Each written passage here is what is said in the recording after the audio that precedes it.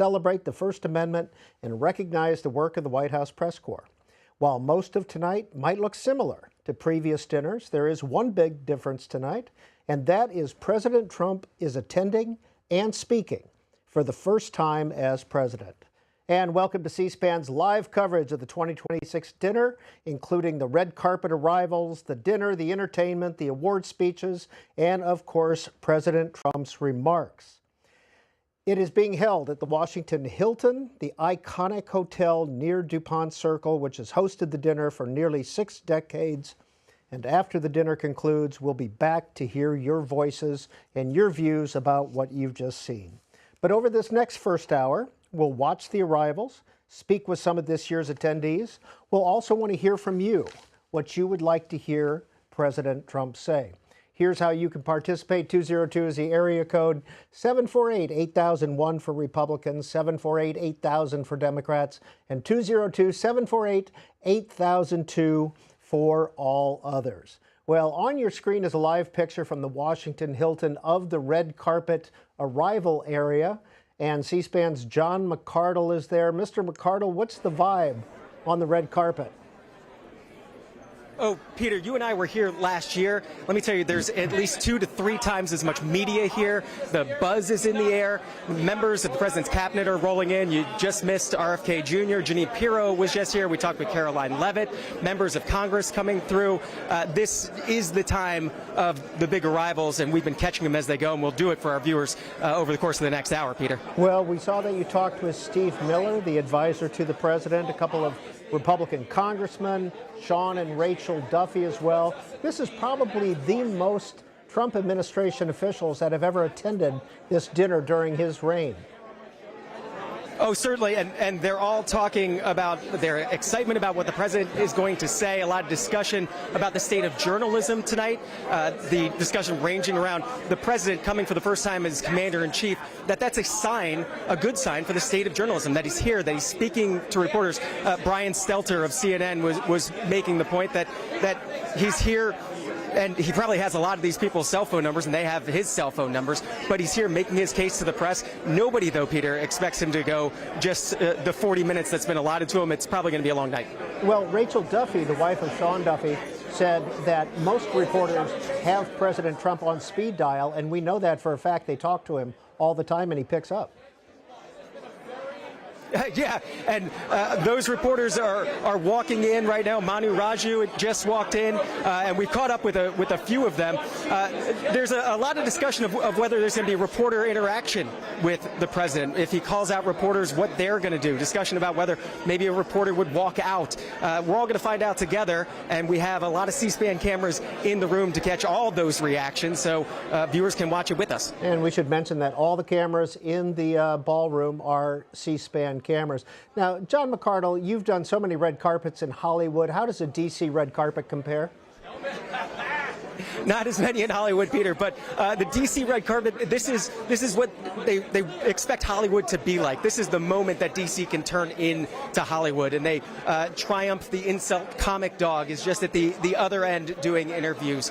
It's loud, it's boisterous. The hard-hitting questions haven't really been there tonight, but it's a moment that everybody's excited to celebrate and anticipating what the president has to say. As you well know, the celebrity culture around this dinner has waxed and waned over the years.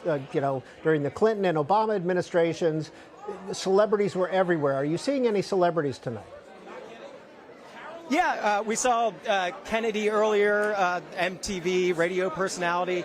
But right now, actually, is the time that a lot of the president's cabinet is arriving.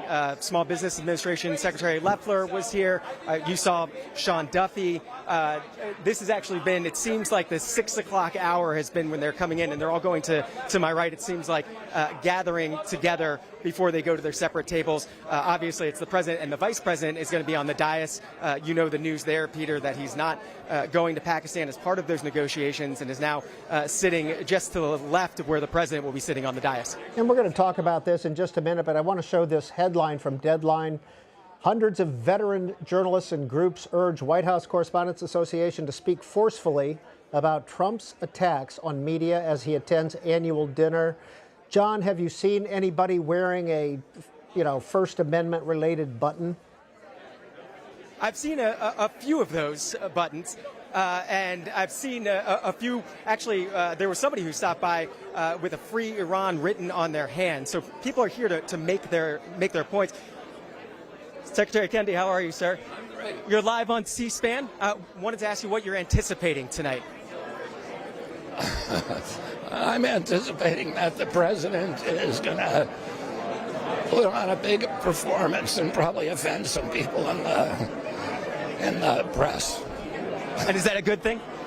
I think it's good. I think, the president is very funny, and historically there's been a lot of comedy at this event, and I hope, there's some good feelings that come from it, and people can take a joke. As somebody who has a family legacy here, thinking back on the legacy of this dinner, what does this mean, this moment where the president and all the White House press corps get in the same room and do a bit of that roasting? I think it's important. I think the president has been more open toward the press in this administration than any administration in history. He literally gives a press conference every day. He set every record for transparency that ever in our history. I think it's part of that. He's not scared of the press. He's not scared to talk about his opinion, even though you guys just criticize him all the time. You should appreciate, the transparency and the accessibility that he's given to the press is unprecedented. Do you have a sense of how much he watches C-SPAN? I don't know.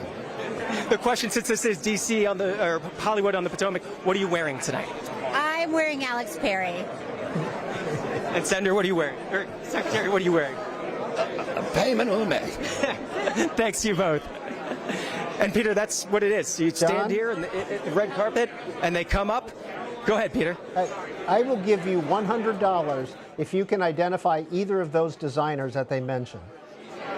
Yeah, okay. I know you could, Peter, and that's why you're better at these sort of things. Who are you wearing, John?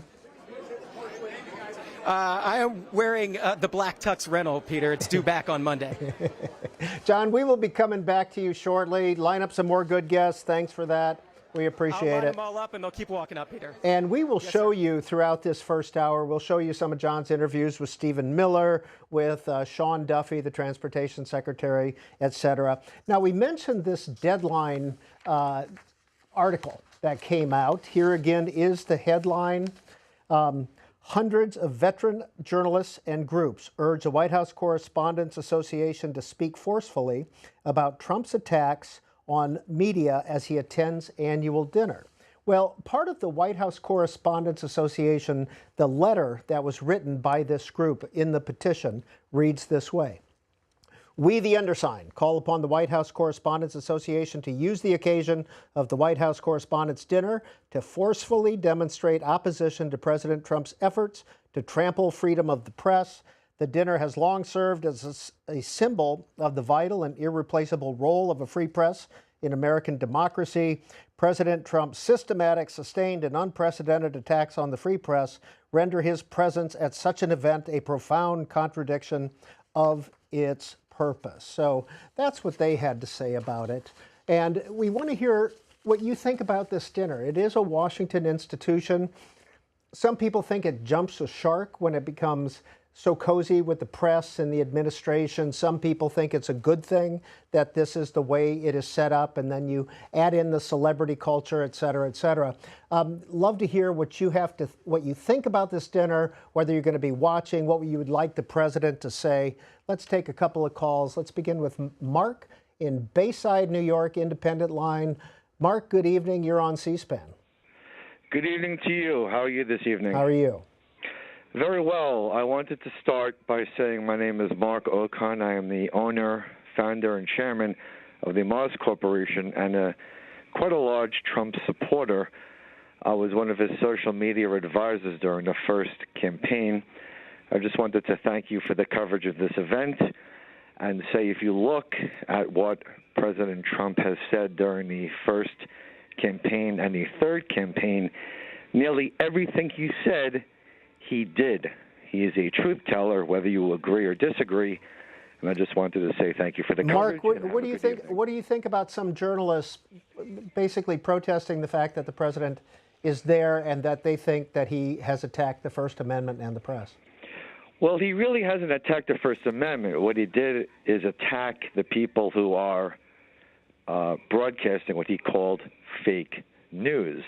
If somebody pretends to be a journalist and writes things he didn't say, why should he allow them coverage? Thank you, Mark. Let's go back to the red carpet and John McArdle.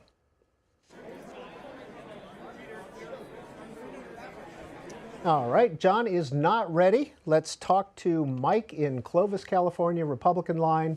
Please go ahead, Mike. Yeah, hi. Hope everybody's okay. I'm doing great. I hope tonight the president will have some fresh material, some funny material on several of the journalists. And then I also hope that he can do a little bit of self-deprecating and make some jokes about himself, about some of the mistakes that he made or things that he would like to do over. But I really hope it's going to be a more of a fun evening as opposed to doing battle with each other. All right, thank you. John has Manu Raju of CNN.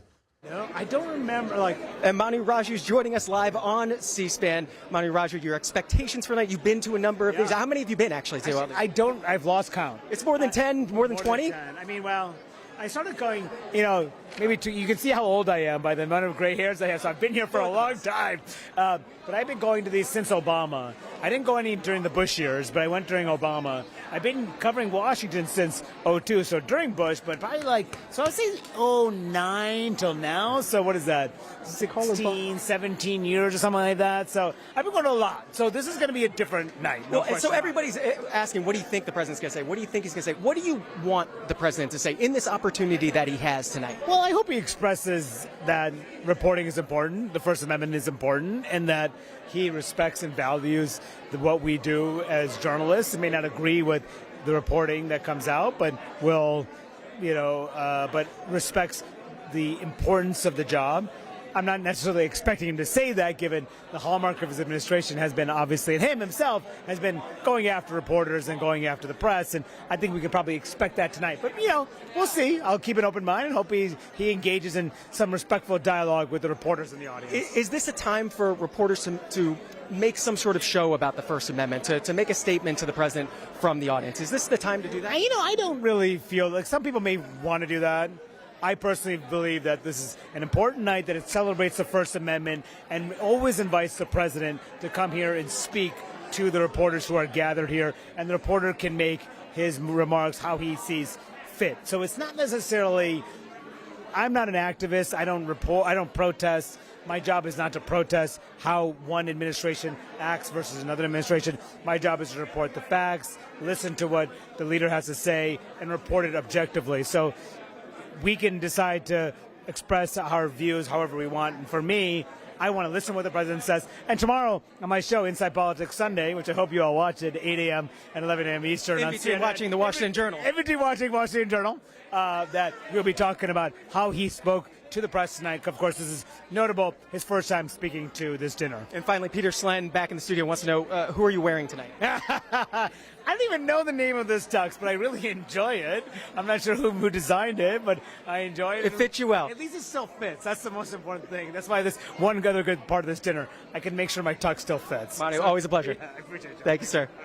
Back to you, Peter. Yeah, John, we're going to drop that question. We are in D.C., not in Hollywood. Nobody has any clue as to who they're wearing. You think we'll get one? We're going to try. In March, well, first of all, the president has to be invited by the White House Correspondents Association to this dinner. This is not a dinner where anybody can show up. You have to be invited by a media organization.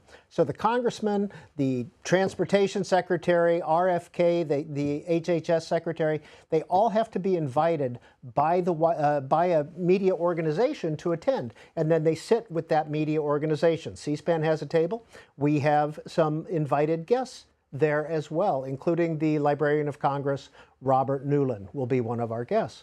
So you have to be invited to the dinner, including the president. He has to be invited. The White House Correspondents Association has reached out every year to invite the president, and this is the first year that President Trump accepted.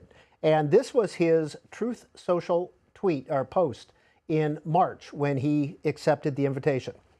The White House Correspondents Association has asked me very nicely to be the honoree at this year's dinner, a long and storied tradition since it began in 1924 under then President Calvin Coolidge. In honor of our nation's 250th birthday and the fact that these correspondents now admit that I am truly one of the greatest presidents in the history of our country, the GOAT, according to many, it will be my honor to accept their invitation and work to make it the greatest, hottest, and most spectacular dinner of any kind ever. Because the press was extraordinarily bad to me, fake news all, right from the beginning of my first term, I boycotted the event and never went as honoree. However, I look forward to being with everyone this year. Hopefully, it will be something very special. Next call is Jacob in Minneapolis, Democrats line. Jacob, good evening to you. Good evening. How are you doing? How are you? I'm well, thank you. Please go ahead and make your comments. Well, I think that it's quite wonderful that the president has accepted this year. Knowing that we're only going to see him in office for another 2 years, this gives us a great opportunity to basically gauge what the Republican vision necessarily is and the energy that the Republican Party, especially President Trump, foresees in a less serious tone. I'm really looking forward to seeing the comments that the president has to make as a Democrat, because, like people have been saying, he has made a lot of very critical remarks on the free press in the past. And so it'll be nice if he understands the political situation that he's in and has a bit of a detente from... Jacob, have you watched previous White House Correspondents' dinners over the year? Well, I'm only 22 years old, so I've watched them up to Obama, the Obama administration, particularly the one where he said Donald Trump will never be president. That was 2011 that he said that he called out Donald Trump, and a lot of people think that that was an impetus for Donald Trump. Certainly could be. I wouldn't put that past him. The president, as everybody has noted in the last decade, is a very egotistically motivated individual, and his administration has shown that. And I wouldn't be surprised if his choice to attend tonight is basically a sort of a reclamation for the Republican Party in order to cement whatever legacy he's looking to leave. That's Jacob in Minneapolis. Max is on the line from Ocala, Florida, independent. Hi, Max. Yeah, hi, how are you doing? How are you? I'm good. I am an independent, a real one. And I have to say I find this thing totally offensive. I feel like I'm watching the Washington aristocracy party at a time of war. It seems inappropriate. It seems like Berlin in 1936. There's a lot of work to do in Washington, and they should be doing it. Thank you, sir, for calling in. Brenda in Palmyra, Pennsylvania, Republican. Brenda, how do you feel about the White House Correspondents' annual dinner? I think it's great, and I'm totally excited to see President Trump there. What would you like to hear from him? Jokes. And I would really, just anything that he says is okay with me. That's Brenda in Pennsylvania. Looked like John on the red carpet there was about to talk to Treasury Secretary Andy Besant. And if he does, then we will cut in and go right to John. In the meantime, we'll talk to Austin in Jacksonville, Florida, Democrat. Austin, you're on the air. Hi, yes, I'm thankful for you guys for covering this event, but I just think it's quite interesting that the president is there. Hey, Andy, Austin, can you hang on for just a second? John McArdle has Andy Besant at the red carpet. The Treasury Secretary is joining us. Do you have a sense of how much an event like this costs tonight? The Treasury Secretary would probably have an idea, right? No, this is a private sector event, so I'm only in charge of government finances. How much has the president told you about what he's going to say tonight?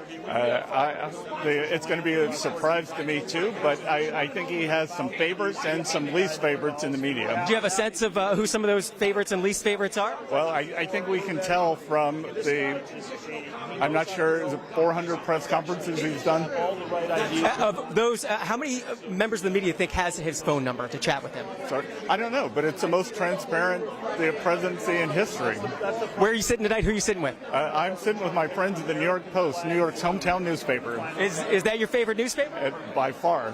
How much do you think the president watches C-SPAN? You know the man. Sorry? How much do you think the president watches C-SPAN? I think he watches select hearings and select events.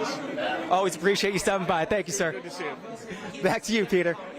John, I'm glad you asked him who invited him. That's a great question, and the New York Post has invited the Treasury Secretary to the dinner. Again, this is a private event. It is sponsored by the White House Correspondents Association. If you are not a member of the White House Correspondents Association, you have to be invited to sit at their table. Now, let's go back to Austin in Jacksonville, Florida, Democrat. Austin, apologize for cutting you off there. Go ahead with your comments. No worries, and thank you for covering this event. I just want to say that, freedom of press is one of the most important rights we have as United States citizens, and the attacks that we've had on our media are just not aligned with the traditions of our country. And I appreciate the president being there, and I would just hope that we can tone down the attacks on our First Amendment in this country, because it's what separates us from so many other nations on earth. Austin, when the president talks about fake news, do you see that as an attack on the media?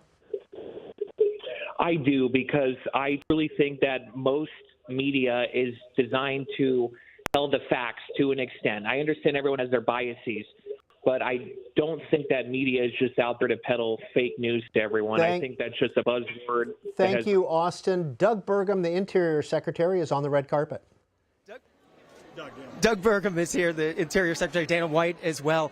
You were just talking about needing a permit to do a UFC fight outside of the White House. Are you going to grant the permit? Absolutely. This is going to be spectacular. This is going to be one of the most memorable. 100 years from now, they're going to be talking about June 14th, 2026, and how fitting. The president that was president at our 125th, Teddy Roosevelt, he used to hold boxing sparring matches at the White House. Now we come up to the 250, and we're going to have the greatest show on earth that evening, and it's going to be spectacular. Dana White, is that event going to be bigger than this event? I couldn't have done it any better than I couldn't have done it any better than that. Yeah, thank you, sir. Thank you for the permits. We're going to need them. We get that done here. Yeah. How much boxing and sparring are we going to see tonight?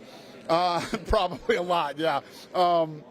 This is my first one of these, so I'm looking forward to it, and it's going to be a unique experience. And Secretary Burgum, before you go, the changes to the National Mall, the upgrades that the president is doing, for folks who were here a year ago and they come back for the July 4th, what's going to be different for the 250th anniversary? Well, under President Trump's leadership, for starters, you're going to see 82 less homeless camps around the city of D.C. because we've solved that problem by giving people the services they need and giving them a place to live, but not in a public park. They can visit every day. Free speech exists in all our parks, but they're not living spaces.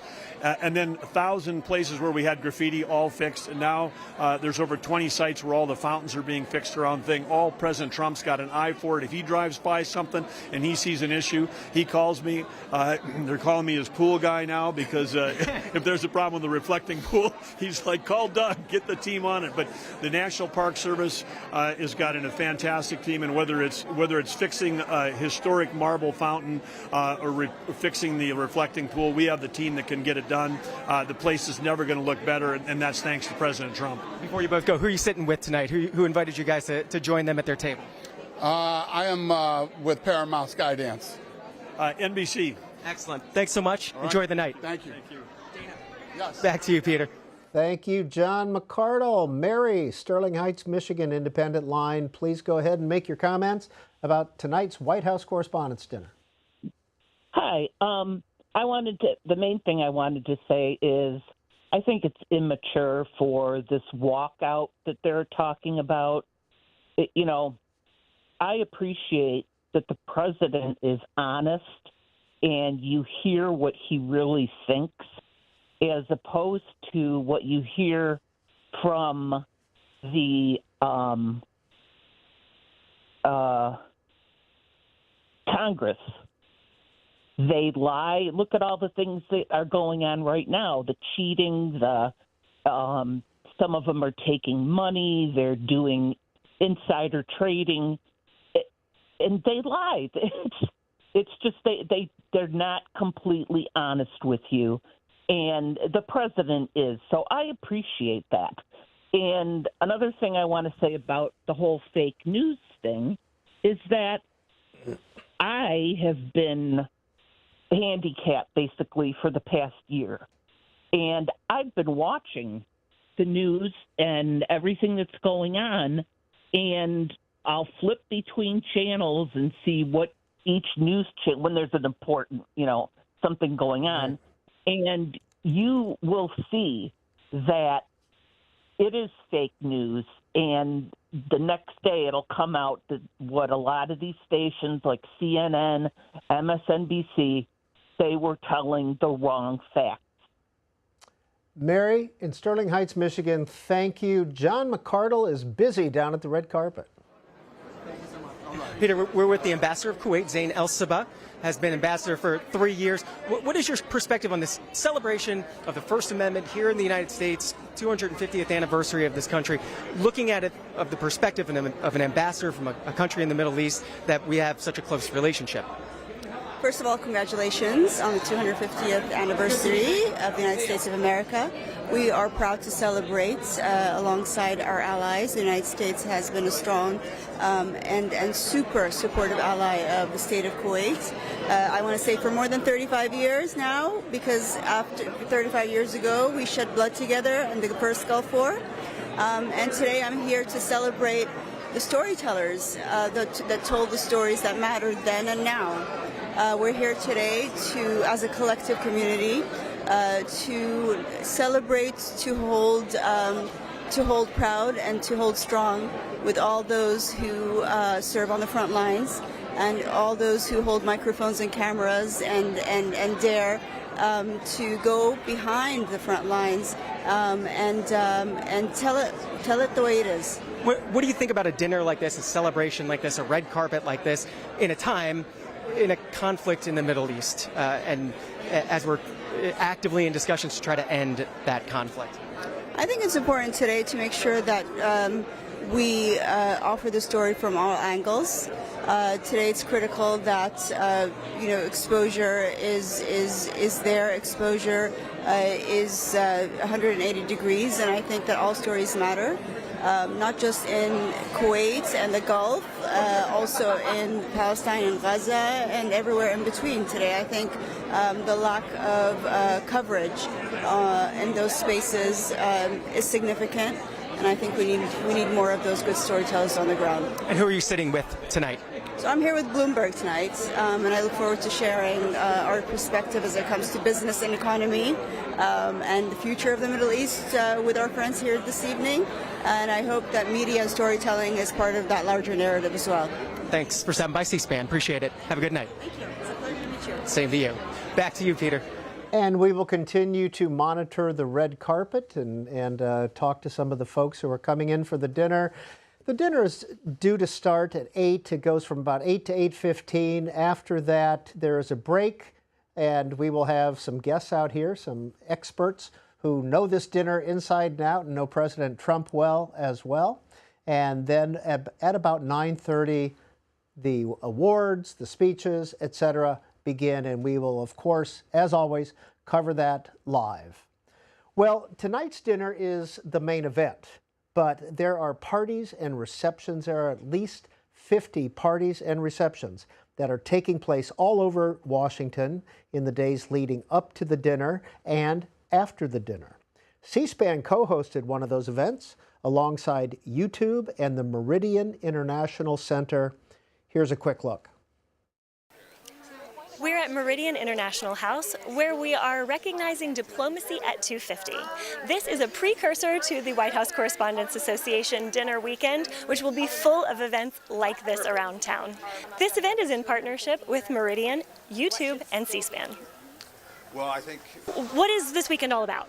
I mean, this weekend is supposed to be about the First Amendment, and as somebody who's been a conflict journalist and lived in authoritarian places and hasn't had the right to free press, I really take that seriously, and I think we're so blessed to have a free press. There is a lot of excitement in Washington about this weekend, and this is a precursor to the weekend. But what are you... It's the kickoff, really. What are you most excited about this weekend? I love the opportunity to celebrate the press, the freedom of the press. It's such an important part of the United States democracy, and having the chance to come together as a community to really lift up all our journalists and show how important we know that field is, the media. We are here discussing diplomacy at 250. And these events are kind of, on the lighter side for White House Correspondents Association dinner weekend. What does diplomacy mean to you, and why do these kind of lighter events, why are they important to diplomacy? Well, diplomacy is relating to people and a relationship between societies, between countries, and not all relationships are heavy or very serious. There's also, a lighter side to relationships, and this is important, and of course it's very important, the White House Press Corps. I've lived in Washington on and off since I was 8 years old, and I always follow the press corps of the White House. So I want to congratulate all the professionals at the White House for the great job they do. So we're here recognizing diplomacy at 250 years. What is diplomacy to you, and why does coming to an event like this matter to diplomacy? Absolutely. Diplomacy is super important because it connects cultures. It promotes conversations where people can hopefully solve problems. And attending an event like this is important to move policy forward? Events like this create space and build relationships for diplomacy to occur. So networking and connection, does that actually make policy happen? Of course. That's the fundamental, the core principle of policy making. And diplomacy is about networking and connection. Are you all planning to attend the dinner this year? Absolutely. And what are we expecting that we might hear from the president if he attends? Well, I'd hope there's a positive message for America's next 250 years. Well, I think he's going to be funny and a good sense of humor. I think it's exciting that the president's going to be there. This is historic. I'm sure there are going to be lots of news being made. This is going to be fantastic, so we'll see where it goes. Can you give us an insider's account of what the dinner is like and why these pre-parties are important? The pre-parties are really important for me because that's where you really see people. You can talk to them and you have a free flow where you don't have that in the dinner. You know what I mean? It's more you're seated, you're there. And I think the pre-parties are wonderful for me because you get to meet people and you get to really, get a sense of the style and the fashion and the people and where they're coming from and so it's a whole different vibe. But why are events like these important to Washington society? I think there's a couple of reasons. There's several reasons, actually. I think partly is because when eyes are on Washington, there's always something maybe negative or always something, stressful and things like that. This is a chance where we can celebrate the good. We have eyes now on Washington and seeing how we can strive and do really well there. Plus, Washington loves a good party. What about any of the celebrities or notable names that come to Washington around this time of year? It's interesting because for us, we think the people that cover the news are our celebrities. The politicians are celebrities, but we have all the other celebrities come in. Like last night I took a selfie with Don Lemon, so that was kind of cool. But I think that, everybody wants to see people out dressed up, and we can get what happens in Hollywood, we can get what happens in New York, and it's our chance to do it here. Well, you're going to have a bunch of people here. You're going to have creators, you're going to have musicians, songwriters, politicians, and people who need to come together and figure out how that we all get along and move things forward and make things better. Who would have thought that the road manager for Run DMC and the Beastie Boys will be up here talking to you guys? Has anybody got a camera? Can you take a photo? I gotta send it to my mother. I just want to say thank you to everybody, and let's have a party and have a good time. So here's to you. And that was Thursday night at the Meridian Center off of 16th Street in Washington, D.C., one of the pre-parties. And this is a live picture of the Washington Hilton Ballroom. It is ginormous. And supposedly 2,000 people are supposed to be in there. Whenever you're in there, it feels like 5,000 people. The seats are crowded, the tables are crowded, the aisles are crowded. People are bumping and pushing. I will tell you, though, that the waiters and waitresses who work that room are pros. They will shove through any crowd, and they just keep their heads down and they move forward, and they really, really do a nice job serving that many people. We've talked with the events manager, the director of operations at the Hilton. We'll show you that a little bit later, what they do to prep for this White House Correspondents' Dinner. John McArdle is just down the hall from the ballroom, and he looks a little bit lonely out there on the red carpet. Is it drying up, John? Not. Well, in terms of the amount of people coming through, but not the star power coming through, Peter. We're waiting to talk to Secretary of State Marco Rubio, who's just 2 stations down from me. Bill O'Reilly is down there as well. We're going to try to grab him as he rolls by. I hope I can do that for you. But don't go anywhere, Peter. We'll be back to you pretty soon. Do not fail, John. We will keep an eye on you, and we will come to you if you get the Secretary of State. We appreciate that. Howard, Knowings Mill, Maryland, what's on your mind this evening, Republican? Good evening. Thank you for the opportunity. I want to preface this by saying that when I was allowed to register to vote, I'm close to 80 years old. The party, the Democrats, were still under the aura of JFK. And so I registered as a Democrat. I can't tell you the last time I voted for a Democrat because it's certainly not the same party. As far as I'm concerned, I think Trump will surprise everybody. I think he'll do a good job. The people around him say he's a fun guy.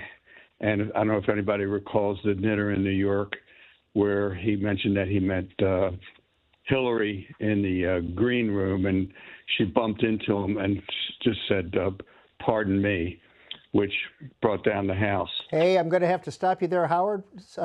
Secretary of State Marco Rubio. And we are live with the Secretary of State. What do you tell a C-SPAN audience about an event like this, about the White House Correspondents' Dinner? Why is this important? You've been to enough of these. Yeah.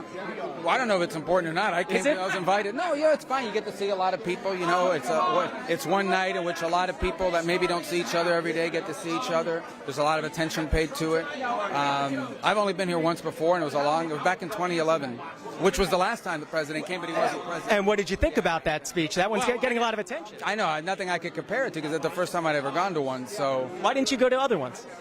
I'm sure you got invites. Oh, yeah. I don't know. It wasn't my thing. You know, like I'd rather be back in Florida on Saturdays than be here for no other reason than whatever. I mean, we just never came. So, but we're here tonight. It's the first time first time he's ever here as a president. So wanted to be here for that. And has he told you about what he's going to say? What should we expect? No, I saw the speechwriters over there the other day, but I didn't stay around to hear what they were going to say. You didn't add a line or two? No, they didn't. And I want to be surprised. Is this a tough room? Is this an easy room for the president? Well, let me see who's in there. I haven't seen yet. But look, he's a naturally very entertaining, guy. I mean, he's great with crowds, and it'll be great. I think we'll see what happens. But who are you sitting with tonight? NBC. Thanks for stopping by, C-SPAN. Thank you. Back to you, Peter. John, Secretary of State Rubio referenced that 2011 dinner where President Obama kind of gigged Donald Trump in the audience, and many people think that that's what the impetus for him to run for president. John, here's $10 for you if you can tell us who invited the President Trump in 2011 to sit with them. Peter, I'm not getting your $10 tonight. Who was it? Wow. Okay, you owe me $110 so far. We keep the tab Washington going. The Washington Post had Donald Trump as their guest in 2011. So, who do you got coming up there, Peter, John? I should have known that because of The Secretary of Defense, Pete Hegseth, is just down the line. Bill O'Reilly just snuck away from me. But like you said, it's not the volume is drying up, but the star power, this is the time when some of those VIPs are coming in. They sort of get the red carpet to themselves. So we'll pull as many as we can as they come along. Yeah, we'll keep an eye on you. So if you get Secretary Hegseth, we will definitely come back to you. Did you see where Bill O'Reilly said that if anybody protests the president, they were going to have to answer to him? I did read that, Peter, and that's what I wanted to ask him about. He snuck away as we were talking to the Secretary of State. All right, John, we'll see you shortly. Barbara, Austin, Texas, Democrat. Please go ahead. What do you think about tonight's festivities? It's going to be interesting. President Trump doesn't seem to believe that freedom of press is even in the Constitution. He's working so hard trying to destroy the free press. And Barbara, can you give an example of how he's trying to do that? You don't. Oh, I'm sure you know. He insults. This is just part of his latest behavior. He insults every female reporter that asks a question, and he refuses to answer legitimate questions. The Constitution, one of the first things is the freedom of press, and we have a right to have people question our top politician, our president. And one of my first impressions of Trump, which I can never forget, is when he insulted a disabled reporter simply for asking a question. And that told me everything I needed to know about him. He's an immoral person. So, Barbara, will you watch his speech tonight? Oh, yes, I will. I keep up with him. I want to know what he's doing because everything I see him do and hear him say is so repulsive. And a president should be strong enough to listen to criticism and answer tough questions. If they can't do that, they don't deserve to be in that office. Questions are not an attack. They are an attempt to discuss actual events that are happening or things that he has said. And he just hates the free press. I would like to see him apologize for the... All right, Barbara, we got the point. We appreciate your time. The president should be leaving the White House shortly, and we hope to be able to show you that when he does depart. It's maybe for the president, at least, it's a 3-4 minute drive up to the Washington Hilton. This is the same Washington Hilton, by the way, where on March 30th, 1981, Ronald Reagan was shot. So it is a venue that the Secret Service, the White House, everybody in D.C. is very familiar with. And we will show you that, and we're hoping that John gets Secretary Hegseth for a minute on the red carpet. It does look to be slowing on the red carpet, but we will stick with John for a few more minutes. Nancy, North Hollywood, California, Independent Line. Nancy, good evening to you. Good evening. Thanks for covering some of the comments. Wow. So I have my margarita, my snacks. I'm excited to have everyone coming together for this celebration of the press and light entertainment. And I can't wait to see what Oz, the mentalist, uncovers from Trump. Well, okay, Nancy, don't go away now, because you are first of all living in Hollywood. And this is often called Hollywood on the Potomac, this night for us and all the celebrities. Have you watched the dinners in the past, and will you be watching the speech tonight? Yeah, I have it on right now. I haven't watched in the past, no. But I did watch this morning. I was watching Michael Smerconish, and he was talking about it, and I thought, oh, let me see if I can actually locate it. Because you are the only... you're the only one that's broadcasting this, none of the other channels. And I will say that C-SPAN is the pool in the room, in the ballroom itself, that we are the ones with the cameras in the ballroom covering the speech, and you will get everything start to finish here on C-SPAN, as you well know, without interruption. Nancy mentioned the entertainment tonight. It is not a comedian, as has been in the past. It is Oz Perlman. He is a mentalist. Now, the president is the intelligence is that the president will leave before Oz Perlman does his thing. He'll be down in the audience, and there'll be cameras following him. We'll cover it all live, of course. But we got a chance to catch up with Mr. Perlman prior to tonight's dinner. Here's what he had to say. At the Washington Hilton, the site of this year's White House Correspondents' Dinner with this year's entertainment, Oz Perlman, thanks for giving us your time. Thanks for having me. Excited for tomorrow. I'm sure you are. What are you most excited about? I'm excited to be in a room full of journalists who are skeptics at heart and millions at home watching and do something they've never seen before, something truly unprecedented. They've never, ever, in the 105-year history of this event, had someone like me. Because you're a mentalist, as you're described. Yep. How do you describe that to other people? So mentalism is a form of magic. I am not a psychic, I'm not a medium, I'm not like supernatural. I know how to observe people in a very different way than most and seem to read their thoughts and read their minds, which I think, given the fact that President Trump will be in the room, is going to be an amazing evening, not to mention all of the VIPs, the dignitaries, the cabinet members, and the journalists who normally they ask the hard-hitting questions. Well, I'm gonna find the hard-hitting answers that night. You get the call to do this. What was your reaction when you got that call? So I was shocked, which is hard to surprise somebody who shocks other people for a living. I thought I was being pranked at first. Because I always thought I was a comedian. I thought it's just comedians that do this. So at first I thought, what's going on here?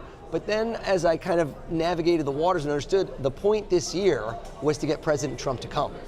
And I think that is the reason they did something different. Because this year they wanted to avoid the lane of kind of, I don't want to call it division, but the comedians tend to roast. And that tends to be for some people funny, for other people hurtful. I love it. I love a good comedy show.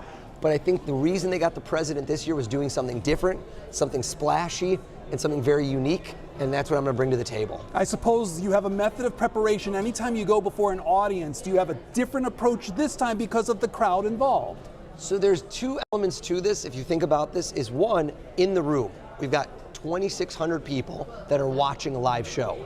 But you've also got to think about the people at home who are going to be experiencing it through the TV screens and the next day on the small screens, because that's where millions and hundreds of millions of people see it, the clips online. So I'm thinking of both at the same time of how do we produce a great TV show while also keeping it intimate and amazing for the people in the room. So it's a little bit of a juggling act. And then of course, the moment that counts, if I get a chance with President Trump to get inside his head. And I think that can be something that'll be amazing because he is very, very good at holding his cards close. And I think he's also a showman, if ever there was one, who knows the power of a great headline. And I think we're going to try to do a little bit of both of those things. Do an amazing moment that will unite this country right now when there's been a lot of division. Any sense of nerves approaching the event? They haven't hit me yet. You know, there were nerves earlier in the week, but now that I'm here, I liken it to an athlete who gets on the starting line. I just get dialed in, I get ready and excited. So right now, it's not really nervous energy, it's excited energy. When you did this as a mentalist, you didn't start this way career-wise. No. Talk about that track. Yeah, I went to school for engineering, Pedro, so good luck figuring out this career path. I worked on Wall Street for a few years. I quit to be a magician, and I used to do strolling magic at restaurants, kind of kept advancing and advancing, and I've been doing the mentalism for a little over a decade, full-time. Prior to that, more of a magic type of show. And lo and behold, now I'm hosting the White House Correspondents' Dinner, so you never know where your career is going to go. Because at one point you had a corporate job and then it was there you decided, no, this is the path that will give me joy and this is what I want to do with my life. I think you live one life, and so many people that are watching this and that are watching is you have this hunger for more. And I said to myself, look in the mirror, do I want to be doing this for the next 20 years? And my automatic response to myself, the truth, was I don't think this is what I was born to do. And so I took a leap of faith. A lot of people thought I was crazy because I had a great job. I worked at Merrill Lynch, and they were like, what are you going to be? A mentalist? You know, like, are you mental? And I think I took a bet on myself, and it's worked out really well. And I've always just said one opportunity should lead to two more, and just really harness momentum and do things unique and in a different way than anyone has ever done them before. I'm sure you won't give us specifics, but what kind of things might we expect when we see you? So I up the ante. So everyone who's watching this is a skeptic. Naturally, a room full of journalists are the biggest skeptics of all. So what I like to do is I like to use your skepticism against you in a way. Right when you think you figured it out and you go, I think I know how I did it, boom, I do it a different way. And you're left scratching your head, jaws dropped. My goal is to make this a night that when you talk about next year's White House Correspondent, and next year, 5 and 10 years from now, you go, what was the best one we remember? This is one that you're going to be talking about for years to come. That's my goal. One of the things you do aside from mentalism and what you do, you like to run, and you set records from that. Talk about that. I just literally, we have a few buddies that are coming. One of the blessings of this is I got to invite a lot of people who get to join me tomorrow and watch me in action. So a few of my running buddies are here, and we literally, 2 seconds ago before I walked up, we're texting, where are we running? Monuments Run, we're gonna try to get 15 miles in tomorrow, maybe even more the morning after. I love running. I do marathons and ultra marathons. I ran a marathon 5 days ago.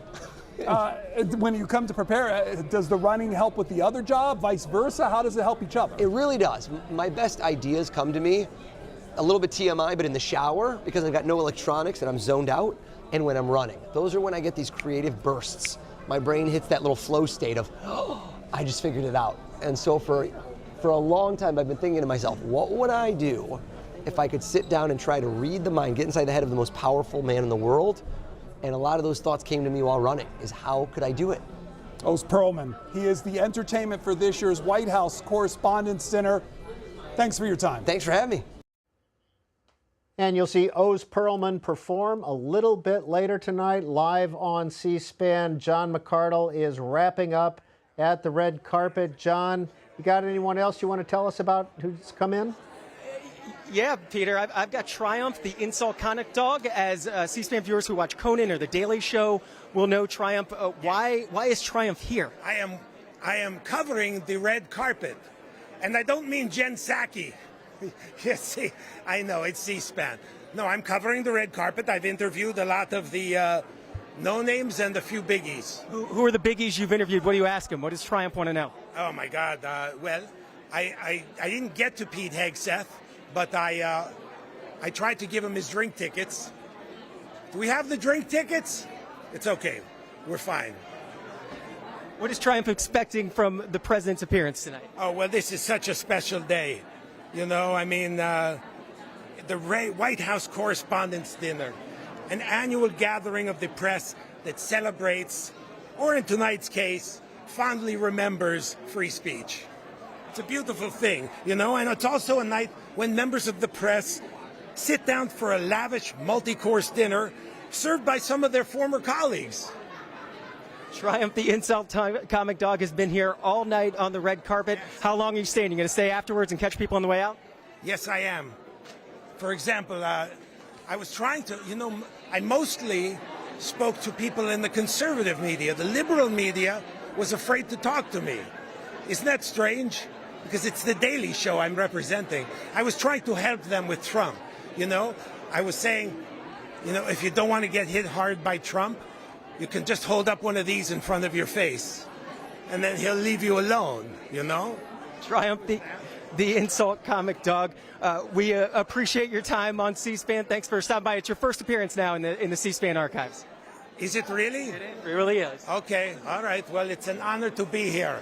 C-SPAN is one of the least boring networks on television. For me to poop on! Peter, that's Triumph, the insult comic dog. Yes, John, that was, and I simply want to congratulate you on your finale on the red carpet. Final question. I've been to a couple black-tie dinners with you. Who tied your tie? That would be our colleague, Nate Hurst, but thanks for that, Peter. There we go. Okay, I knew somebody had to. All right. John McArdle will be going into the dinner. He'll be sitting with Director of Policy. One of our guests is from J.D. Vance's staff. J.D. Vance and Mrs. Vance will be at the dinner tonight because the trip to Pakistan for the peace talks got canceled. So the President and Mrs. Trump, J.D. Vance and Mrs. Vance will all be at the head table. The President is now departing the White House with Mrs. Trump, you can see.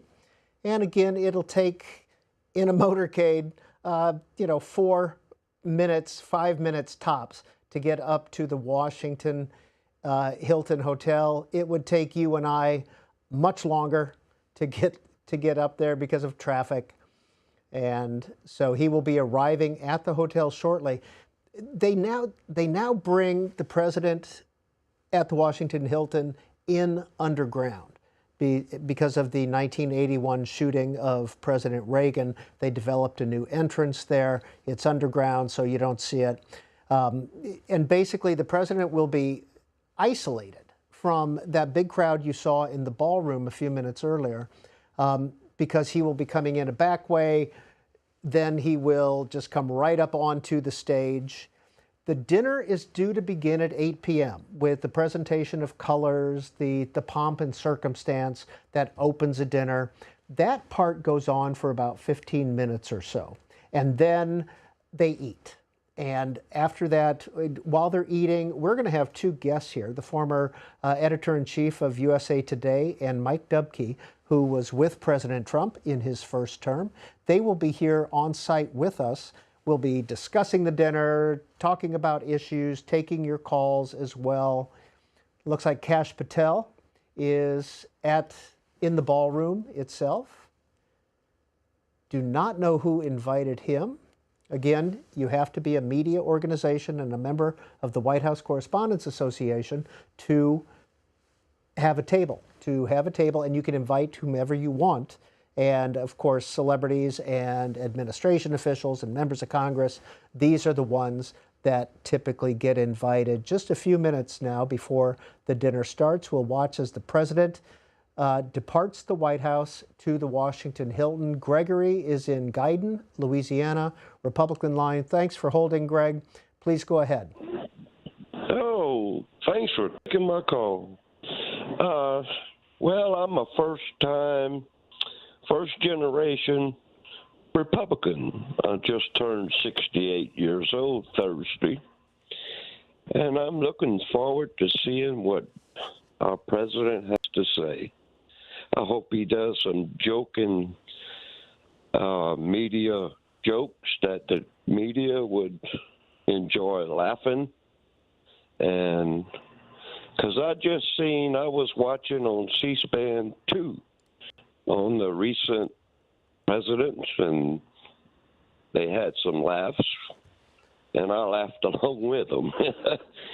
Now, I just want to say thank you for taking my call, and I really love Donald Trump. He's my president and always will be. Yeah, I'm glad you mentioned, Gregory, what was playing on C-SPAN 2. We've been playing a lot of the old speeches and from past presidential dinners all day long on American History TV on C-SPAN 2. They'll play again in the overnight, but not during the dinner itself. David, Nashua, New Hampshire, Independent Line. Hi, David. Hi, thank you so much for taking my call. I really appreciate it. How are you doing tonight? How are you? Good, good. Thank you so much. My name is David Shunk. I'm from New Hampshire. I'm independent. I've usually voted Republican, but I'm really interested in this dinner tonight. You know, in the past, we've seen kind of a turbulent relationship between the media and President Trump, but I hope he's able to crack a few jokes and put his issues aside and, you know, try to tell some jokes to bring the country together. And I think that'll be a very positive message to not only the press, but for the United States. Thank you, David, in New Hampshire for calling in. Well, Weijia Jiang of CBS is the president of the White House Correspondents Association. We caught up with her this week to talk about the role of the White House Correspondents Association. Between the press corps and the White House Correspondents Association has been around for 114 years, and we represent the White House Press Corps. So the association is the bridge between the press corps and the administration to advocate for the First Amendment and really to advocate for access for our members, because we need to make sure that they have what they need to do their jobs and to be, you know, around the people that they are covering, especially the president, as often as possible, so we can bring that to the American public. I am president of the White House Correspondents Association, so I lead the effort along with an incredible board to make sure, you know, whether you are a video journalist, a photojournalist, a print journalist, a broadcast journalist, whether you know, have a huge microphone on behalf of radio to make sure the audio sounds perfect. We are fighting for all of our constituencies, the wire services, obviously, because we need to make sure that no matter how an American is consuming the news, they can do that with access to the White House, with an understanding of what's happening in their name. One thing that I've noticed across the administrations I've covered is whether it's 6 in the morning or 9 o'clock at night, the White House press corps is here and White House officials are here when there's a big story. And so I don't think people realize how closely we do work with the White House to make sure that we are covering the president's agenda, whatever impacts the public, and that they are answering questions that we have on behalf of the public. And so the relationship is an important one. And yes, it can be complicated, it can be tense, but it is robust. And I think that's important for the American public to understand that, things that you never see, this back and forth, this tension, that's a sign that things are working the way they're supposed to. And so I think, the relationship between the press and the White House is so critical to ensure that we can excavate as much information as possible for people at home to make informed decisions. And that was Weijia Jiang of CBS, the president this year of the White House Correspondents Association. She will be stepping down after this. It's a yearly post, and so she is the person that you will see quite a bit of tonight when the speeches and the awards begin. As you can see, this is the ballroom of the Washington Hilton, and there goes Markwayne Mullin, former senator from Oklahoma, now the Homeland Security Secretary. And there are, believe it or not, there are tables in between all those people that you see. And there are 10 chairs at each table, and people are just packed in there. It's a fun environment, but if you don't like crowds, it would be a tough place to be. The dinner should begin in just a minute. You can see up there on the stage the Marine Corps, the president's own band beginning to play welcoming music, and they will have a part in tonight's festivities as well. But we're waiting for the presentation of colors, the pledge, the opening of the dinner, and then trying to get everybody seated and to start eating. In the meantime, we're going to continue to hear your voices. And this is Dave in West Bloomfield, Michigan. Hi, Dave. Hi, good evening. Thank you for taking my call. I just want to say the White House Correspondents' Dinner is a fabulous event. I've been watching it for a long time. And I think President Trump has been disgraceful on how he has treated the press. It's like his lips are moving, he's lying. I think he's an authoritarian threat to our freedom of the press and free speech. Are you going to be watching? Will you watch his speech tonight? I positively will be watching the whole thing. I try to give everybody the benefit of the doubt, but he's a tough one. But thanks again for taking my call. Thanks, Dave, in West Bloomfield, Michigan. This is Jake in Kissimmee, Florida, Republican. Hi, Jake. Jake, you with us? Good evening. Yes, I'm here. Hi. Please go ahead. Just saying, so looking forward to seeing President Trump attend the dinner. And while he's not a journalist, I believe he, for so many millions of us, embodies many of the principles of journalism: courage, dedication, and relentless pursuit of the truth in the face of adversity. So I just think it's fitting, appropriate that he'll be at the dinner. And Mike Lawler, Republican of New York, member of Congress, is there. He's been invited to the dinner as well by a media organization. And Mr. Lawler may have a pretty potentially tight race in 2026 for his re-election effort. His 2024 race was quite close, and it's looking, again, to be quite a close race. Lorraine, Conway, South Carolina, independent line. Hi, Lorraine. Hello. I used to be a Republican, but I kind of turned my back on the party because I don't feel that they support Trump the way they should.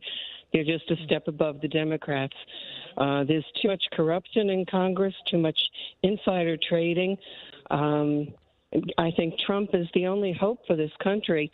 I have 5 grandsons. I want to see them be able to have jobs, to be able to buy homes and raise a family.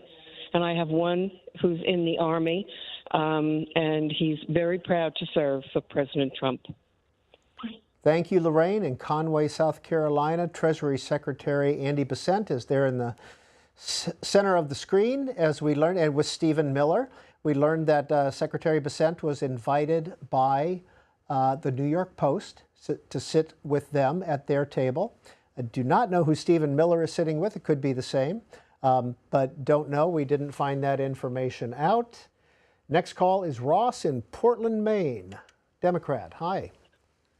Hi, good evening. Thank you for taking my call. This is Ross from Portland, a very proud Democrat, and quite frankly, disgraced by how Donald Trump treats the press, by calling them fake news, by not taking women's calls. It is a disgrace we have going on in this country. So, Ross, that all said, will you watch the speech? 100%. I like one of your earlier callers, I heard Michael McConnell earlier today say he hopes he'd be self-deprecating, but the reality is he cannot take a punch. And it's sad, but I've been watching since I was probably in my teens, and I'm 66 years old, and I look forward to this evening every year. And it's disgraceful that he hasn't done it. This is the first time in his 2 presidencies he's done it, and I'm up to see. I'm keeping an open mind, put you that way. How about that? Thank you, sir. There is Director of National Intelligence Tulsi Gabbard on your right in the black dress, and that is Erica Kirk, who is also at the dinner this evening. The blonde. Steve, Houston, Texas, Republican. Steve, you with us? Good afternoon. I'm excited to hear what President Trump has to say tonight at the Correspondents' Dinner. I am 61, almost 62 years old. I have been voting since I was 18 years old.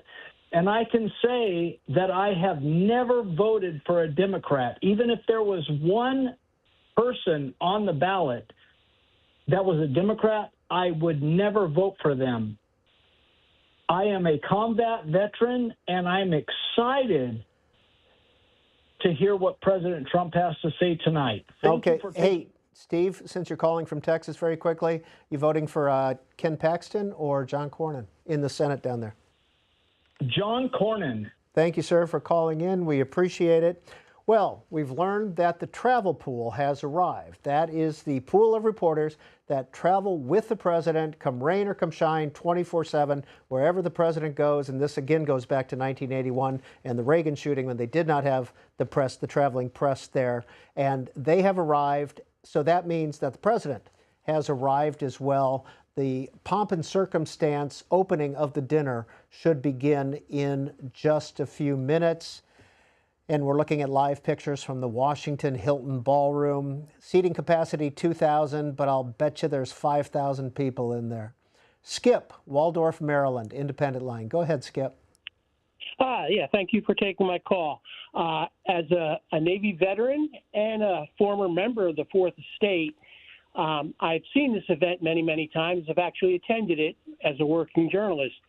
And I'm hoping tonight that my colleagues do not wear these pins, because journalists are not supposed to be part of the story. Now, yes, I am offended by the remarks that President Trump has made towards members of the media. I think it's very small of a person that does things like that. And I think that we should, as journalists, rise above that and not, wear these types of pins. We are not supposed to be part of this story. Hey, Skip, I apologize. You cut out right at the beginning. Have you attended the dinner in the past? Yes, I have, as a working journalist. All right. Give us your impressions of the dinner and its import. Well, the dinner is supposed to be a lighthearted type of affair where members of the Fourth Estate, interact with the President of the United States, and his staff are usually at the different tables as invited guests.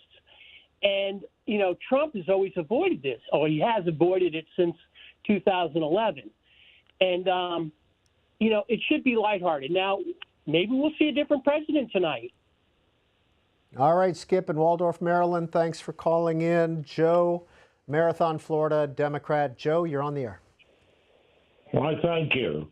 I'm glad that the president has shown up for this event, but only on his terms. I have a 3-point plan for President Trump to truly make America great again. Hey, tell you what, why don't you just give us the first point, because the dinner could be starting at any second. You see Secretary of War Pete Hegseth there on the floor in the ballroom. Go ahead, Joe, 1 point. Confess all his sins, moralities.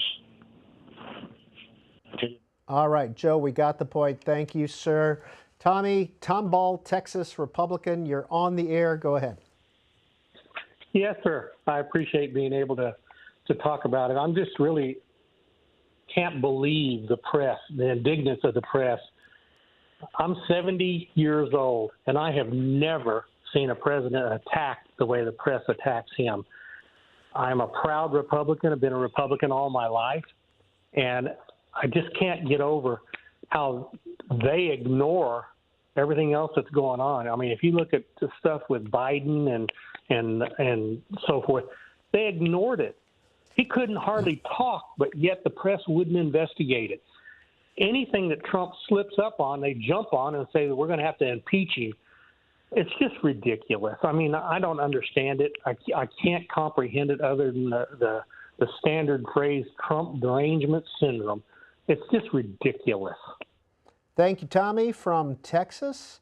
There just a minute ago, we saw Secretary Pete Hegseth talking with presidential advisor Stephen Miller. Next call is Barbara calling in from Palm Beach Gardens, Florida, independent line. Hi, Barbara. Hey, Barbara, how far from Mar-a-Lago are you in Palm Beach Gardens? Oh, about a half hour. A half hour. Okay. All right. I think. Right. I'll be brief. I was taught not to lie, and if I did tell a little lie when I was a child, I better confess and tell the truth. My question, I guess, is, or my comment, as an independent, there is proof in the news that some of what the journalists or the TV journalists have said or that have been denied, have been proven wrong. I'm a little nervous. I don't usually do this. But I was wondering, lots of people are concerned about questioning what will President Trump say. I'd like to know, is any journalist at all going to admit and apologize for the lies that they told? I'm not interested in having anybody do a mea culpa. Just say, we were wrong, we're sorry, and apologize, and go from there. And that's about it. Barbara, thank you for calling in and voicing your point of view. We're expecting the dinner to start in just a minute. It looks like people are finally getting seated, which means the president's in the House. And in a minute, there will be the presentation of the colors. There'll be the band playing. There'll be the Pledge of Allegiance and a welcoming from Weijia Jiang of CBS. Pamela, Philadelphia, Democrat. Good evening to you. Hi, thanks for taking my call. I just wanted to let you know that I've been watching your sister station, C-SPAN 2, most of the day. And aren't those addicting? Once you start, oh my God, yeah. I do the same thing, and I've seen them maybe 50 times each. And every time I watch one of those old speeches, I'm just, reminiscing and laughing. It's fun. Sorry. Oh my gosh, the best ones or the best speeches I think were given by Obama, Bush, and Obama and Bush. Those were the best. Yeah, they were really 2008. quite good, weren't they? They were really quite good. Oh my gosh, good. yes. Yeah. They were funny, but yet at the end, these gentlemen had the dignity to say, they preserved the First Amendment, freedom of the press, and I'm hoping that Mr. Trump will do the same. Even though he has a hate relationship with the press, that he will at least acknowledge that this is their job. I mean, they go into these war zones and they put their lives on the line, just like our soldiers. All right, Pamela, So, you know what? Next time we air some of those archival White House Correspondents' Dinner speeches, you and I will make some popcorn. We'll sit there on the couch and laugh together. Thank you for calling in. I couldn't agree with you more on them. Well, it looks like the festivities are due to begin here shortly. Let's stop in and see what's going on. They're introducing the head table, and there's Carolyn Levitt, the White House press secretary.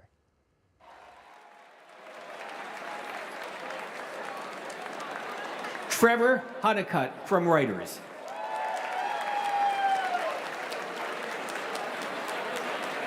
Courtney Subramanian from Bloomberg News.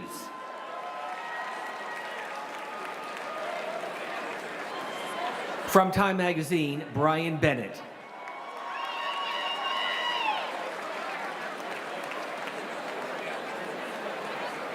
And join us in welcoming the president of the White House Correspondents Association from CBS News, Weijia Jiang.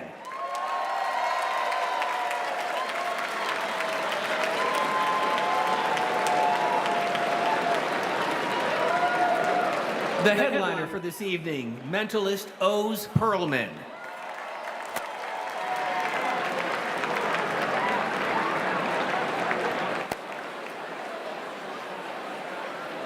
And now please welcome the Vice President of the United States, J.D. Vance.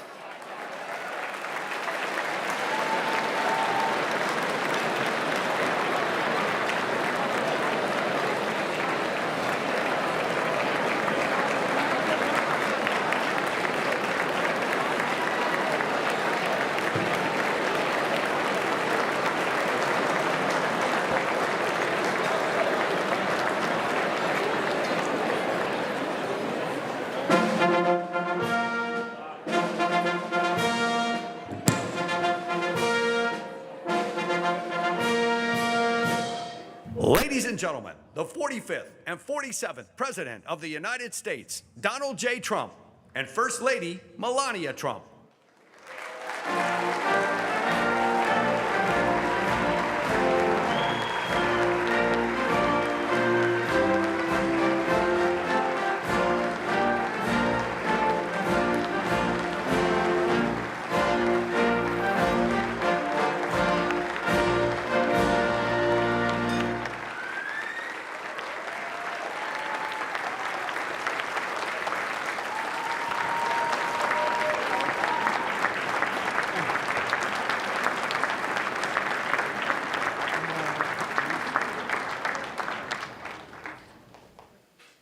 Ladies and gentlemen, please rise for the nation's colors presented by the Joint Armed Forces Color Guard, and please remain standing for our national anthem performed by the U.S. Marine Band.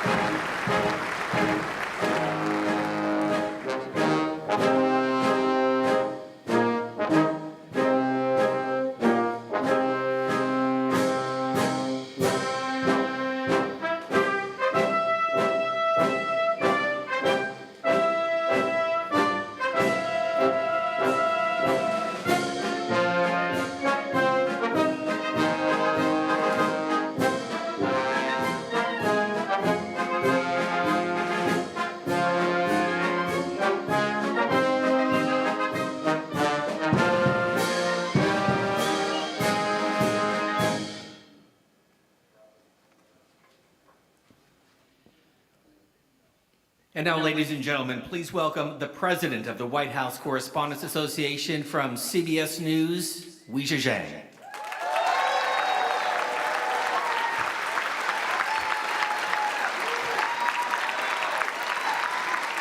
Welcome. Welcome to the 2026 White House Correspondents' Dinner. Thank you to the President's own Marine Corps Band, led by Drum Major Master Gunnery Sergeant Stephen Williams and vocalist Master Gunnery Sergeant Kevin Benier.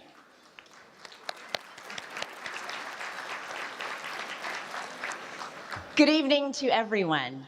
President Trump, Madam First Lady, on behalf of the White House Correspondents Association, thank you for being here. It is meaningful that you're with us tonight.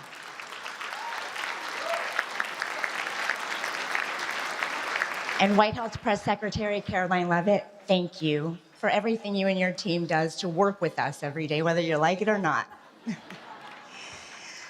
I'm biased, but covering the White House is the best assignment in all of journalism.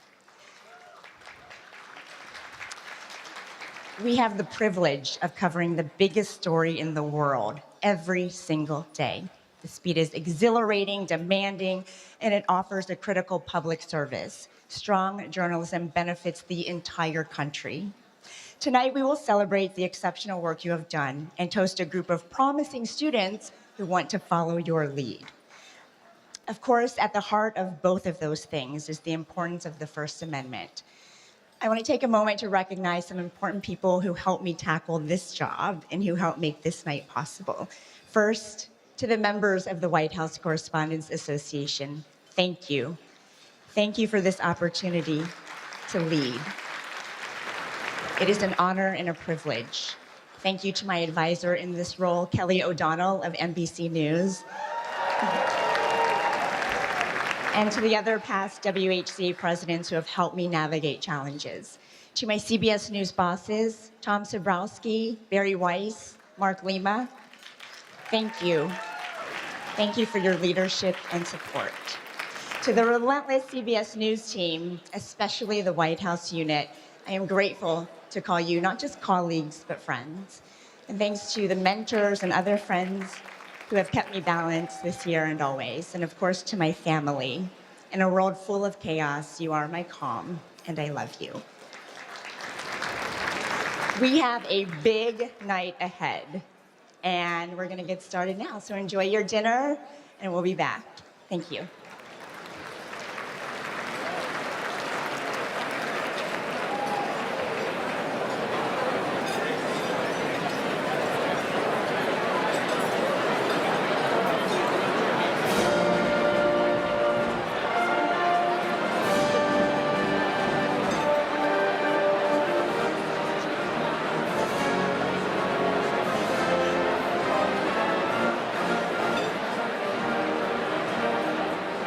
And now the guests at the White House Correspondents' Dinner will eat, and this should last about an hour and 15 minutes. And after that, the program begins. We'll show you the room from time to time throughout the evening until the program begins. But we're pleased now to be joined by Karen Bohan, who is a former editor-in-chief of USA Today, Reuters White House correspondent, and former president of the White House Correspondents Association, doing what Weijia Jiang just did. Karen, President Trump is attending for the first time in his presidencies. Big deal? It's a big deal. It's controversial. A number of prominent journalists have written a letter to the White House Correspondents Association saying that they should disinvite him or should not have invited him.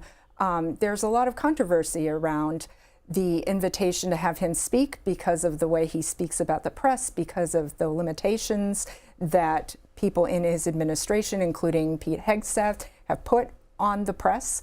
So, you know, expect there to be a lot of tension tonight. Mike Dubke, former White House communications director during the first term. Why didn't the president attend in his first term? In his first term, I think the president didn't attend because for many of the reasons that you mentioned, that he felt like this was not the place where he wanted to be in his first term, and he didn't want his staff. If you remember in 2017, it wasn't just that the president wasn't there. There was no cabinet secretaries. There was no White House staff. And that was his directive? And that was his directive. So none of us went to the dinner, but it was, I think it was part of this, mantra of fake news. And that why would we be, he didn't feel welcomed, number one. And then why would we show a light on this particular dinner when they haven't been welcoming to us? I think that would probably be the main gist. Did you and do you agree with his assessment? No, I was, in fact, I was saying in the green room before we came out here, I think I always have been one to face these things head on. And, the president generally is too. I mean, Donald Trump is not a shrinking violet, but I would have liked to have him engage. I thought that would be a better place to be. He decided not to. One of the things that presidents do in this dinner is use self-deprecating humor. Mm-hmm. We want to show you just a little video of past dinners and then get your assessment of whether Donald Trump will do the same thing.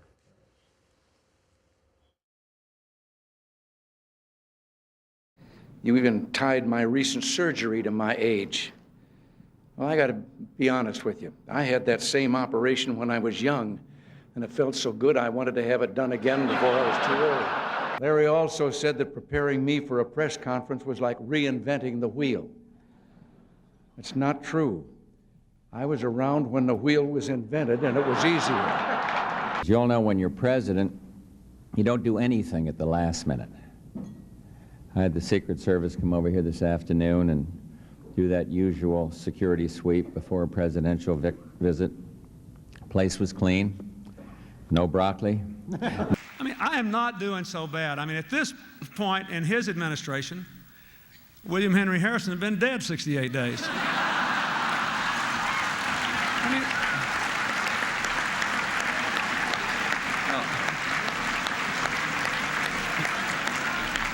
I mean, my stimulus package lived longer than that. Jay Leno's here. Now, no matter how mean he is to me, I just love this guy. Because together, we give hope to gray-haired, chunky baby boomers everywhere. I was going to start off tonight telling some self-deprecating jokes, but then I couldn't think of any mistakes I had made to be self-deprecating about. So I want to talk about some serious issues, such as, okay, here it comes. Nuclear proliferation. Nuclear proliferation. Nuclear proliferation. Nuclear proliferation. 4 years ago, I looked like this. Today, I look like this. And 4 years from now, I will look like this.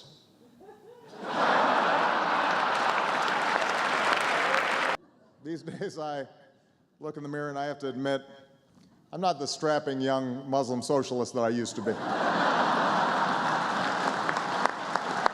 I'm really excited to be here tonight with the only group of Americans with a lower approval rating than I have.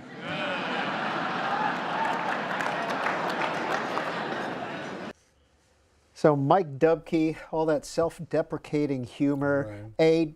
As a former director of communications for the Trump administration, does it work? Is President Trump able or willing?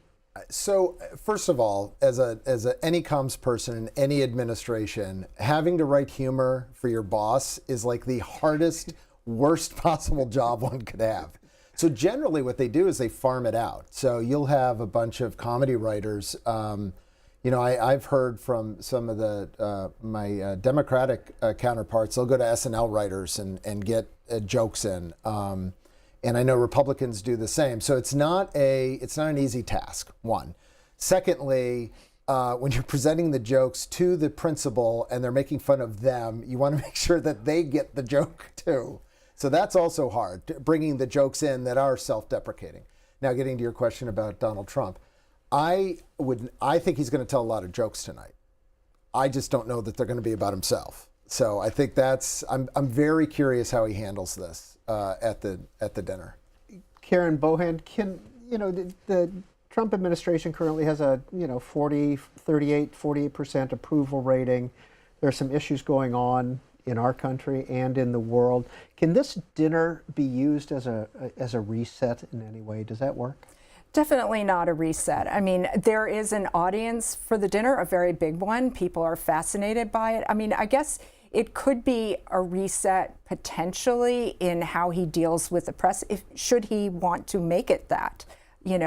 Traditionally at the dinner, the president gives his speech, is funny, makes fun of the other party, is self-deprecating at times, and the speech almost always closes with a tribute to the free press, and that is an olive branch. And so, arguably a different tone with the press could come out of this. Do I think it will? No. Okay, here's the argument on the other side, and we heard this on the red carpet from a lot of Trump administration officials. Hey, every reporter that's in there probably has his number on speed dial, and they can just call him directly, and he picks up the phone and he talks to them. Isn't that a free exchange? And every day he holds a news conference. Anytime he's in the Oval Office, here comes the press. Anything, any question is welcome. I mean, that is a really interesting aspect of covering him, because the reporters who cover him, people, when I was editor-in-chief of USA Today, people would be like, oh my gosh, it must be so hard for your reporters to cover this administration because he insults the reporters. But, the thing that people don't think about is what reporters want more than anything else is access, and they get direct access to President Trump. And Weijia Jiang of CBS currently has direct access to President Trump. This is a live picture of the president and Ms. Jiang talking on the dais. When you write a speech for President Trump, where do you start? Well, you start with whatever the main topic of the speech is. It's like writing a speech for anybody else. You want to make sure that you're covering those issues and the programs that the administration is putting forward, and making sure that you're hitting all of that, all of those notes. But you also know that when you write a speech for Donald Trump, that he's going to go off script. And so when you're working your way through it, you're looking for those spots where he can go back to items that he's comfortable with, that he'll riff on. But the most part, it's like writing a speech for anybody else. You just have to get those pieces in. What I was going to say, just to follow up on your point of access, I always made the argument that President Trump was the most accessible president we've ever had. He doesn't do as many press conferences as others, but he's almost always available on the way to Marine One. He brings the press into the Roosevelt Room, into the Cabinet Room, into the Oval Office, as you mentioned. And that level of accessibility is fantastic. What I heard from reporters was it was also exhausting. It's exhausting. Exhausting. And they always had to be prepared. So I did not understand this at the time. I said, well, we're giving you more access than you've ever had before. And they go, yeah, but not the access we want. And I go, what do you mean by that? And they said, we want to go in there with a list of questions that we've prepared and we're ready to go at a press conference. When we get called in at the moment's notice and have to shout over our other reporters and maybe get to ask one, yes, we have access, but we don't have the quality access, I guess, that they were looking for. And that's a difference. But I would say that those impromptu moments are quality access. I see it. Just a second. We have an issue here at the head table at the White House Correspondents' Dinner. If we can go to that full screen, it looks like the head table has been evacuated. I saw Oz Perlman talking with Mr. and Mrs. Trump, and they are evacuating. It looks like they're taking all the security folks out of there at this point. If we could get closer, and it looks like the ballroom, I cannot see if people are still seated at their tables or not there. This is the quietest I've ever seen the dinner. Can we go? We understand that shots were fired here at the dinner. and we'll find out what's going on here shortly. You can see a lot of, here come the Secret Service. Let's go in full screen here. See if we can hear.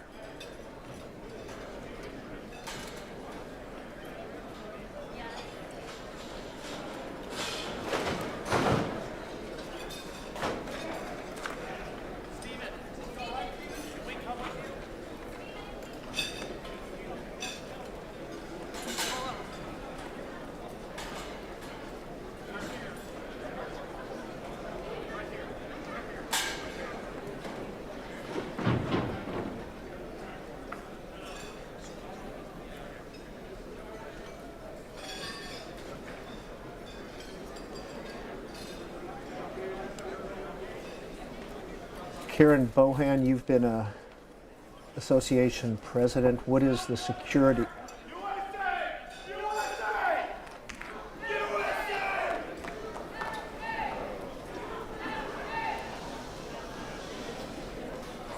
People seem to be walking out relatively calmly.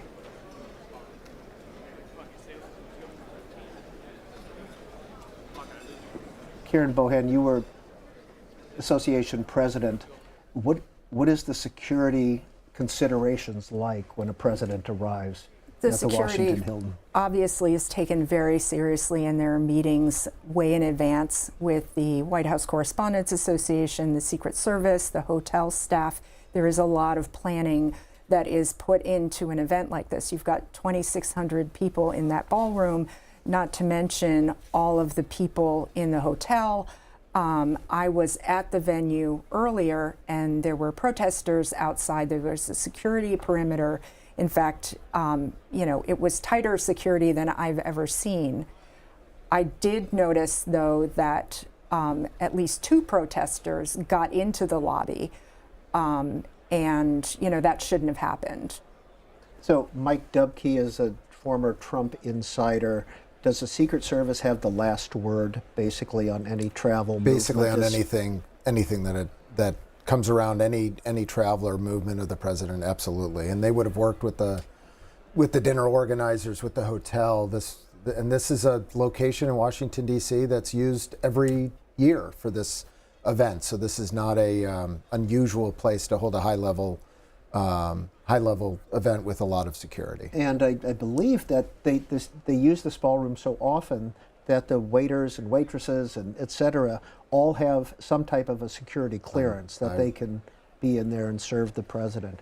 Right before this started, we saw Oz Perlman, the mentalist, talking with Mr. and Mrs. Trump. He was right there, and they were doing some cards, and it'll be interesting to see what they were talking about. But by now, it's been maybe 5 minutes since this shutdown. Is the president back at the White House by now, do you think? If knowing not knowing any of the threats here, but I've got to believe that they would have removed the president from the scene. That's part of the protocol. Yeah, they took him off the stage. So, that kind of changes the mood of what we're all about to talk about tonight. We don't have any updates at this moment. We do have the dinner. You can see that the ballroom is still full, and as we sit here and watch, we'll absolutely stay live, and we will also take your calls. And we're going to put the numbers up on the screen very briefly, and I'll read them out loud as well. So if you want to call in, talk to us about what is happening, 202 is the area code, 748-8001 for Republicans, 748-8000 for Democrats, 748-8002 for independents. Karen Bohan, you mentioned that you were at the Hilton earlier, meeting with colleagues and got into the venue. What was the security for you to get through the perimeter? Because it's not just a hotel, they set up a perimeter now, don't they? They set up a perimeter, they were checking tickets, and you were only supposed to be allowed in if you were a guest. And if somebody got a ticket, a protester got a ticket, then they could make it in at least to the hotel, correct? Yeah. Could they make it into the ballroom? Because we're talking magnetometers. And we have somebody on the phone now who works for the Washington Hilton. I apologize. Malika Hall, who is attending the dinner, is a C-SPAN employee. Hey, Malika, what's going on? What do you got? Hi, I'm in the room right now. Originally, a lot of people were under tables. We're now all standing up and looking around. All of the secretaries and the president has been removed from the room. I'm not exactly sure what happened. All we heard was yelling and being Secret Service, and yes, I'm okay. Thank you. And then Secret Service running on tables, and luckily I have C-SPAN employees near me, just reassuring me that we're all okay. But yeah, President Trump obviously has been removed from the room. Hey, Malika, were you close? This is Peter. Were you close enough to see the Secret Service take Mr. and Mrs. Trump out? I was close enough, but I was under the table, so I did not see it firsthand. Really? What made you? Was there a noise? Were there loud noises? Did it sound like shots? I did not hear any shots. You just heard yelling and just commotion, like someone yelling through the room, or maybe someone came in. I'm really not sure what happened. And did somebody tell you to duck, or did you just instinctively get under the table? I instinctively got under the table, and other people were getting under the table as well. So it seems like the common thing that was recommended to do. Hey, Malika, how far from the stage are you right now? From the head table? Maybe a couple yards. I'm very close to. I'm maybe 2 tables away from the stage. And I was very close. Has the stage been emptied? Or is everybody that was at the head table, including Weijia Jiang of CBS, have you all? The entire stage is empty. Yes, everyone from the stage is gone. Okay, it was weird. Malika, we were sitting here, here with Karen Bohan and Mike Dubke. I want him to call into the control room and then on the air from this room. I'm doing that right now. Yeah. Malika? I want John Yes, hi. to do a phoner. Okay, we have John here who could also Is be John McCardle there? Great, let me talk to John. He's here, right here. Thanks, Malika. Okay. Hey, John, it's Peter. You're on the air. And Hey, how Peter. close were you to the stage when this occurred, Peter, whatever we're this event was? Peter, we're about 4 tables back from the stage, and there's just a lot of confusion about what's going on. So I'll give you the sequence of events. Everybody's having their salad. Boom, boom, boom, boom was what I heard. And John, did they sound like shots, or everybody was it just loud looked back noises? to the back of the room. At that point, John, you with us? Darn, I can imagine all the self-service going on there. Karen Bohan, what'd you hear in that conversation? We'll hopefully get John back. So obviously, the guests in that room were very afraid. It's unclear, what the loud noises were. But as I was saying, Peter, there was a breach of security to some degree, because I did see some protesters. And did that strike you as odd that they were in the hotel? So not only were they in the hotel, but they were on the red carpet. There's an upstairs red carpet where guests can go and get their picture taken. And there were 2 protesters there that had signs saying, "Arrest Pete Hegseth," and they were yelling for an extended period of time. I was surprised that they weren't removed more quickly. And I was also surprised that they got in with those signs. Mike Dubke, give us some thoughts on what frankly, we've been talking about here. Given the level of security at any event in Washington D.C. and the individuals that were at this event, for the most part, I've got to believe that the majority of them go through magnetometers almost on a daily basis. Yeah. So to hear that there were protesters there for a long period of time, that is very surprising. But these events are generally locked down fairly tight. And, people arrive hours early to get to their table, to get in line and to get through. So again, all of this, especially in Washington, and not being outside in a place where you might have local police or others who aren't used to this. This is a very controlled situation. Yeah, and we can see that everybody's remaining in the ballroom. All the guests are remaining in the ballroom. And John McArdle, who's at the dinner, and everybody is saying there were loud sounds. So not confirmed to be shots, but loud sounds, and that initiated this, what happened here. Hopefully at some point we'll be able to re-rack where we were in the tape and be able to look at exactly the sequence of events. Again, Oz Perlman was talking with Mr. and Mrs. Trump at the head table. They were having, some kind of a, whether it was a trick or not that he was doing, I don't know. And then all of a sudden, all hell broke loose. And I think we all saw the Secret Service running across those front tables. And it sounds like the cabinet, the Pete Hegseths, Marco Rubio's, the Sean Duffys, who are all there as well, have been evacuated. And no activity at this point at the head table, including all the journalists. So hopefully somebody will come out and give us an update of what happened.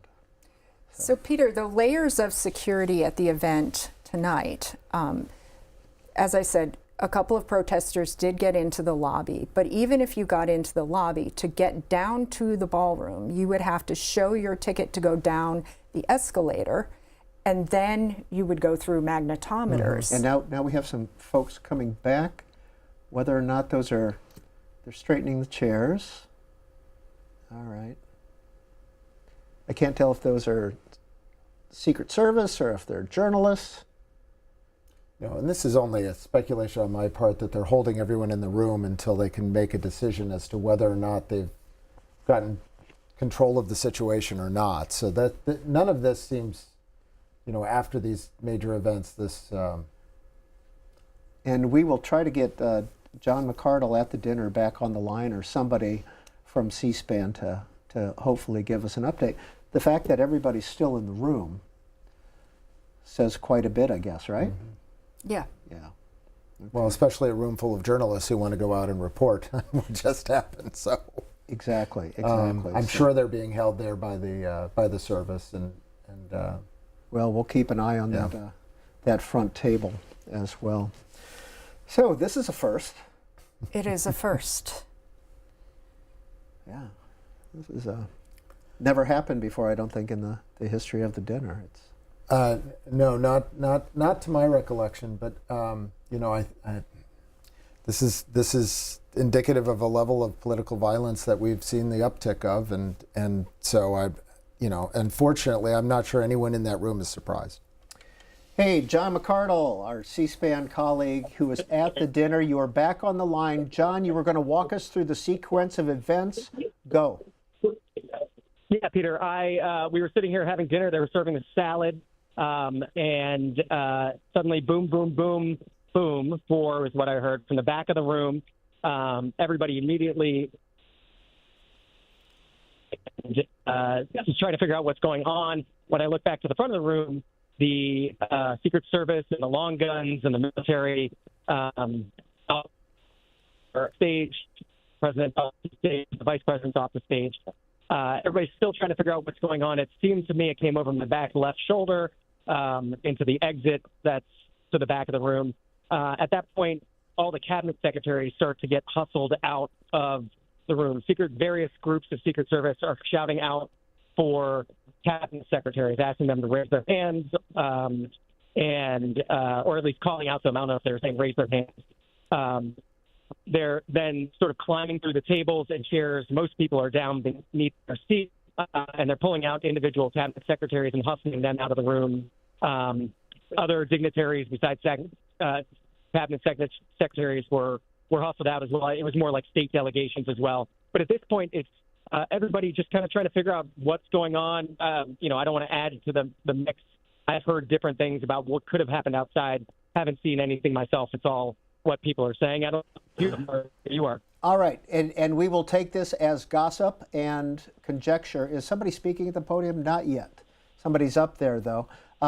John, what are you hearing as conjecture? This is conjecture. Yeah, I mean, that there. Unfortunately, John, you're cutting out. Once we find that one location and we get you back on the phone, don't move. You with us? Yeah, I can imagine all the cells. We'll get a better connection with John and we'll continue our conversation. So you've got 2,000 journalists in this room, all hearing things, conjecturing. Mike Dubke, does anything, I mean, what's your initial gut on what just happened here? Well, depending on, I mean, again, it's all speculation, and it all revolves around the loud noises. I think if you were in a room and there were actual shots, that would have been a very distinctive noise. It could have been something outside of the room. He sounds, if what John was saying about the exit, it could have been somebody stopped before they got to the room. The interesting thing, I think, for your viewers on all of this is each one of the cabinet secretaries has their own security detail, as well as the Secret Service that's them to there. raise their hand. Well, but they're all in the room as well, I would imagine. And so, I mean, they generally have 2, 3, maybe 4 people that are with them, each cabinet secretary. So you had a lot of security in this room, given the number of cabinet secretaries that came to this event. And they're still up there on the stage. Can't tell if they're about to make an announcement. It looks like some attendees are back up there, so whether they're going to seat or not, I don't know. But in the meantime, this was maybe 15 minutes ago, and we're going to show you a replay of what happened, and here we go.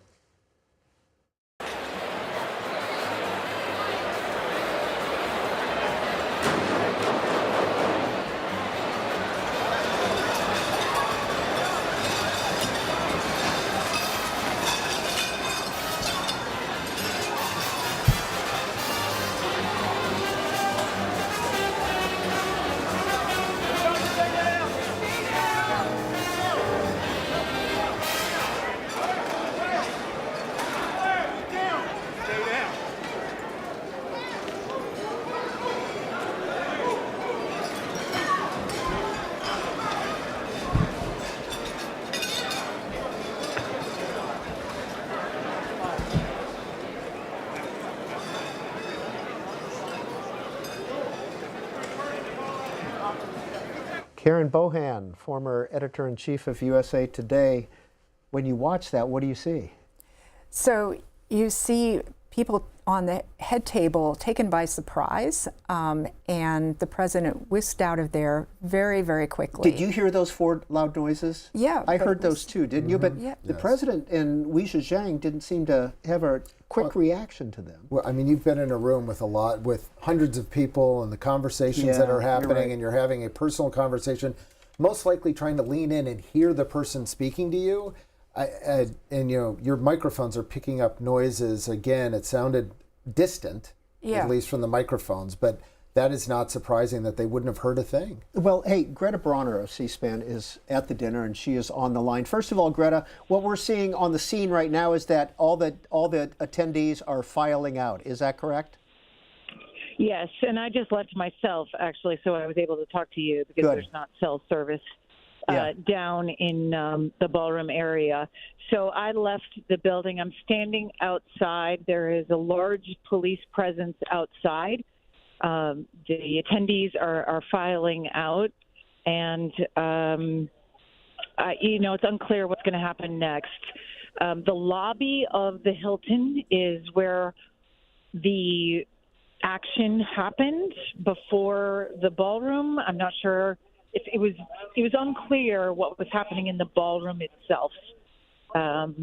It sort of obviously caught everyone by surprise as we were sitting there and the dinner was getting underway. Greta, did you see the president and Mrs. Trump being hustled off? I did not. It happened so quickly. I was talking to folks at our table, I heard a clattering of what sounded like plates, turned around, and the vice president, the president, and the first lady were gone. That's how quickly it happened. Okay. All right. So you're standing outside the Hilton now. You're on Mass Ave or Connecticut Avenue? Or close by Connecticut Avenue, which is where the hotel is? Yep. Okay. Yep, absolutely. Is the dinner over? It's hard to know at this point. When I exited the ballroom, I turned around to law enforcement to go try to find a different way out. And he said to me, "You cannot come back in this way." So once I had left the ballroom, if anyone leaves the ballroom, you're not getting back in.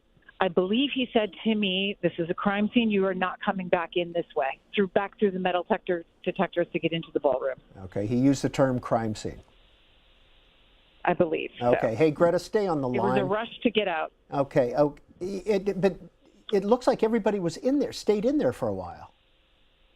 Yes, and it was as the president, first lady, and the vice president were rushed out, there was another wave of law enforcement that came in after them.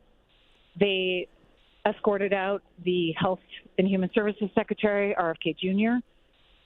Then I, next to our table, saw the Secretary of State escorted out, Marco Rubio. The Small Business Administrator. When you say Loeffler, escorted out, I mean, are we talking about, pardon me, covering the protectee or just walking them out? Walking them out with law enforcement surrounding them. For RFK Jr., he had more law enforcement around him, escorting him out. Their weapons were revealed at that point. The Secretary of State had less of people around him, and he was escorted out toward the dais where the president had been, and they went back through that room when they were brought out. We also had the Small Business Administrator close to our table, and she was also, there were law enforcement surrounding her as well. Hey, Loeffler. Greta, are you guessing that the president is back at the White House at this point? He was evacuated, from what I understood, and he is no longer on the presence on the grounds. Great. Hey, Greta, if there are helicopters. Yep. There are helicopters circling right now. Okay. All right. Hey, Greta, stay on the line with us. I think we just saw John McCardle, who's still in the ballroom. Nope, John is not there. Weijia Jiang is back at the dais. Let's listen. I can tell you that our program is going to resume momentarily.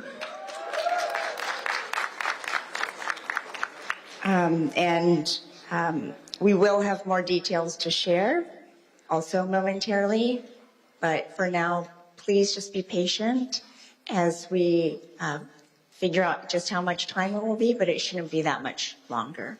Thank you very much. Thank you.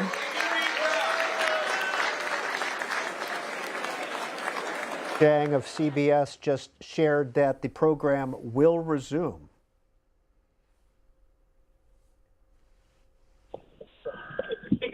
Did we lose Greta? I think we lost Greta. Let's check in with John McCardle. Okay. Hey, Greta, are you still with us? Yes. Weijia Jiang of CBS just said that the program will resume. So I take it that everybody's safe at this point, but probably not return of the president and Mrs. Trump and Vice President Vance. And the rest of the cabinet secretaries as well. Yeah. I'm sure they've been removed from the the Hilton. And Greta, you think you're going to have trouble getting back in, huh? I think so. Okay. I think so. The crowds are, they don't appear that they are at this end of the building where I'm at.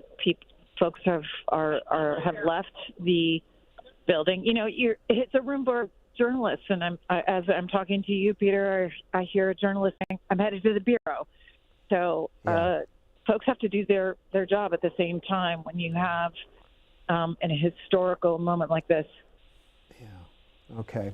Hey, if you don't mind just staying on the line, just so we have that connection to the Washington Hilton until we get John on camera. We'd appreciate it. Thank you very much. They are back. No, they're back up at the dais, but looks like they're doing some technical. Yeah, they're doing some technical work here. Hey, Karen Bohan, who is our guest here, and not doing the program that we had predicted that we would be doing this evening. We appreciate your rolling with us. When something like this, as a reporter, when something like this happens in the middle of mundane activities, what happens at USA Today? So for any reporter in that room, whether they're USA Today or the Washington Post, they're thinking, how can I file a story on this? How can I get information out? And it has to be very frustrating because not only do they not know what's going on, but as we talked about earlier, cell service is terrible in that ballroom. It's awful. Yeah, so Greta is out. Our Greta Bronner is out, and she's on the street, and she was able to hear us. So, one quick ahead, thing. Mike. I've noticed they haven't taken the seal off the podium. That is unusual. If the president, and they are measuring the teleprompters. And what does that tell you, Mike Dubke? It tells me the president might actually be coming back.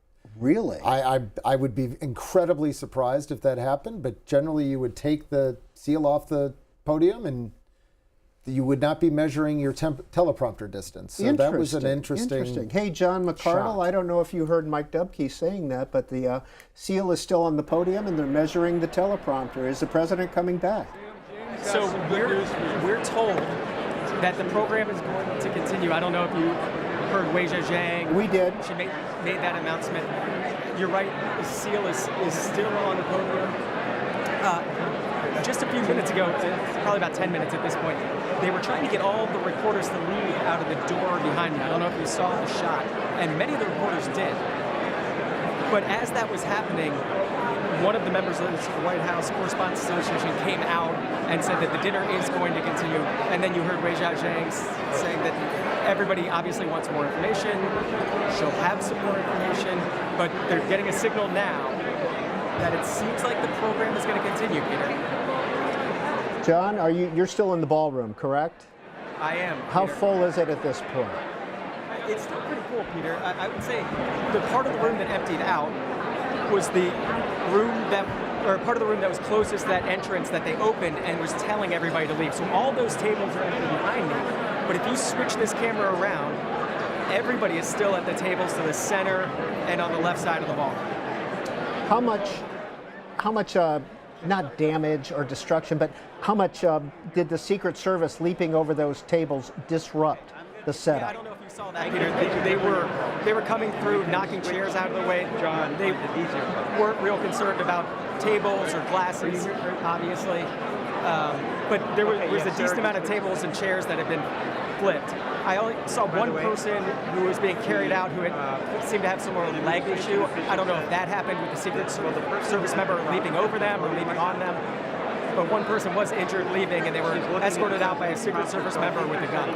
Terrific. Hey, CNN is reporting that a shooter is in custody at the Correspondents' dinner.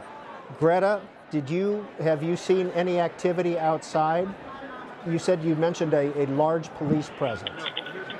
Yes, there are several police cars. There's law enforcement outside of the exit that several of us went through. I'm here with Jonathan Allen, NBC political producer, and he just told me that he's leaving. He does not plan to come back. Jonathan Allen, can you just tell us what you saw when you were in the ballroom? Sure. I didn't see a lot. What I heard was a couple of percussions that sounded like gunshots. If anybody's heard a gunshot before, pretty clear. However, it was somewhat distant from the ballroom, or appeared to be some buffer in terms of the sound. And then the room got basically swarmed with law enforcement officers screaming for everybody to get down. I saw Secretary of Health and Human Services, RFK Jr., whisked away on one side of the stage. The president obviously was removed very quickly. The Defense Secretary, Pete Hegseth, moved through a center aisle. Speaker of the House, Mike Johnson's wife, was under a table for a while. He had been spirited out by his security, and then they had to go back and get her. Obviously, a very mortifying moment for everyone in the room. but very difficult to see what happened, in large part because it appears to have happened outside of the ballroom that everybody was in. And Greta, I'm going to give it back to you. Peter, as you just heard from Jonathan Allen, from his perspective of what happened when this all went down this evening, numerous people have been filing out and don't appear that they are going to go back in. We heard from Weijia Jiang that they will proceed tonight. However, folks have left and they don't intend to come back. So we'll see what the attendance looks like if indeed they continue with tonight's program.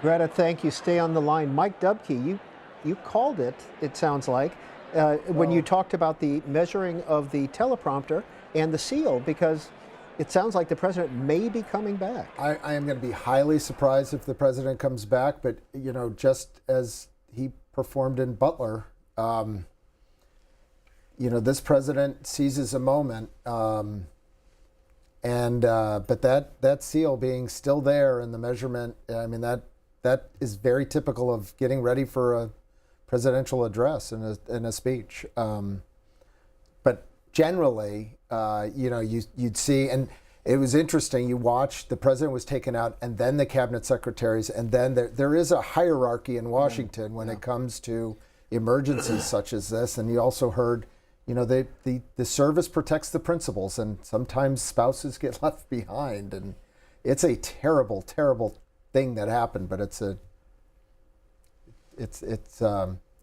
you know, the security performed the way they needed to. And Greta, we will continue to check in with you if you find anything else outside of the Washington Hilton. But let's check in with John McCardle. John is still in the ballroom. John, you're on the phone with us, correct? I can hear you. All right. So, what do you got for us? Peter, so we've turned our camera around 180 degrees. Before you were looking at me towards the emptier side of the room. You can see behind me that most of the room, most of the reporters and the folk here are still waiting around because the folks sitting at the door when the Secret Service initially came in and said, everybody out.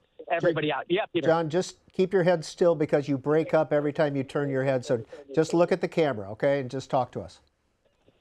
So, Peter, behind the stage, obviously, so this side of the stage from what you're, as you said, they haven't taken the president's plaque off the podium, and there's been some movement on stage. There's been no movement, I'll say, at the dinner tables. There have been some of the wait staff that has come out and removed the salad course. I don't know if that means they're going to continue serving with the course, but if they're doing that, it's maybe a sign that they plan to continue with the dinner, and we're just watching what happens here. Yeah, okay. Karen Bohan, listening to all of this, I mean, what would you be doing as a journalist right now if you were caught in that room, or would you have gone to the bureau, gone out of the room? So I would have stayed in the room because, you know, in the room is where you're going to get probably more facts and find out what happened. You know, one of the things that a lot of journalists are doing is, I'm sure, talking to people who might have been in other parts of the hotel where they might have seen something happen, you know, because the noises that we heard were muffled, and figuring out exactly where they came from. Yeah, and again, I'm looking at the CNN banner saying that Trump is safe after shooter in custody at Correspondents' dinner is what CNN is reporting. I haven't seen any further news beyond that, but it was maybe 45 minutes ago now that the dinner was just getting started. They were, as we know, getting their salads. Oz Perlman, the mentalist, was talking with Mr. and Mrs. Trump on the podium. Let's watch what happened again.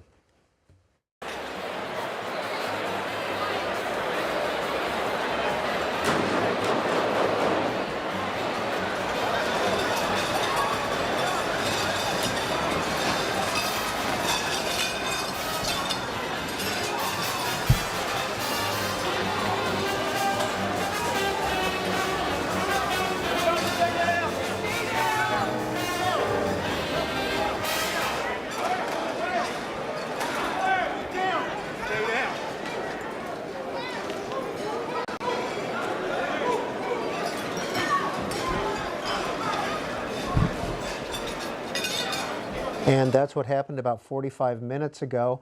Now back to the live ballroom. Let's see what's happening up there. Nope, people are still talking on the phone. Nothing is moved yet. John McCardle, any update for us? Peter, it's literally a lot of waiting right now, trying to figure out what to do. The reporters in the room obviously don't want to leave. It's just kind of the nature of reporters who want to see what happens. And it's a lot of checking phones, checking in with family members, people asking if they're okay, people asking if other people have information. But like I said, there's also people popping some of the bottles of wine that hadn't been opened yet. I think people trying to relax after an obviously stressful time just about 45 minutes ago. John, first of all, have you called Laura? Have you contacted your wife to let her know you're okay? And B, yes, Peter, thank you. And how stressful was that for you? I mean, how much stress did you feel? Did you have a fight or flight response? No, Peter, it's what the heck is going on? We were talking about it afterwards. I thought a table got tipped over at first. It wasn't a distinct pop, pop, pop, pop. It was more of a bang, bang, bang, bang. I don't know if that makes sense, but it wasn't what I expected. What a bullet sound would sound like.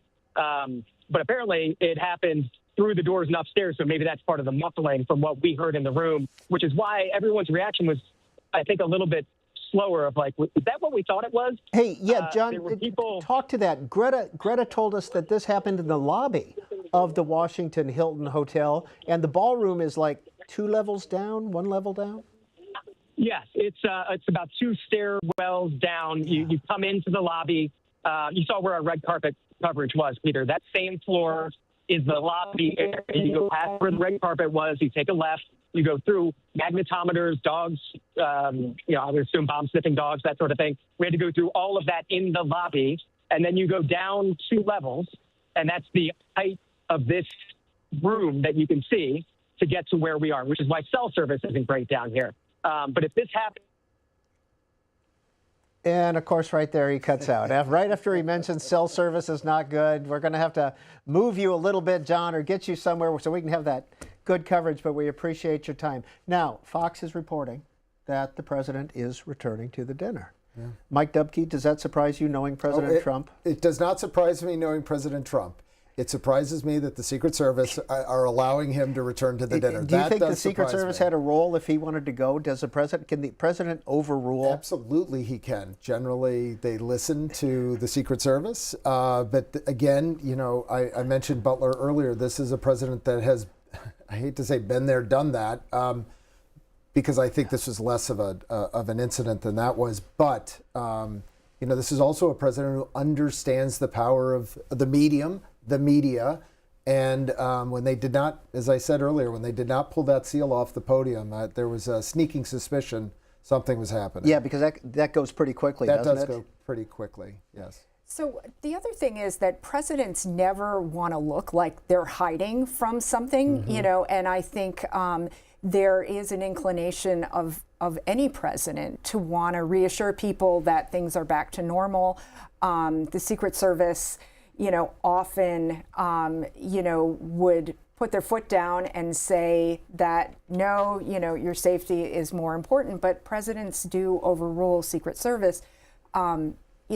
9/11, obviously very different, but, there was a big debate, as to where President Bush should go, because he was out of Washington when that attack happened. And, if the people in charge of security had their way, there would be no risk-taking at all. You would just remove the president. But, presidents don't want to be seen as being in hiding at a moment like this. One interesting addition to this that I might give is that my guess is the Secret Service feels that they are comfortable knowing what the incident was and what happened. Because if there still was a threat within the building, there is no way, I don't care if the president said I'm going back, they would not allow that. So again, I am slightly surprised. The seal was a giveaway, but with this president, this is part of his and this is part of his persona. And then, to your point, no president wants to seem like they are hiding. All right. So Mike Dubke, Karen Bohan, he's got this speech. The speech has been written. The speech has been loaded into the teleprompter. It's got jokes. It's maybe got zingers.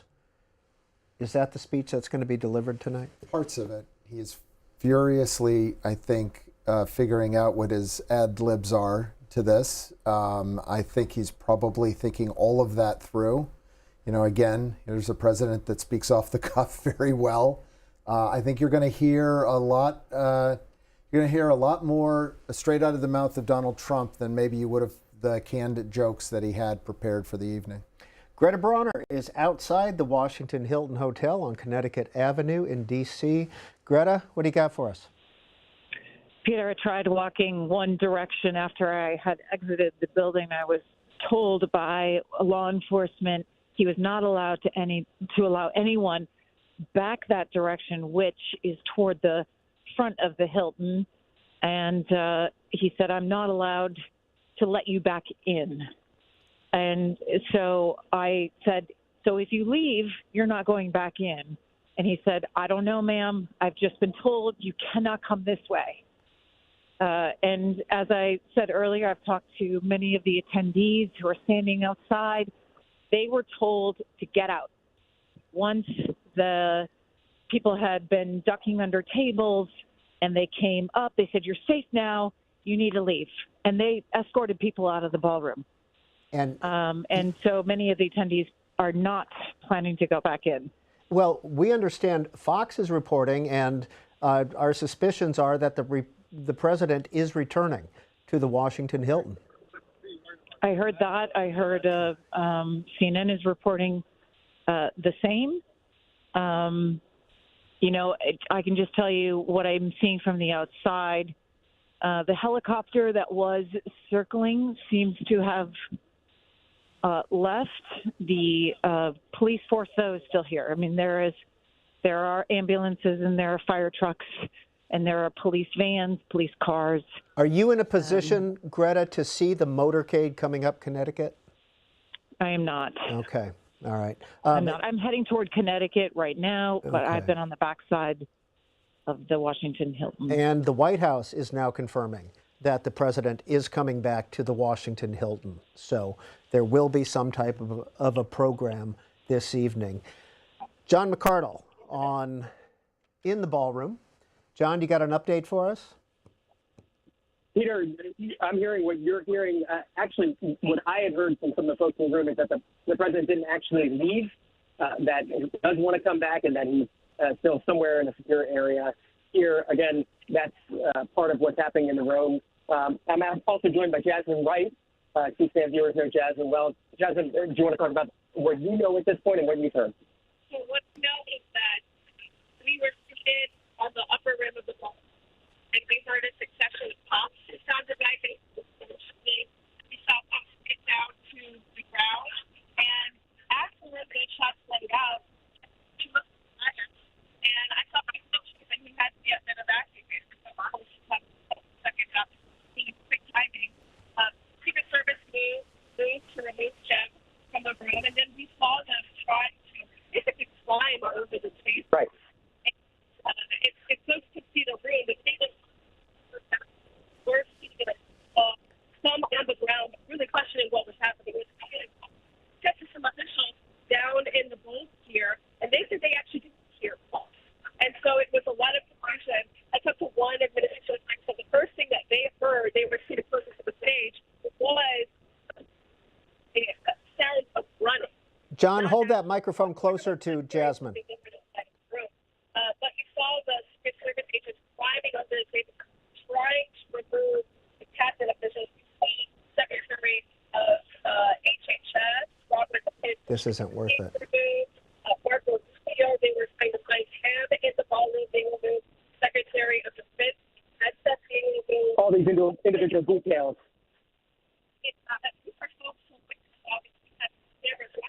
But it both felt like it happened so quickly, and also it took a lot of time because of the position of the table. Have you gotten any information more than we've heard from Weijia Jiang about this continuing. What we know was the announcement saying this will continue in some way, and we've also heard that the president wants to come back. Some say that he's going to come back. But obviously, I think the one administration official still left in the room today who said that whether or not he does come back, because it's conservative, they believe that he wants to come back because it's about his third assassination attempt, and this would be a moment for him to be president, show America against him. The question is whether or not he's back in the room. John McArdle. It would be on today, whether or not John McArdle, I'm afraid we're going to have to lose you.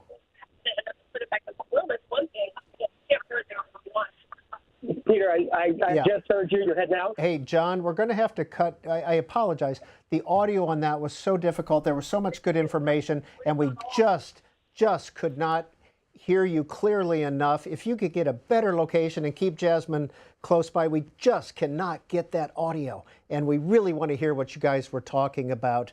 Okay, now, I think Mike Dubke or Karen Bohan, you said that the president probably didn't even leave the hotel at this point, it sounds like, because if he's coming back, we got Greta out on Connecticut Avenue outside the Washington Hilton. Greta, any update for us? Hey, Peter. Yep. I just tried to walk onto Connecticut Avenue, was told that is all off limits at this moment. And the police officer is uncertain as to what is happening right now. He has just been told that no one can access Connecticut Avenue. Wow. I'm making my way around, I think, what will be several blocks and try to cut down the other way. You know, I don't mean to make a joke at this point, but Greta, I know you don't have comfortable shoes on. I do not. I do not. But yeah, it's the law enforcement is still here. I misspoke before. The helicopter is still circling around the Hilton. Well, it looks like Sean Duffy is back in the ballroom. We see Transportation Secretary Sean Duffy there back in the ballroom. Greta, it also sounds like the president never left the Hilton, is what we're also being told. Whether we not confirmed, but we're being told that as well.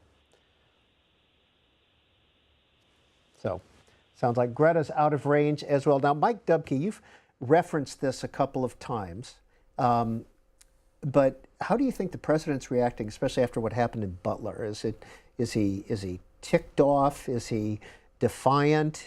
You know, what do you think his I think his demeanor, emotion is? Well, I think his demeanor is around the three words he said: fight, fight, fight. I think that's his demeanor, and he's going to have the same demeanor for this event as well. Karen Bohan, once this is all settled and the investigation starts, how long will that go? I mean, how in depth will we go on a potential shooting, a shooter close to the president? So I think there will be a lengthy investigation because this is a huge lapse. I mean, this is, yes, the president is safe, and even if the event goes on, but for a shooter to get that close to the president at an event where, the security precautions are known. This is an event that takes place every year. President is attending as president for the first time, but he is not the first president to do so. So, what happened here, has to be of a huge amount of concern. Yeah, it looks like they, even when they took him off the podium, that they put him on the ground to begin, at least covered him there. They didn't know what was happening. Right. What's interesting to me through all of this is you've got this room of reporters, and we went through this at the beginning of the Trump administration, where reporters are finally utilizing social media at that time in 2017. Yeah. So we got a lot of things in which, and this is where I had an issue with the media at the time, where they were reporting out through social media items that their editors wouldn't let them put in the newspaper because they didn't have two sources. And it was a little loosey-goosey at that period of time in 2017. For your listeners, I would not be surprised if they went to the individual feeds of some of these reporters, they'd get a lot of information as well through X and other social media sites. And it will be interesting when President Trump posts on social media, which he just did. Okay. Quite an evening in D.C. Secret Service and law enforcement did a fantastic job. They acted quickly and bravely.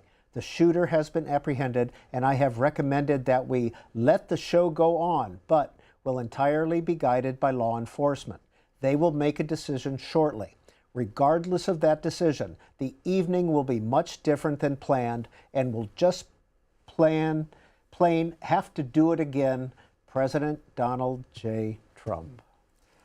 There it is. It's interesting that "let the show go on" is in all caps. So he feels very strongly about that. Mike Dubke, when you see something in all caps from the president, how should we read that? As a well, I'm going to make insider. a joke about this. If it's prior to midnight, he really means it. If it's after midnight, all bets are off. But it sounds like going back to this Truth Social post. I have recommended that we let the show go on, but will entirely be guided by law enforcement. They will make a decision shortly. That was at 9:17 p.m. that he sent that out, and it is currently 10:30. So that was about an hour ago that he put this post out, or at least no, it's only 9:20. I have, unless my watch is stopped. No. You are correct. Okay. I apologize. I'm trying to tell military time here in the studio clock, and that's not going to be successful. My math skills are off. So let's check. We've got 2 C-SPAN journalists, one in the ballroom. That's John McCardle. We got Greta Bronner on Connecticut Avenue outside the Washington Hilton. Greta, do you have any updates for us? I have made my way to Connecticut Avenue, Peter, and I'm listening to all of you. I heard what the president posted on Truth Social, and it will be interesting to see if the show goes on, what sort of attendance there is. Folks are filing out.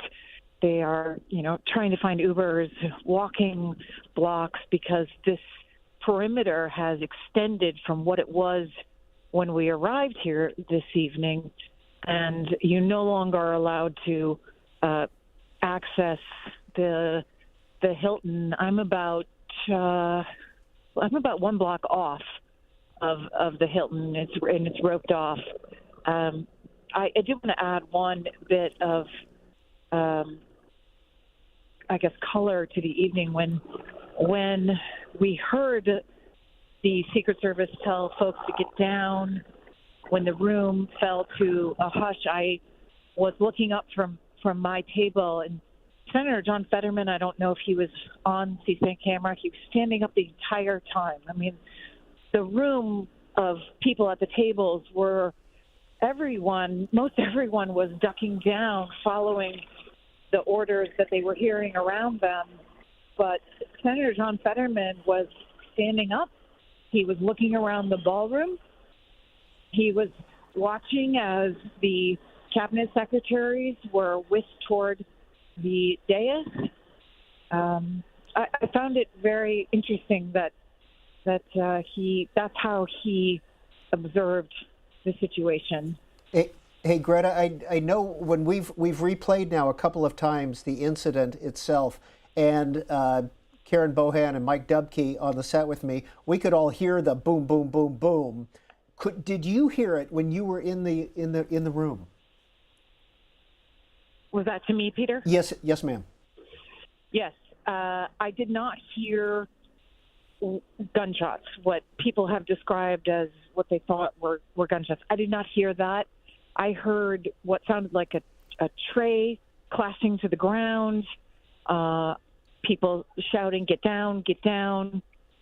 And when I turned to look at the dais, as I said earlier, the president, first lady, the vice president, they were gone. It happened incredibly quickly.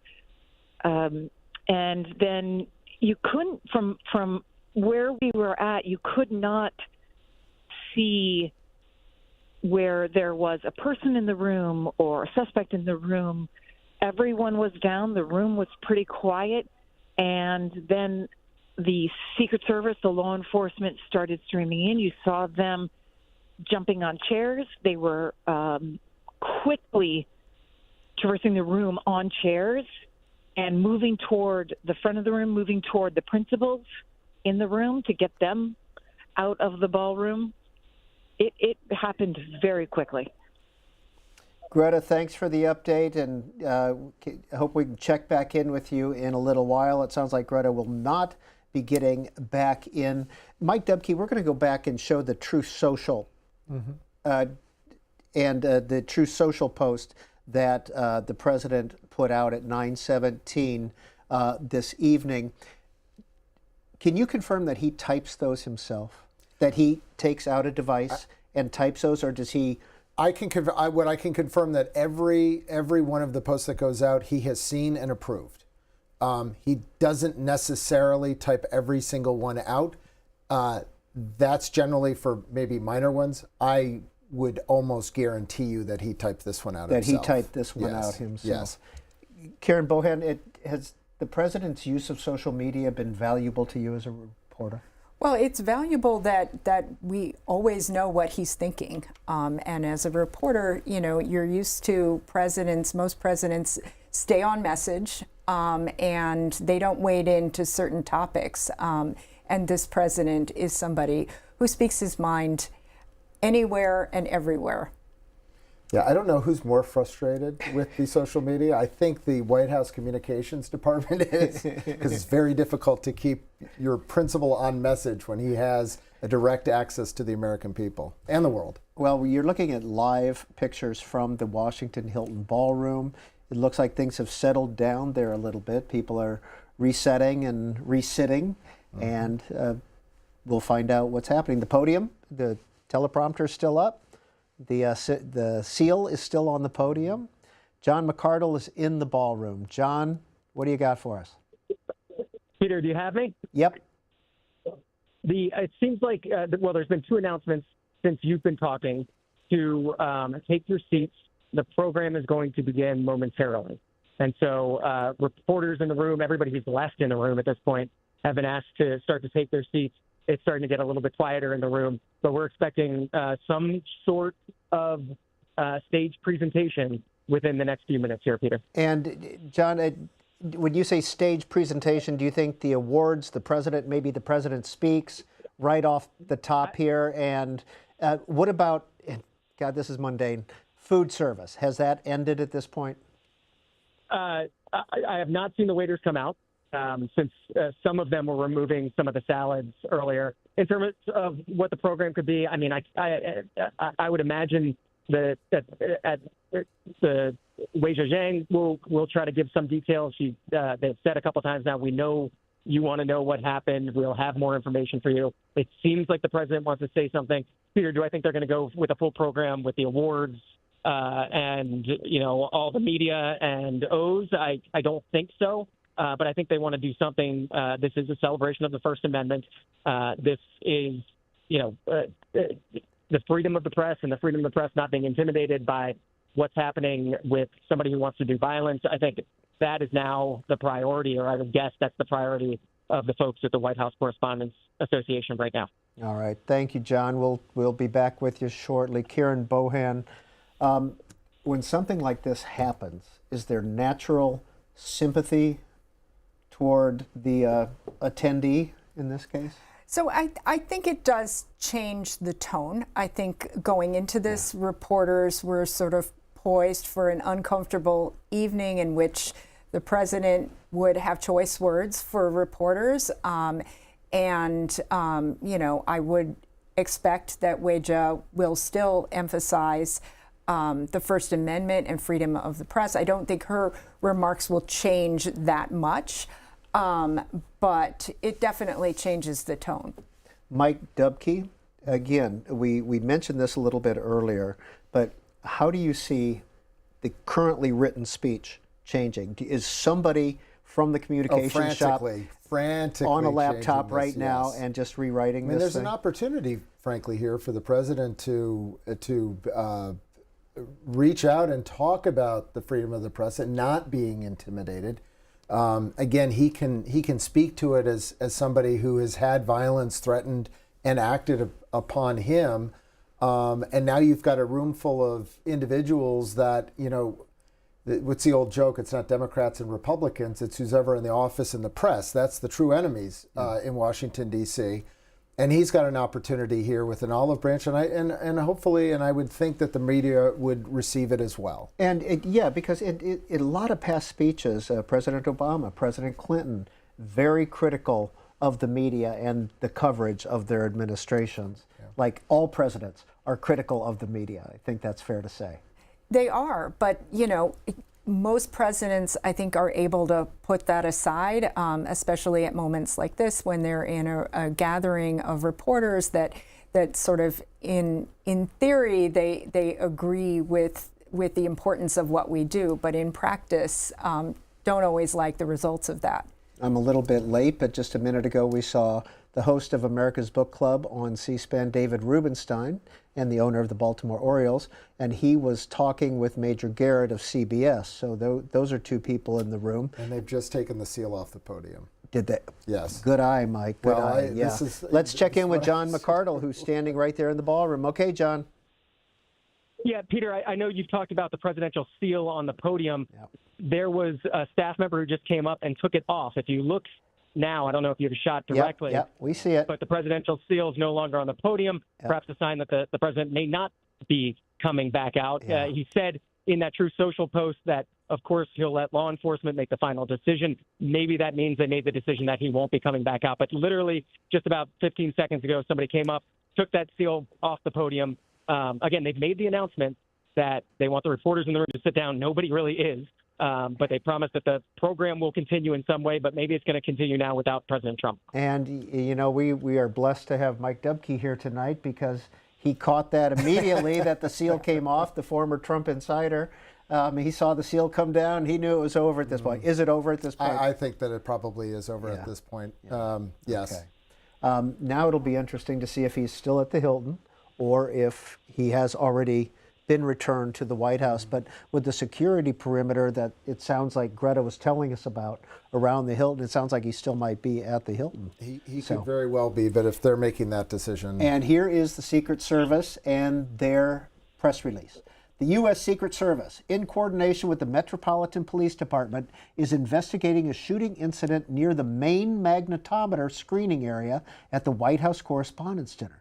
The President and the First Lady are safe, along with all protectees. One individual is in custody. The condition of those involved is not yet known, and law enforcement is actively assessing the situation. So, and that is Chief of Communications from the U.S. Secret Service. At least we know the location at this point, the main magnetometer going into the ballroom. Have you been to the dinners before? I have once before, but I think you were there this morning or earlier today. And you're the former chair of the association. Yeah. You know exactly where those magnetometers are. Anybody who's been to the dinner.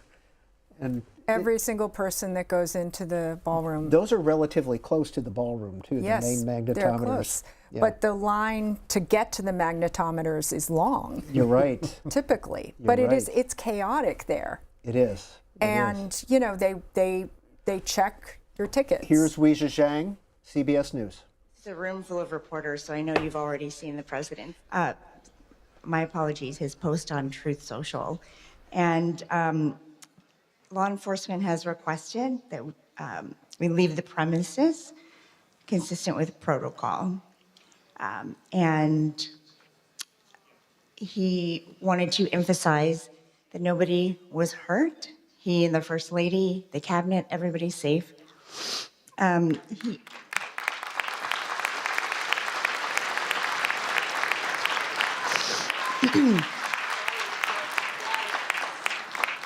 The president will be having a press briefing at the White House in 30 minutes. That is not a joke. And he insists that we will reschedule this event in the next 30 days. And that he wanted to do it tonight. He wanted to continue, despite the news, but has to follow security protocol. I said earlier tonight that journalism is a public service because when there is an emergency, we run to the crisis, not away from it. And on a night when we are thinking about the freedoms in the First Amendment, we must also think about how fragile they are. I saw all of you reporting, and that's what we do.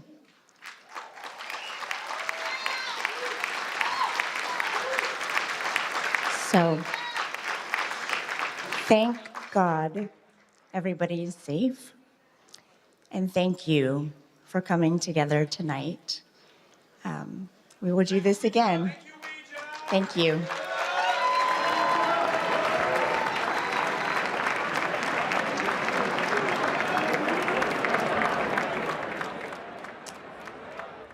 Well, with that said, it looks like we'll be hearing from the president in about 30 minutes. And in that meantime, we do want to hear from our viewers as well. We're going to put the numbers up on the screen. 202 is the area code. 748-8001 for Republicans, 748-8000 for Democrats, and 748-8002 for Independents. Now, Karen Bohan, former editor-in-chief of USA Today. Mike Dubke, former communications director in the first Trump administration. I want to note that when Weijia was speaking, we were all listening very intently, but when she said that the president was holding a press conference in 30 minutes, we all laughed. Why did we laugh? I mean, I think we all found it relieving or amusing. I'm not sure.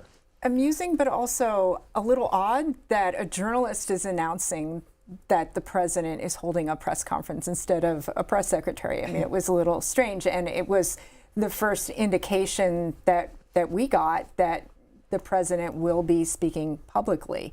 You know, he had written on Truth Social that he wanted the show to go on, but he still does want to speak publicly. Why did you laugh? I laughed because it just quickly dawned on me that the president got one up on the press once again. That's what went through my head when I heard that. He's not only is the dinner now, I think, officially over, there's only going to be one speaker tonight, and that's going to be the president, and he's going to get to say whatever he wants to say in the confines, the safe confines of the White House. So that was the humor I found in it.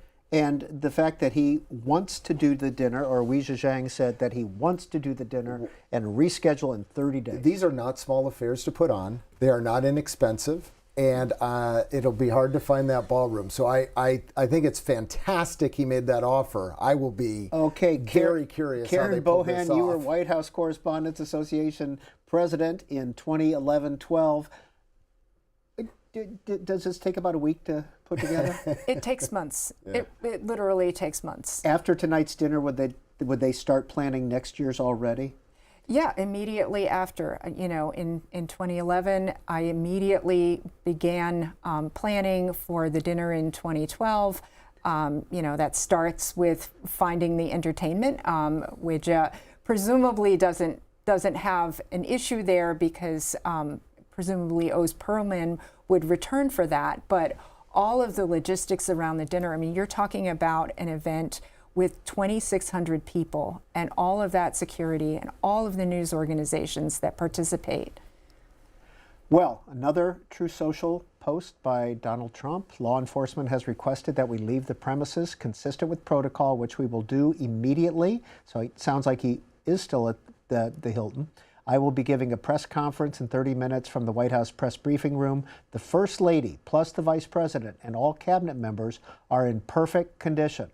We will be speaking to you in a half an hour. I have spoken with all the representatives in charge of the event, and we will be rescheduling within 30 days. President Donald J. Trump.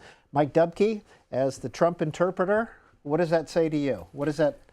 Did he type that one as well, do you think? I will say the line that he typed are in perfect condition. That is Trump language there. Okay. The rest of this was probably crafted by the press team. He went through with his Sharpie. He edited it down. He made sure that He wanted to convey that thought, but there are some Trumpisms in that Truth Social. That's how it would have been. Imperfect condition is a Trumpism. I would, if you're asking me my expert opinion, that's what I would say. All right, yes. one more time before he has to exit the ballroom. John McArdle is at the Washington Hilton. Mr. McArdle, any updates that we don't know yet? John is not in the ballroom, or if he is, he cannot hear us. But let's take a couple calls from our viewers, see what their reaction is to this. And we'll take those calls right after, one more time, let's replay the events of now about an hour, hour and a half ago. And this is what happened, and this is what caused the tumbling of events. Let's watch.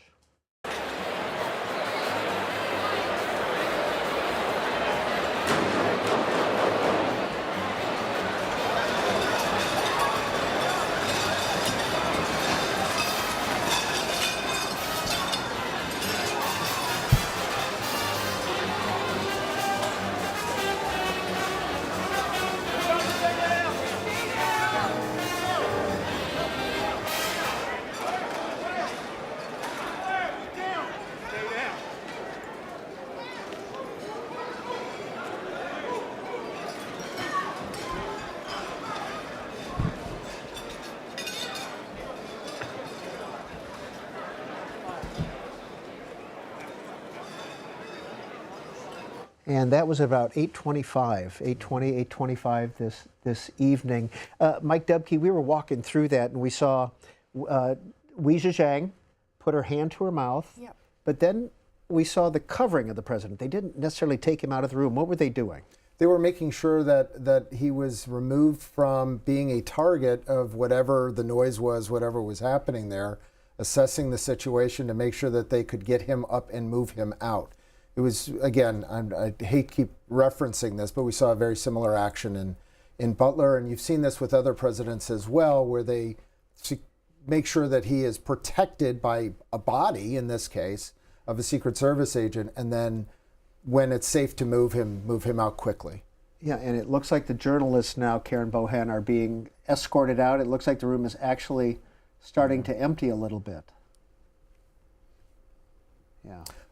Back to the dinner and how difficult these items are to put on. I would not be surprised, and I'm saying this now on C-SPAN, maybe they're listening. They could erect a tent on the South Lawn. It would solve the security issues and have a barbecue for the press. Yeah. What would you think about that? Well, I'm not sure a barbecue is really a black tie barbecue. It would be out of the ordinary. This is going to mark a big change in the security for this dinner and forever in the planning. And ever, forever, right? Yeah. I mean, this hotel is what, maybe a mile and a half from the White House, but it's been used for 6 decades. JFK was in this ballroom. Richard Nixon, the whole gang, all the way through. They've all been in this ballroom, and that's a lot of history. Well, so the WHCA dinner hasn't always been at this location. Oh, it has not. I apologize. Since I believe it is. It dates back to the 1980s, the early 1980s. Okay. There were other hotels in town. The Capitol Hilton, which is closer to the White House. At 16th and K? At 16th and K, yeah. Which used to be, I believe it was the Statler Hotel. Right. And the reason that this dinner is at the Hilton, the Washington Hilton, is because the ballroom is so large. And, if you wanted to have a dinner this size, no other hotel can accommodate it. And wasn't this ballroom designed for this type of event with a security event on top of that? Yeah. So, and the fact that both the president and the vice president, the Speaker of the House, were all in the same room. Yeah, et cetera, et cetera. When you think about the level of vulnerability there. Yeah. All right. One more time, let's check in with our friend and colleague, John McArdle. John, what's going on? Sure. Just wanted to give you a sense of the end of this here at the White House Correspondents' Dinner. You can see the journalists are all making their way out. I'm standing next to the ABC News table.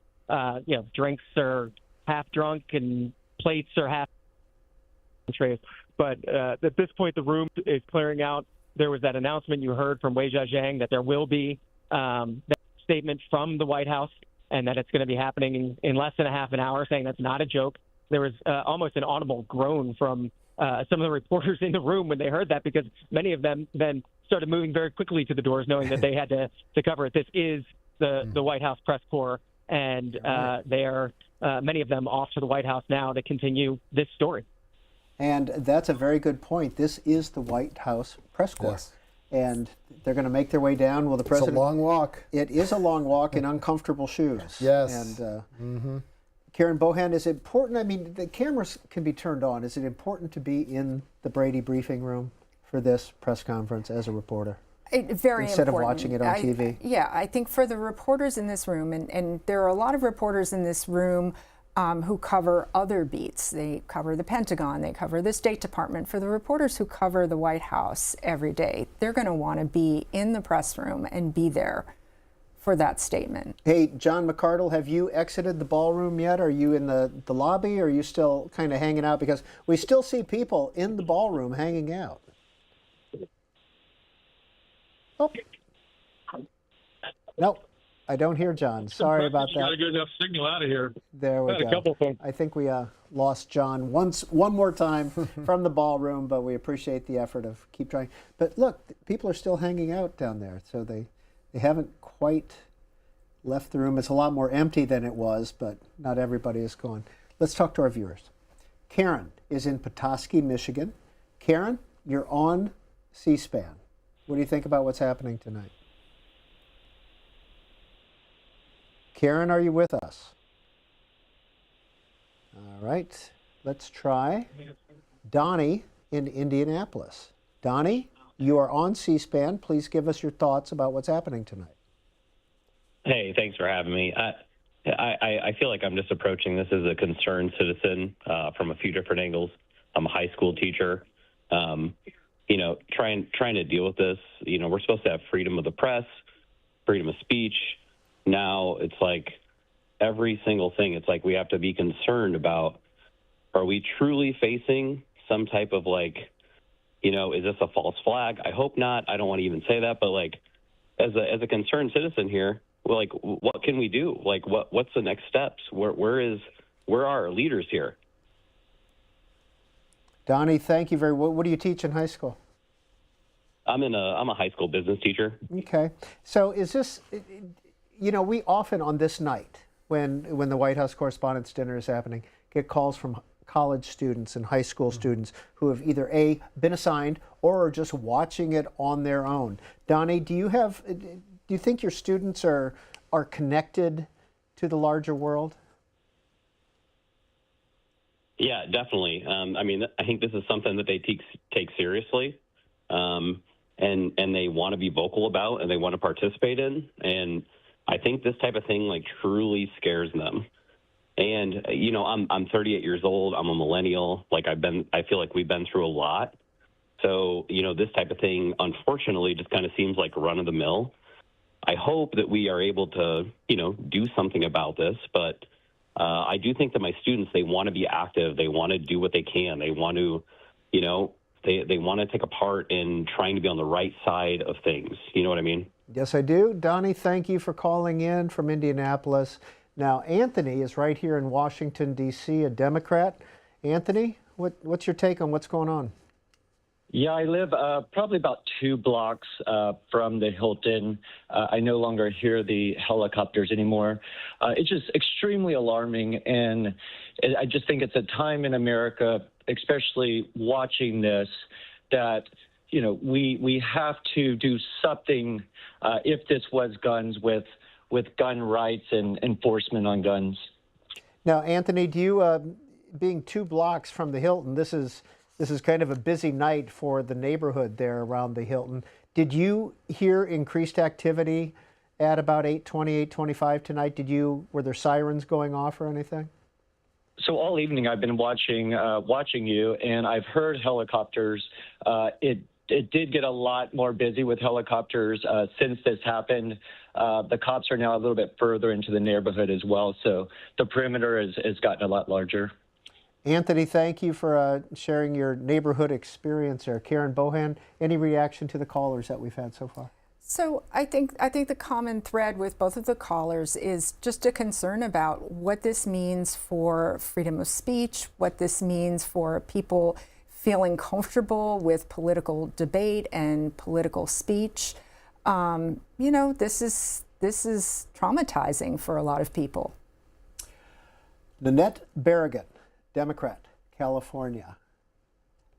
As at the White House Correspondents' Dinner, this is a tweet, dinner as guest of C-SPAN, and it's absolute chaos. Heard the shots and had to get under our table. Grateful for the immediate response from the U.S. Secret Service and security as they work to apprehend the shooter and secure the area. Political violence is never, ever the answer. It must end. After Butler, Mike Dubke, and I know you were not with the president's office at that point, what are you doing these days? I have a public affairs firm in Washington. Okay. My guess is, though, you're close to some of the president's people still in 2024. What was the reaction from the staff after what happened in Butler? And then again, what happened tonight? It comes down really to a, political violence and the threat of violence a few years ago, prior to Butler, prior to the attempts. There was a lot of conversation and concern about it, but we didn't see the violence. We had rhetoric that was heightened. And some people would make the comment back in the 60s, that was heightened rhetoric along with violence. Now we're having this violence again, the chilling effect of that. I think it is a bit surprising. And now, to Daniel's point, I think it was Daniel's point, it's becoming a bit commonplace.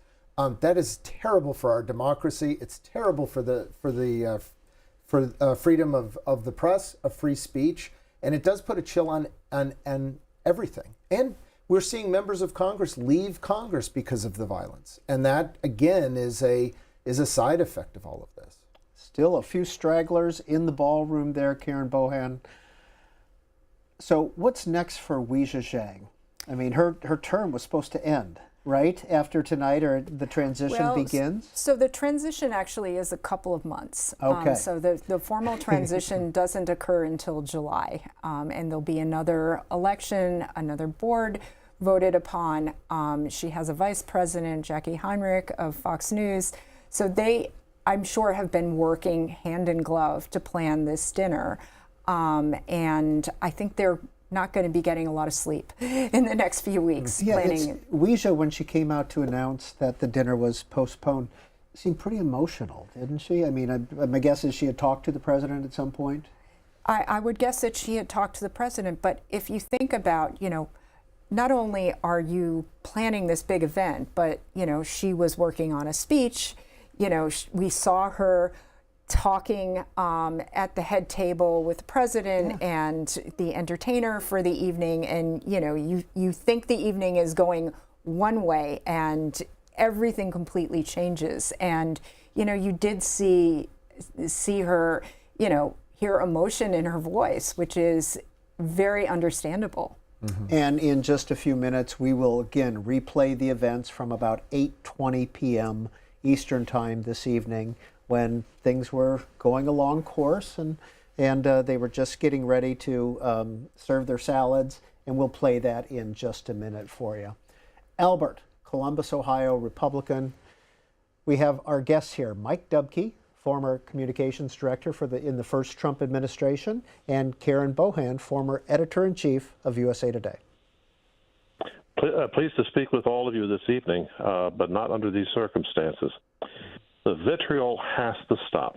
The constant brickbats from one side to the other, and the apparent partisan media in certain circumstances is causing this issue. If we had a ballroom at the White House at this point, we might be able to have that there instead of having it tents on the lawn, which was suggested earlier. But I am just Albert, when you talk about the media, are you singling out any particular media? I would say all of it, because it's all become everybody's basically trying to go through and preach to their own choir at this point. You have the Democrats on one side, you have the Republicans on the other. There is no true independent voice left at this point. It doesn't exist anymore. Thank you, Albert in Columbus, Ohio. On our Republican line, Karen Bohan. How do you make those, as a former editor-in-chief of USA Today, how would you address Albert's concerns if he wrote into you? So I think that there is a misunderstanding about why journalists are drawn to a beat like the White House beat. You know, I think for the very reason of wanting to encourage civil debate is why you gravitate toward a beat like that. You want the American people to hear about the issues, to hear the opinions from all sides about the issues. And you know, I think at points in our history, we have had very, very difficult issues as a country that we've been grappling with. And the role of reporters is not to tell people what to think, but to illuminate for people the issues. Amanda, Austin, Texas, Democrat. Yeah, my concern is that this is going to be a political issue when this is just a gun violence issue. This is neither Democrat, Republican, nor independent. And I just encourage people to find some organization that fits, you know, their beliefs, that, you know, their mission calls to them. Because this is not a political issue. This is strictly a gun violence issue, in my opinion. Thank you, Amanda. And you two are not invited on to talk about necessarily political issues. But Mike Dubke, what would you say? First of all, what would you say to Amanda about the gun violence, not a political issue? And the term fake news is often used by the Trump administration. We heard Karen Bohan talk about how to address that. How would you address that? Well, we'll go with Amanda first. I think this is, I think at the end of the day, this was a political statement, whether a gun was involved or a knife or any other type of violence. So for me, I think I would respectfully disagree that there most likely was some political statement that was associated with whatever happened in the outside. The ballroom. On to Albert's point, and his. When I was in the White House, to back up what Karen was saying, there were very dedicated reporters that were there. The one thing that I will say, now being out of that we need to remember across the board with this diversification of media as it is happening, that these are for-profit corporations. So you've got reporters reporting for their organizations, and those organizations do have a slant. And it is very difficult, I think, for the American people to sort through all of that. But they have a wide diversification of places to go to get their news. We just want to show you this tweet that was put out by a Hill reporter. This is Treasury Secretary Andy Besant. It'll replay here in just a second. This is him being escorted out.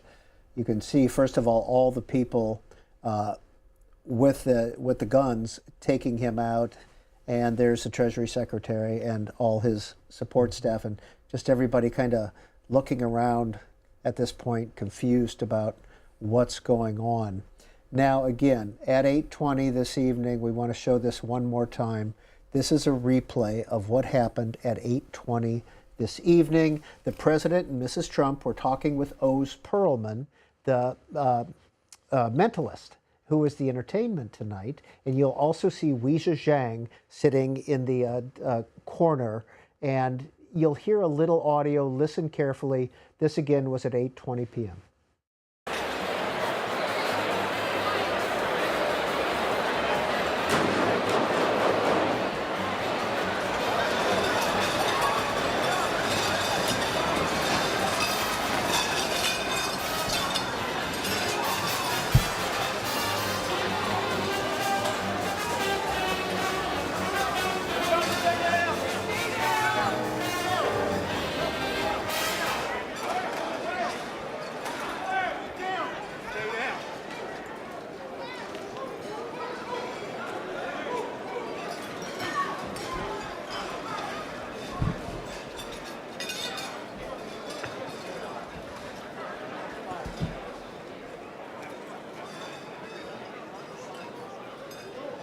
Again, that's what happened at 8:20 this evening. I know we've all seen it now several times, and we will see it over and over and over and from different angles. This is just happens to be the angle that this C-SPAN camera caught.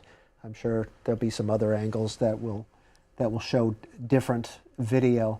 Karen Bohan, we've mentioned this a couple of times, but just to recap, what kind of investigation is going to go on after what happened tonight? So there's going to be an investigation into the suspect and the motive. There's going to be an investigation into whether anyone else was involved. And there has to be an investigation into the security breaches and how they happened, because, you know, this can't keep happening. And again, you were at the Hilton earlier this evening. What did you see?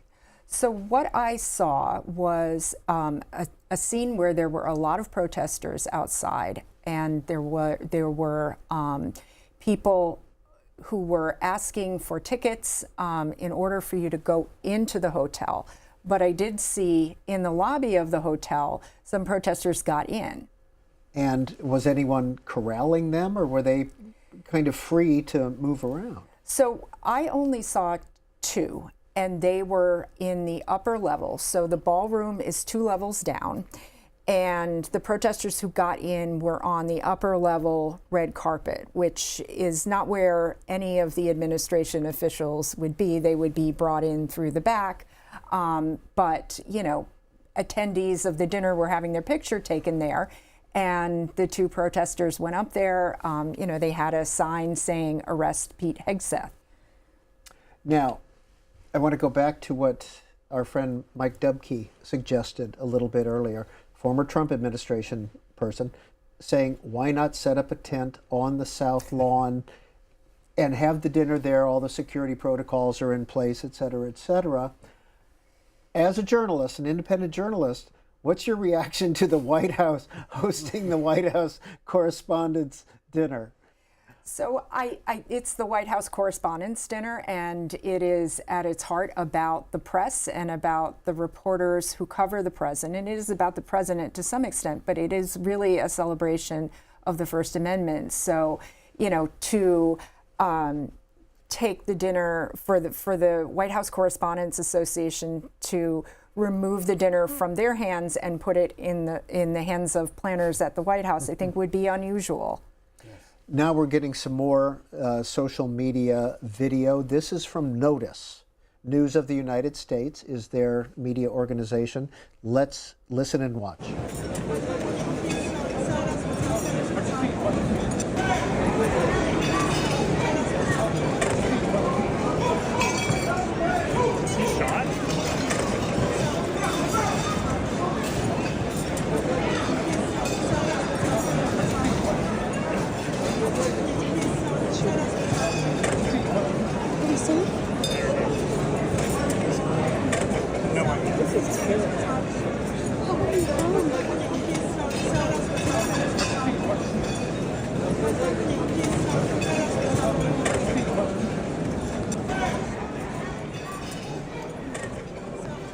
And under the tables, I would everybody point out went. a couple of things. One, C-SPAN was the one camera, as I understand it, they're the one camera that's officially allowed to be at this. The so-called pool. The pool for this event. And unfortunately, most of these media organizations do not invite their camera crews to the dinner.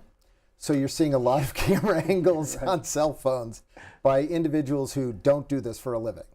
They're used to being in front of the camera and not behind the camera. So your C-SPAN's going to have the best coverage of this, I think. Yeah, my guess is that be part of the investigation, all that footage. Absolutely. Austin is in Worden, Montana, Republican line. Hi, Austin. Hi, good afternoon, panel. We're listening. My question for the panel is, how come the government doesn't do a case study on my great state of Montana? I want to say we're going to just leave our friend in Montana to his own opinions on whatever he was talking about. Holly in Zionsville, Indiana, Democrat. Holly, you're on C-SPAN now. What do you think about what's happening tonight? Well, I don't know why I'm concerned, but I may be, I'm a very normal mother of three, Midwestern.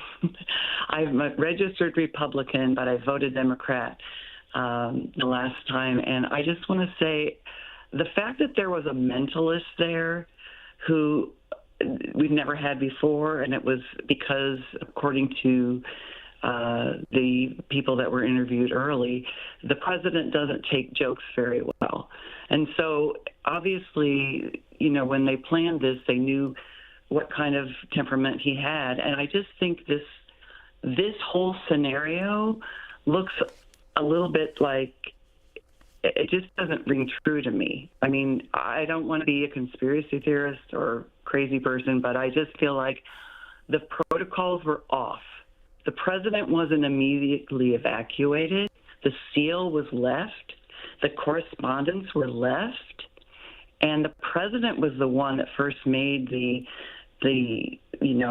response on his social media post about wanting to continue, wanting to give his speech, wanting to, and just none of this seems so. What normal. Draw this to a conclusion. What do you mean it doesn't seem normal? Just you get one statement now. Okay, if this was the plan to have this be interrupted in some dramatic fashion to draw our attention by this mentalist in agreement with the president or the White House, I think that's really awful. All right, Holly in Zionsville, Indiana, as she says, a Midwestern normal mother. What do you think about her thought process? The way that this all went down after the fact seemed very normal to me in terms of how the Secret Service reacted, and given that it was probably 2 floors away and it wasn't a direct threat in the room, they quickly assessed that. I'm not sure I'm there. In terms of the entertainment, I mean, the entertainment, and you would be better to speak to this than I am, but through the years, the entertainment has changed at the White House, at this Correspondents' Dinner. I think we're used to the over-the-top comedians of the past several years, but that didn't always used to be the case, is my understanding. Well, so also the entertainer for the evening, Oz Perlman, was chosen before it was clear whether the president would be attending or not. Yeah. And the other thing I want to clarify about Oz Perlman, when that was announced, I wasn't familiar with what a mentalist is.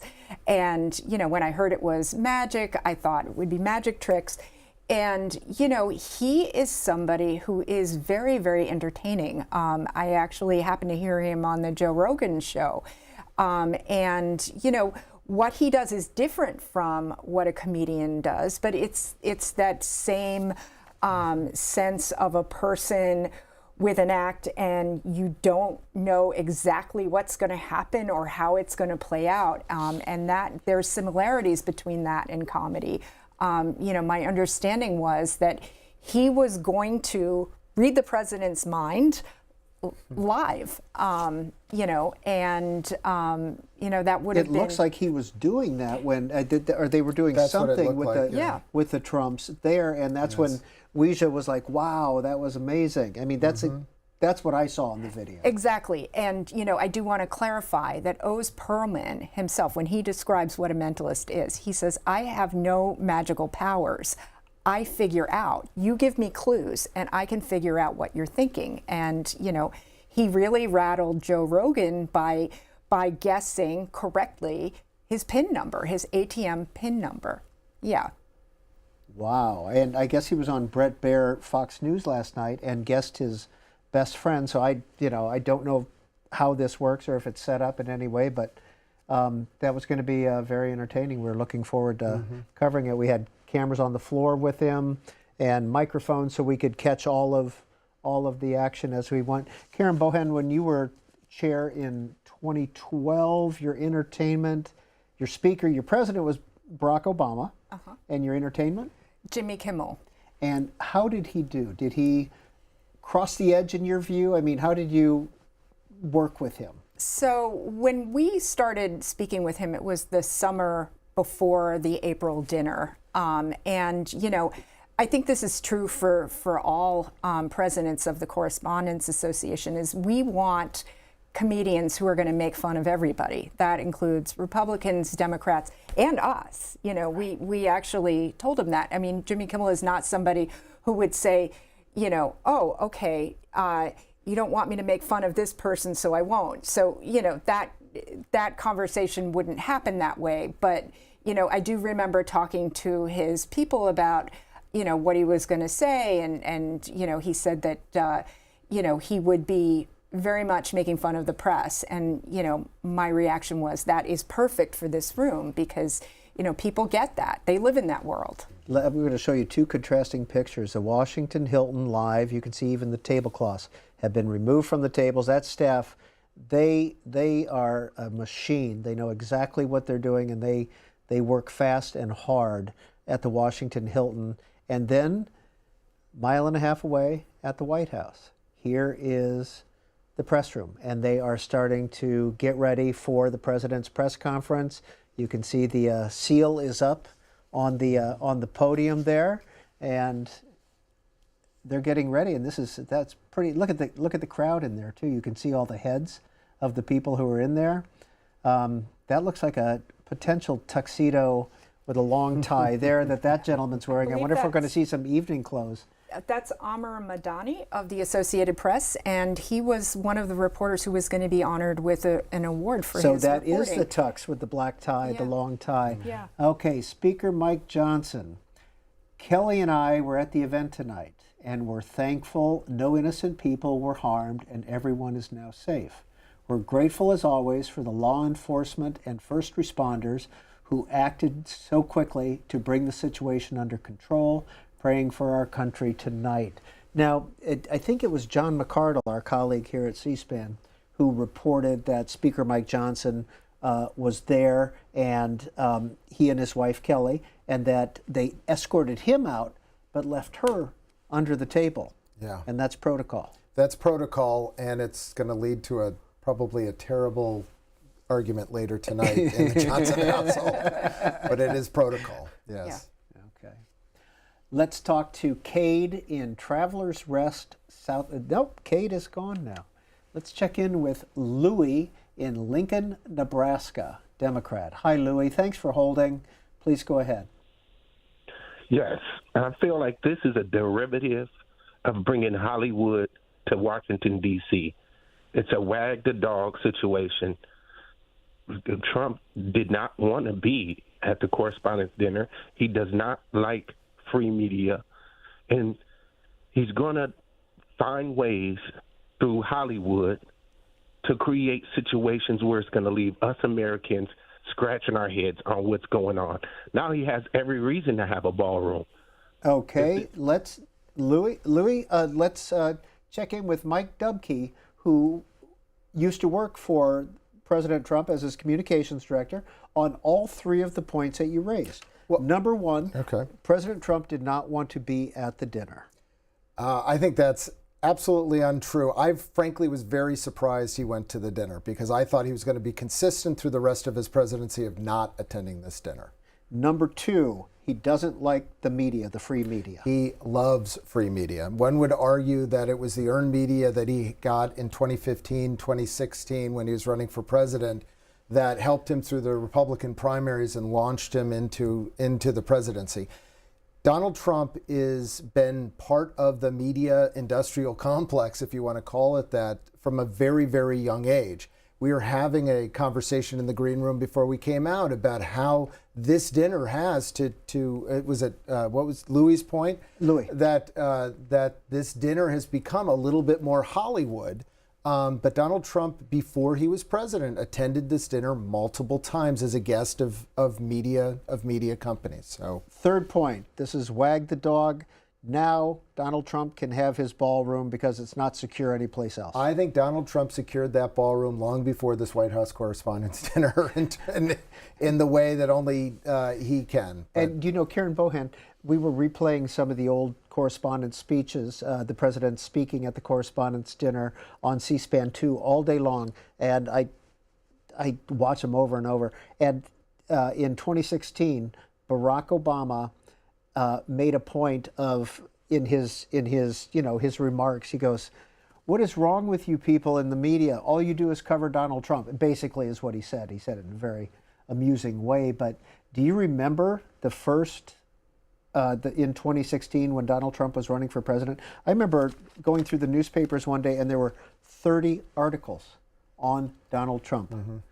What was it about him that attracted that attention? It was his ability to get free media from the press. I mean, if you think about it, looking back to 2015 when he was running in the primary against Jeb Bush and Marco Rubio, they raised so much more money than him, and he ended up not needing the money initially. Exactly right. I mean, he did eventually sell the T-shirts and the hats, but he was far out fundraised, and he was ubiquitous though, because he would say controversial things. Everybody would be talking about what he said. Mike Dubke, were you working on the campaign at the time? I was not working on the campaign. I came to the administration not from the RNC or the campaign. I was I was a stepchild that arrived at the White House. But one of the things that we did at very early days at the White House was we discovered and learned that the fastest way for us to get our message out was not a press release, but we would have the president tweet, and it would go breaking news on CNN. Your leader here at C-SPAN now was my nemesis at CNN at the time, Sam Feist. But it was very easy for us, and Sam will hate me saying this, it was very easy for us to get a headline on CNN or any of the other networks, frankly, because when the president tweeted out, the earned media, the media treated that as breaking news. So that was the way we conveyed things. And Karen Bohan, if you didn't report on some of those tweets, did you feel left behind? Well, so, every time he tweeted, it wasn't necessarily news, but as Mike points out, it would get our attention much more. And one thing that, I was observing and that I mentioned to Mike in the green room is that we need so many more reporters on beats to cover this White House than was the case during other administrations. Some news organizations have doubled the size of their White House teams. And you can see the Jim Brady press room right now at the White House is full. I'm trying to see how much evening clothes. There's Caitlin Collins in a evening dress for CNN. You can see her up at the front doing her stand-up. I see another bow tie up there in the front. This should begin momentarily, it sounds like. In the meantime, Senator Deb Fischer, Republican of Nebraska, was at the dinner, and she had sent out this tweet following after she was able to leave the dinner. It's gone, but she was just thanking the Secret Service and everybody for the help that they provided. But so I apologize for not showing you that tweet at the same time. Peter in Hancock, Maine, Independent Line. Oh, hi there. Thanks for letting me talk. So I want to say I'm very grateful to law enforcement that all 2,000 journalists, including your own C-SPAN reporters, are safe and the shooter was apprehended. The press has been called fake news and often ridiculed by the current occupant of the White House. And I, for one, am glad all the journalists are safe. And I appreciate that you guys regularly put your lives on the front line of reporting every day. So thank you for doing that. That's Peter in Hancock, Maine. Who came up with the phrase fake news? Was that a Donald Trumpism? He made it famous. There were bumper stickers back when George Herbert Walker Bush. It was don't blame me. Ignore the media. Ignore the media. Vote for Bush. Yeah. Something like don't that, blame me. I voted for Bush. Yeah. This has been an ongoing kind of push and pull, especially with Republican candidates and Republican presidents, for years and years and years. So it wasn't invented by Donald Trump. He's very adept at coming up with quick sayings that's probably given him. But he's also probably the person that's benefited the most from the press, as we were just discussing before. Karen Bohan, when you hear the term fake news directed at you or your organizations, what's your instinct? So, I mean, I think that it comes from a place of not liking to be criticized or having any negative stories about your administration. And in that respect, I mean, other presidents did not use that phrase, but other administrations were often furious at the press, and that is a constant. It is now 10:25 p.m., about 2 hours ago, is when the incident at the Washington Hilton happened. We have had two guests here all evening, and we appreciate this so much that you're sticking around with us. Karen Bohan, former editor-in-chief of USA Today, Mike Dubke, former communications director in the first Trump term, and you guys came over here to talk about the White House Correspondents' Dinner, and we started off strong that way, I think, and we have just transitioned into what is happening tonight. So, and we're hearing your voices about what's happening. It looks like the press conference will be starting shortly. Of course, that'll all be live on C-SPAN, but in the meantime, let's hear from Rose in Delaware, Ohio, Republican line. Go ahead, Rose. Thank you so much. I apologize for my voice dysphonia, but I went to Afghanistan as a DOD accountant, no military involvement, or experience.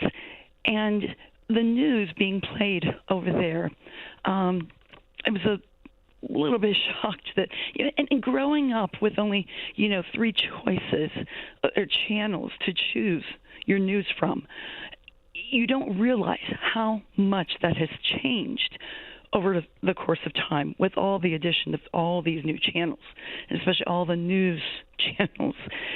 But I was on 4 different bases, but when in Kabul, I was there for the Bin Laden ordeal, hearing the streets are hot, could possibly turn hot on us. But I'd watch the news at mealtime. And it was amazing, Al Jazeera, it's amazing how they were not trying to persuade. They just delivered the news. And it was incredible it took you to a higher level of knowledge. It was, I miss it incredibly. Rose, we're going to leave it there. Mike Dubke is somebody who had to deal with the media at the White House Communications Office.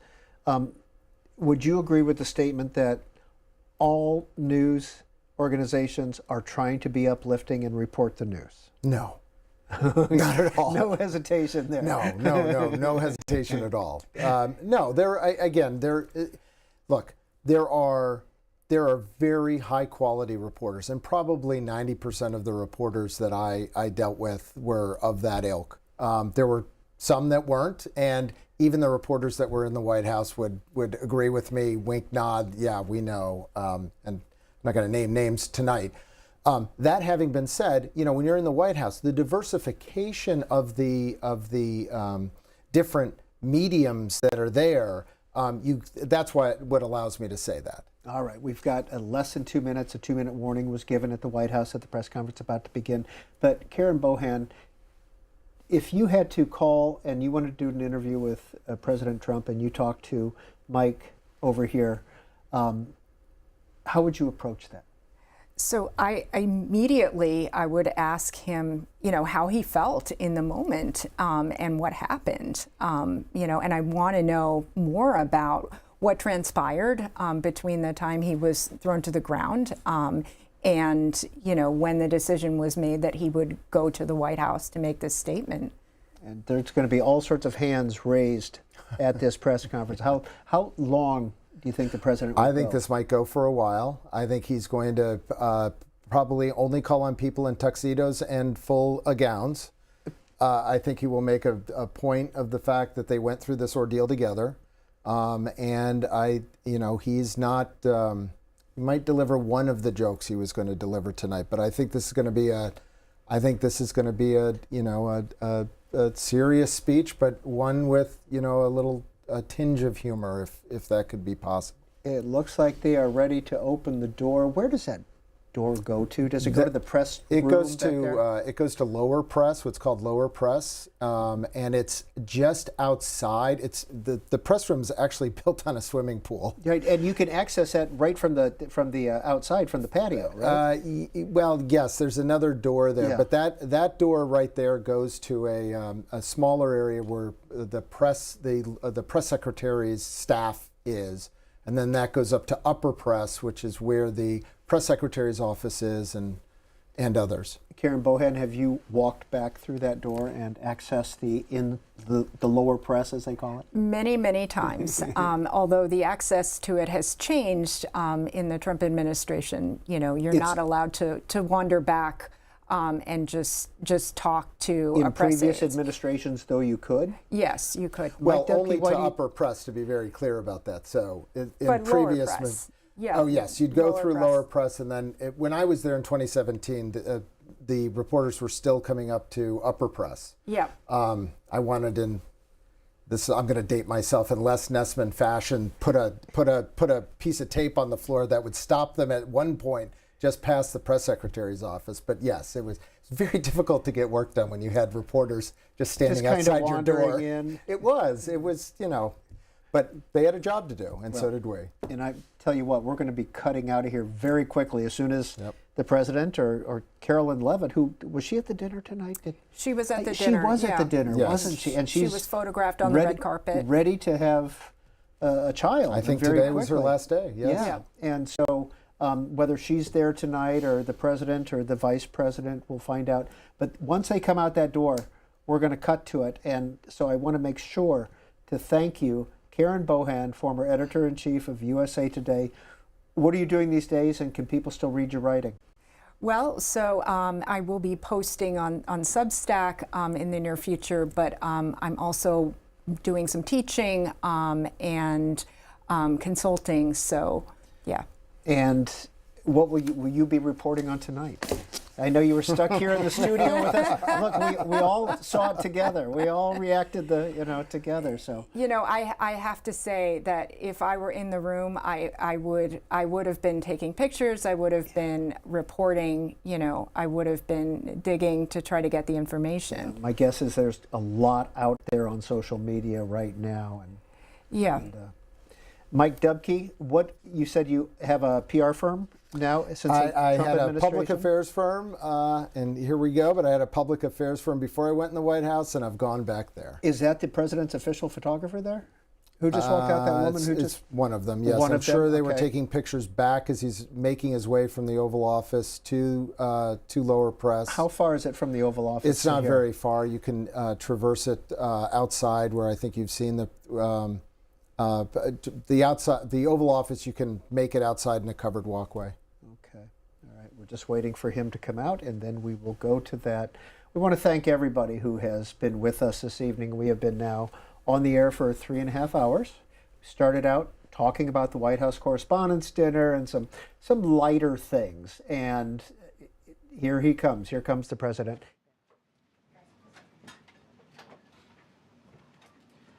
Well, thank you very much. That was very unexpected, but incredibly acted upon by Secret Service and law enforcement. And this was an event dedicated to freedom of speech that was supposed to bring together members of both parties with members of the press. And in a certain way it did, because the fact that they just unified, I saw a room that was just totally unified. It was in one way very beautiful, a very beautiful thing to see. A man charged a security checkpoint armed with multiple weapons, and he was taken down by some very brave members of Secret Service, and they acted very quickly and have just released, for purposes of transparency, clarity, I've ordered it to be put out. You probably have it by now. Put out on Truth and put out on many other platforms. A tape showing the violence of this thug that attacked our Constitution, and also showing how quickly Secret Service and law enforcement acted on our country's behalf. Really did a great job. One officer was shot, but saved by the fact that He was wearing obviously a very good bulletproof vest. He was shot from very close distance with a very powerful gun, and the vest did the job. I just spoke to the officer, and he's doing great. He's in great shape. He is has very high spirits, and we told him we love him and respect him, and he's a very proud guy. He's very proud of what he does, Secret Service agent. And we looked at all of the conditions that took place tonight, and I will say, you know, it's not a particularly secure building, and I didn't want to say this, but this is why we have to have all of the attributes of what we're planning at the White House. It's actually a larger room, and it's much more secure. It's drone-proof, it's bulletproof glass. We need the ballroom. That's why Secret Service, that's why the military are demanding it. They've wanted the ballroom for 150 years for lots of different reasons, but today's a little bit different because today we need levels of security that probably nobody's ever seen before. But everyone owes a tremendous debt of gratitude to the courage of law enforcement, the law enforcement, and working with the D.C. police. And we just spoke with the mayor. And when we're finished, the police chief is going to take over and discuss it also from their viewpoint. But they also performed exactly as they were supposed to. And you see the attacker in different positions, but you also see the attacker totally subdued and under control. So as you know, this is not the first time in the past couple of years that our republic has been attacked by a would-be assassin who sought to kill. In Butler, Pennsylvania, less than 2 years ago, you all know that story. And in Palm Beach, Florida, a few months after that, we came close. We really had, again, we had some great work done by law enforcement. But in light of this evening's events, I asked that all Americans recommit with their hearts in resolving our difference peacefully. We have to resolve our differences. I will say, you had Republicans, Democrats, independents, conservatives, liberals, and progressives. Those words are interchangeable, perhaps, but maybe they're not. But yet everybody in that room, big crowd, record-setting crowd. There was a record-setting group of people. And there was a tremendous amount of love and coming together. I watched, and I was very, very impressed by that. But we were, First Lady and I were taken very well care of, very quickly rushed off the stage. Vice President J.D. Vance, who's here, was likewise beautifully done. He was just saying how quickly everybody acted, law enforcement, Secret Service in particular in this case, but law enforcement. Marco had the same thing. Pete was there. Pete didn't want any help. He didn't want anybody to help him. He doesn't want anybody to help him, but he did get some, didn't you?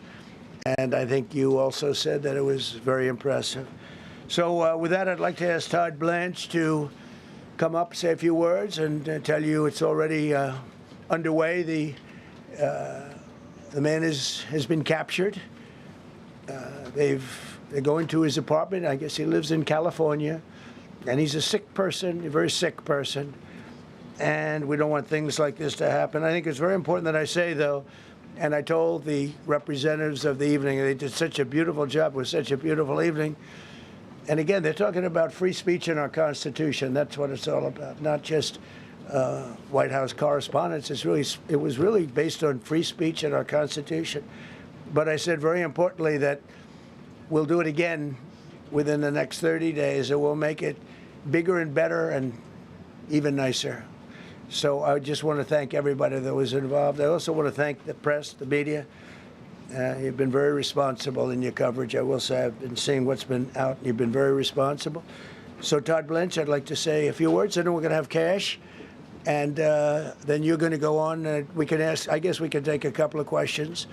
I want to thank the First Lady that was a rather traumatic experience for her. There was a lot of action taking place up there very quickly. But again, the response time was really incredible. And we're going to reschedule. We're going to do it again. We're not going to let anybody take over our society. We're not going to cancel things out because we can't do that. We wanted to stay tonight. I will tell you, I fought like hell to stay. But it was protocol. They said, please, sir, because they didn't know there was a lot of action going on, and they didn't know could there be probably a lone shooter, but we'll find out. We'll find out very quickly. They have it very well under control. So I want to thank everybody very much. And Todd Blanche, please. Thank you very much, Mr. President. Tonight you saw the very worst and the very best of this country. You saw the very worst by the actions of that coward that the President just talked about.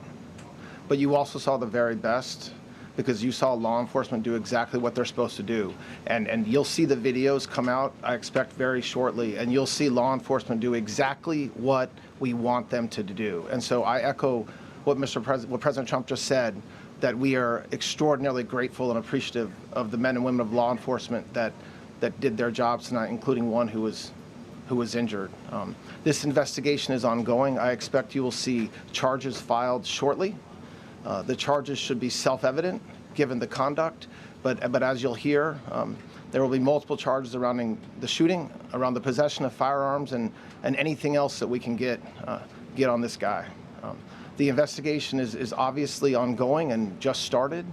There is federal law enforcement already working on search warrants and doing their job, and I don't want to get ahead of them and don't want to get ahead of the work that they're doing even as we speak. Director Patel and I were just on the crime scene a short while ago, and everybody in this room should rest assured that the Metropolitan Police Department, the FBI, Secret Service, everybody's on the scene doing their job. I know that the police chief is going to give an update from the scene as soon as we're finished here, and I obviously will lead the details of what they have learned to him. But in the meantime, I just want to thank everybody in this room for the courage. And I want to thank President Trump for his words, and I promise you, justice will be served. Thank you. Director Patel.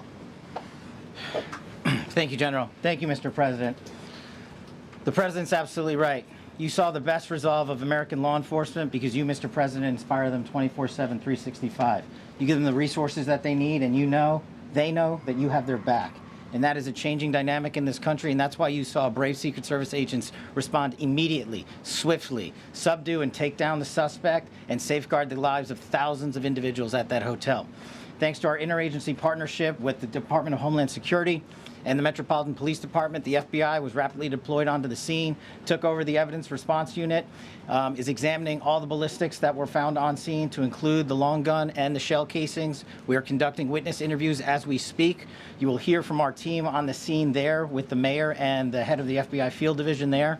But please know what the Attorney General has just said reigns no truer. You saw the very best of America tonight. The very best unite us at a time of uncertainty, because we have leadership here with the President and the Vice President that backs law enforcement, and the men and women that I shook their hands on the scene today could not have been prouder to show up on scene. And as the Attorney General said, make no mistake, we are conducting witness interviews. If you have any information whatsoever related to this event, 1-800-CALL-FBI, 1-800-CALL-FBI. No piece of information is too small. No piece of information is inadequate. We will evaluate it all. We will also be conducting interviews of those that were there.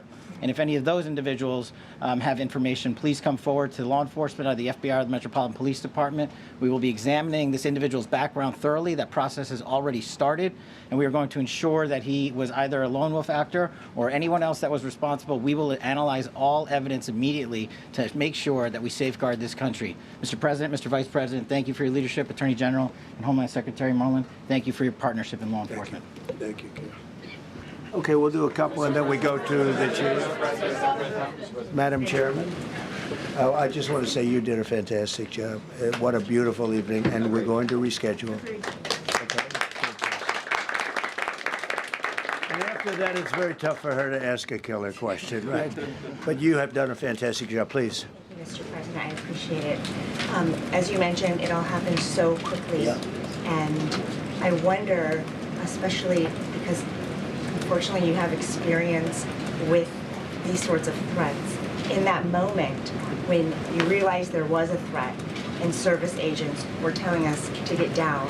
Can you describe what was going through your mind, how you were feeling in that moment? That's a very good question, actually. It's always shocking when something like this happens. It's happened to me a little bit, and that never changes. The fact, we were sitting right next to each other, First Lady on my right, and I heard a noise and sort of thought it was a tray. I thought it was a tray going down. I've heard that many times, and it was a pretty loud noise. And it was from quite far away. He hadn't breached the area at all. They really got him. But so it was quite far away, but it was a gun. And some people really understood that pretty quickly. Other people didn't. I was watching to see what was happening. Probably should have gone down even faster. Melania was very cognizant, I think, of what happened. I think she knew immediately what happened. She was saying, "That's a bad noise." And we were whisked away along with other people, but we were really whisked away. And again, the performance of the Secret Service and the police, all of the law enforcement, I thought was really good. So it was very quick. There wasn't a lot of time to be thinking, because it was a matter of seconds before we were out the door and gone into an area. We very much, and you wanted to too, we very much wanted to continue it, because I don't like to let these sick people, these thugs, these horrible, horrible people, change the fabric of our life, change the course of what we do. So we held out. You were there. We held out right till the end, but they didn't want to take a chance, and I understand there was protocol. But we're going to be doing one hopefully within the next 30 days or sooner, and I am ready, willing, and able. And I was all set to really rip it. And I said to my people, this would be the most inappropriate speech ever made if I said one. So I'll have to save it. I don't know if I could ever be as rough as I was going to be tonight. I think I'm going to be probably very nice. I'll be very boring the next time, but we're going to have a great event. And you did a fantastic job. Thank you very much. Peter, go ahead. Thank you, President Trump. There's a report in the New York Post that this assailant assembled his weapon somewhere on site at the hotel. What do you think about that? And I ask respectfully, why do you think this keeps happening to you? Well, you know, I've studied assassinations, and I must tell you, the most impactful people, the people that do the most, you take a look at the people, Abraham Lincoln, I mean, you go through the people that have gone through this where they got them, but the people that do the most, the people that make the biggest impact, they're the ones that they go after. They don't go after the ones that don't do much because they like it that way. And when you look at the people that have either, whether it was an attempt or a successful attempt, they're very impactful people. Just take a look at the names there, the big names. And I hate to say I'm honored by that, but I've done a lot. We've done a lot. We've taken this country, and we were a laughingstock for years, and now we're the hottest country anywhere in the world. We've changed this country, and there are a lot of people that are not happy about that. So I think that's the answer, Peter. And after Butler, your team for a while rethought outdoor events. Yeah. Do you think that you now need to rethink No. indoor Well, events? but then you just don't do events. No, I can't do that. I have to. It is what it is. We have to do it. The room was very, very secure. You know, he charged from 50 yards away, so he was very far away from the room. And what did you think when you saw the video of how fast he was running? He was moving. He was really moving. And the reaction time was great. Boy, those guys, they had their guns drawn literally by the time he was there. They were shooting. That's right. I thought they were very impressive. And if I didn't, I'd let you know. You know, I'm not going to be, I would not stand for that. No, I thought they were very impressive. Thank you, President Trump, and thank you for updating us on the suspect earlier. Were you aware of any threats? Was your team aware of any threats beforehand? And do you believe you were the target of this tonight? I guess. I mean, these people they're crazy. They're crazy, and you know, you never know. He was very far away from me. He had to go through a lot. We had resources all over. We had resources sitting at tables, literally in disguise, sitting maybe at your table, who knows? But we had people all over the room, so he had a long way to go. That was really a first line of defense, and they got him. And they really, they acted incredibly. No, there was no notification. We had no idea. Go ahead, Do you know Kevin. any political motivations from this? Well, you never know. suspect? Now, we'll be able to tell you that maybe by tomorrow or the next day. He's in custody, and they're asking him a lot of questions. I guess they're going over, Todd, and they're already at his apartment. He lives in California. Yes, sir. And they're over there, so they'll be able to tell you. Thank you, Caitlin. President Trump, did the suspect say anything, or was he wearing anything that would allege some type of motive here? No, I mean, he was a guy who looked pretty evil when he was down. They had him down. He was fighting hard. He was, in my opinion, a sick person. Who would do that but a sick person? But I think you're going to find everything about him. No reason to talk about it now. But tomorrow at this time, long before this time, you're going to know a lot of things about him. They seem to think he was a lone wolf, and I feel that too. Are you concerned about U.S. Secret Service protection ability? We saw several of the detailees take minutes to be escorted out the room. No, they acted very quickly. No, I was very impressed by Secret Service. I mean, I'm the one, and Mark Wayne, you would agree with that, I think. Absolutely. I'm the one that would complain. You don't have to complain for me. I would be complaining. I'd be up here right now saying they didn't do their job. Oh, believe me, because, it's my life, and I want to live because I want to make this country great. That's why I want to live. But when you're impactful, they go after you. When you're not impactful, they leave you alone. Okay, a couple of more. Go ahead, please. Is there any indication that this shooting could have been linked to the war in Iran? I don't think so, but you never know. We're going to know a lot. We have the best people in the world working on it, and we're going to know a lot. Please. Mr. President, there's a lot. You, as well as some of us who have covered Butler, experienced 2 years ago. Yeah.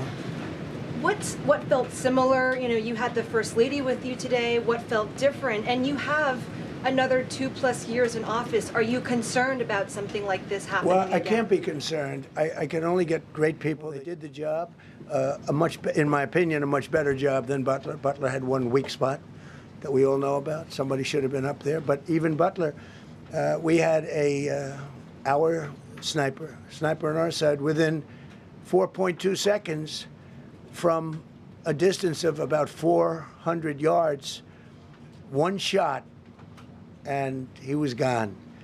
And if he didn't do it, now, he's David. His name was David.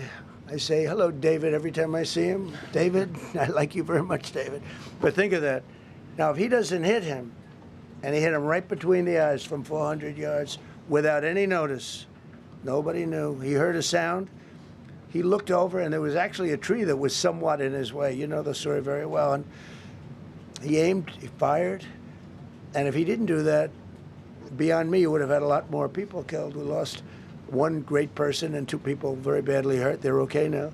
But no, that was so. In a sense, that was pretty amazing the job they did. But they did have that one weak spot, as you know. They should have had that covered.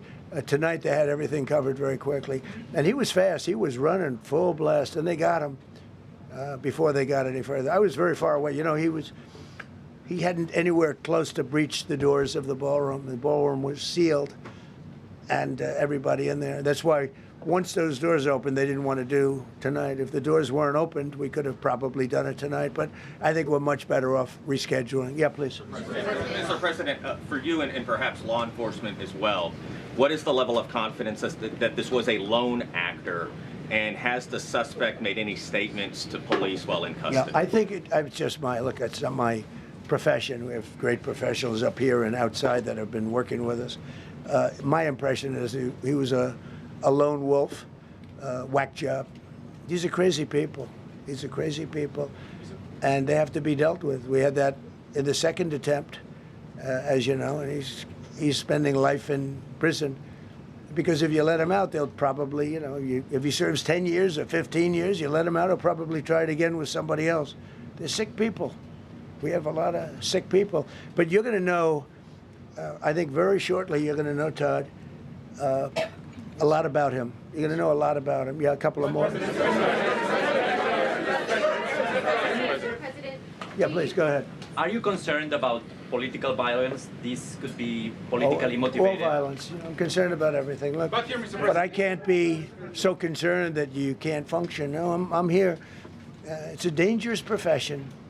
You know, I tell the story, race car drivers, I think it's very dangerous. So if you take 1% and then take about 10% of 1%, just to break it down very easily, they die. So much less than 1%, 10% of 1%. I think bull riding is very dangerous. If you take about the same, 10% of 1%, much less than 1%. But if you take presidents, it's 5.8%. And about 8% are shot at. So nobody told me this was such a dangerous profession. If Marco would have told me, maybe I wouldn't have run. Maybe I would have said, I'll take a pass. No, it's a dangerous profession, but I don't view it that way. Look, I'm here to do a job. It's part of the job. It is a dangerous, I can't imagine that there's any profession that's more dangerous. But I love the country, and I'm very proud. I'm very proud of the job we've done. You see what's happened. We have a great country. We've got, I think, the most successful, the hottest country anywhere in the world. This happened over a period of just a year, and we're going to do great things. But with that come risks. There's no question about it. Yeah. To that end, I mean, there's been so much political violence, not just aimed at yourself, but at other members of Congress, state house speakers, you name it.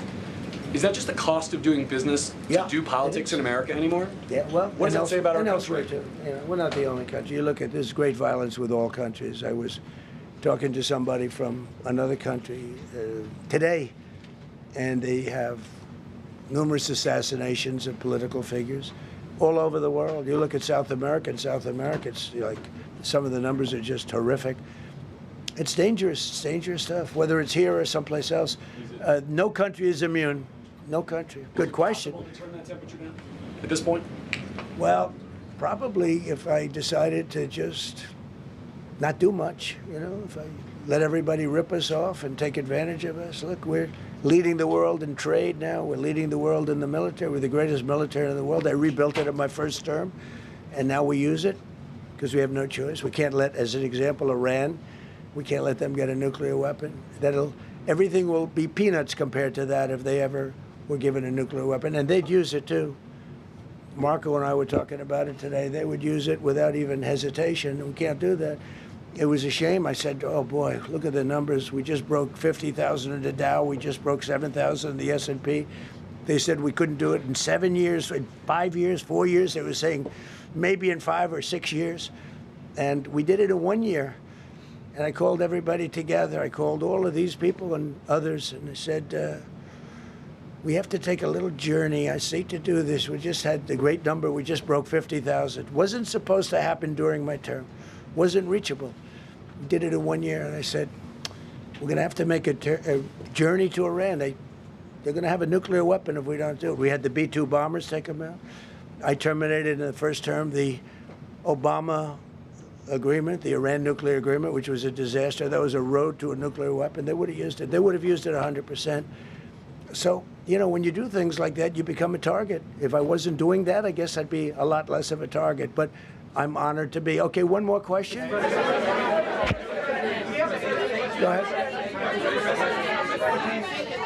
Yeah, go ahead. Thank you, President Trump. Thank you, President Trump. Do you know how the gun was brought into the hotel? And also, how does this event impact you as the leader of our country? Do you think it will change your I leadership? like not to think about it.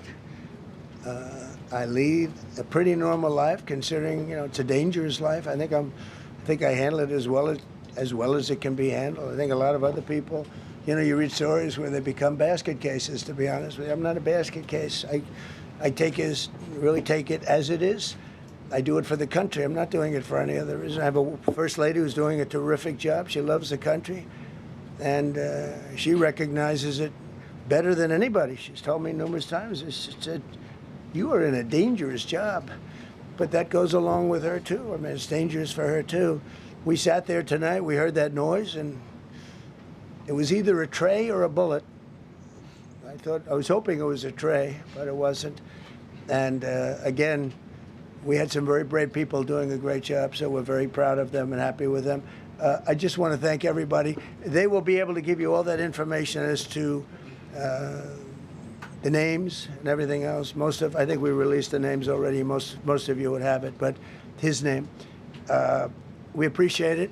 I see so many tuxedos and beautiful dresses. It was a little different evening than we thought, but we're going to do it again, and we have a great chairman who we're so proud of, and we have to make it better. We'll make it safer, I guess, right? But we're going to make it even better. Okay, thank you very much. Thank you. President Trump, can we hear from the first lady about how impactful this was? Can we hear from her about... Well, honey, would you want to say something? Okay. One in the back, Right. Millions of people across the globe, in fact, are watching you. You demonstrated courageous leadership, and thank God you're alive, all of us are alive today. What is the message that you want to give to the world that this should change? What corrective measures can we take from here on? Well, all you can do, look, I don't care how many people you have, how good they are. They can be the greatest people. You have the greatest security in history. If you have a whack job who's got a brain, but it's a little bit distorted or a lot distorted, they can make trouble. I would say, Pete, right? You know, they can make trouble.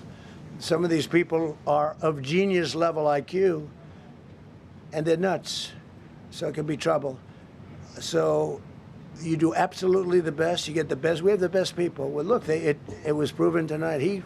He started running from 50 yards, and he was fast. He was like a blur on tape. He was moving. It was very impressive the way they got him, because a lot of people would be looking and saying, you know, it's like a weird feeling, and they would let him get through, but they didn't let him get through. They drew those guns so fast. They looked like Matt Dillon. They looked like somebody that knew what they were doing, and we really do. But it comes with the territory. And if you want to do a great job, I really believe that. And you take a look at what's happened to some of our greatest presidents, and it doesn't happen to people that don't do anything. And it's not going to deter me from winning the war in Iran. I don't know if that had anything to do with it. I really don't think so, based on what we know. But we're going to continue to do a great job. That's all I can do. Thank you very much. We'll see you tomorrow. Thank you. Thank you. Thanks, President Trump. Thank you. Glad you're okay. And that was President Trump live at the White House. It is 11 p.m. Eastern Time on the East Coast. At about 8:20 p.m., the incident at the Washington Hilton happened, and it was a shooting. And here is the suspect. Donald Trump put this on social media. This is the suspect on the floor of the Hilton. Not sure if this is in the lobby or down by the magnetometers near the ballroom. Can't tell where he is.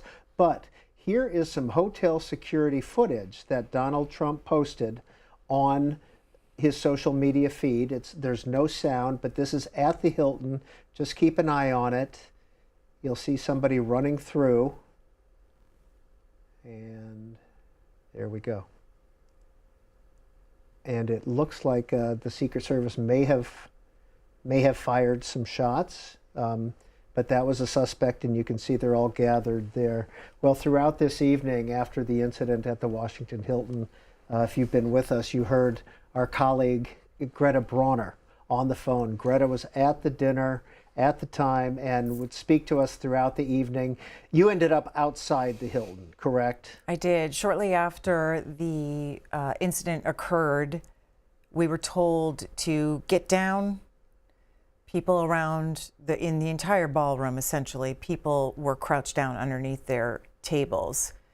The Secret Service, the law enforcement came in very quickly. They were hopping over tables, over chairs, running toward the dais. How close were you to the dais? We were probably 3-4 tables in, so we were pretty close to the dais. If you're looking at the dais, and the president, we were off to the left. Now, Greta, when we've replayed what happened, we can hear the 4 booms or 4 loud noises. Did you hear those? I did not. What I heard, well, I heard what sounded like, I agree with the president when he said it sounded like plates crashing, a tray crashing down. That's what it sounded like to me. And then there was even more commotion that sounded very similar as in the moments and the minutes after people said, get down, get down. After the president was whisked out, the HHS Secretary, RFK Jr., was taken out, so was the Secretary of State, the Cabinet Secretary, other Cabinet Secretaries. We had the Small Business Administrator at the table over from ours. She was surrounded.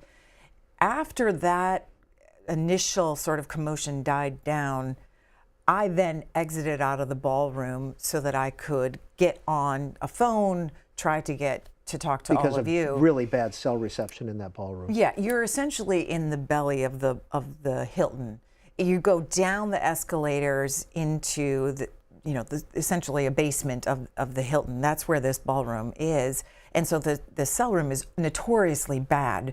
The cell service is notoriously bad when you're down there. Especially with 2,000, 3,000 phones on and trying to do the same thing. Exactly. So I left, and as I left the ballroom, I walked by the metal detectors. I then realized I was stuck. There was no way to get out at that point. I tried to turn around and go back so that I could leave out a different door, and I was told by law enforcement, you cannot go back in. And I believe he said to me, this is a crime scene, you cannot go back in. And I thought, okay, where am I going now?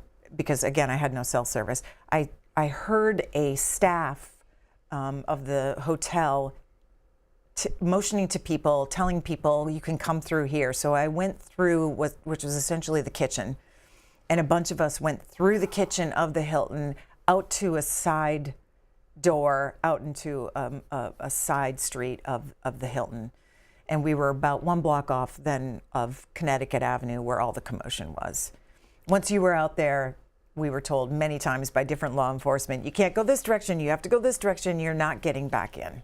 Had you had a chance to call the girls and Billy? Yes, I did immediately. I texted immediately before. And was he watching on TV? No. Oh, no. Okay.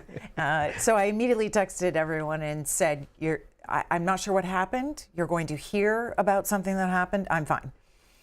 You brought your ticket for this evening. Why'd you bring this? I wanted to show folks what you had to show to get onto the grounds of the Washington Hilton. This is simply to get on the grounds.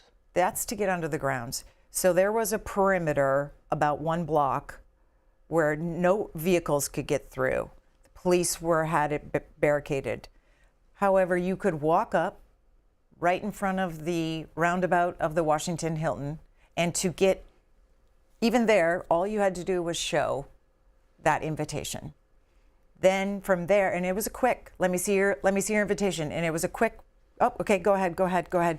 If we're going to cut you, Muriel Bowser, Mayor of D.C., press conference, live.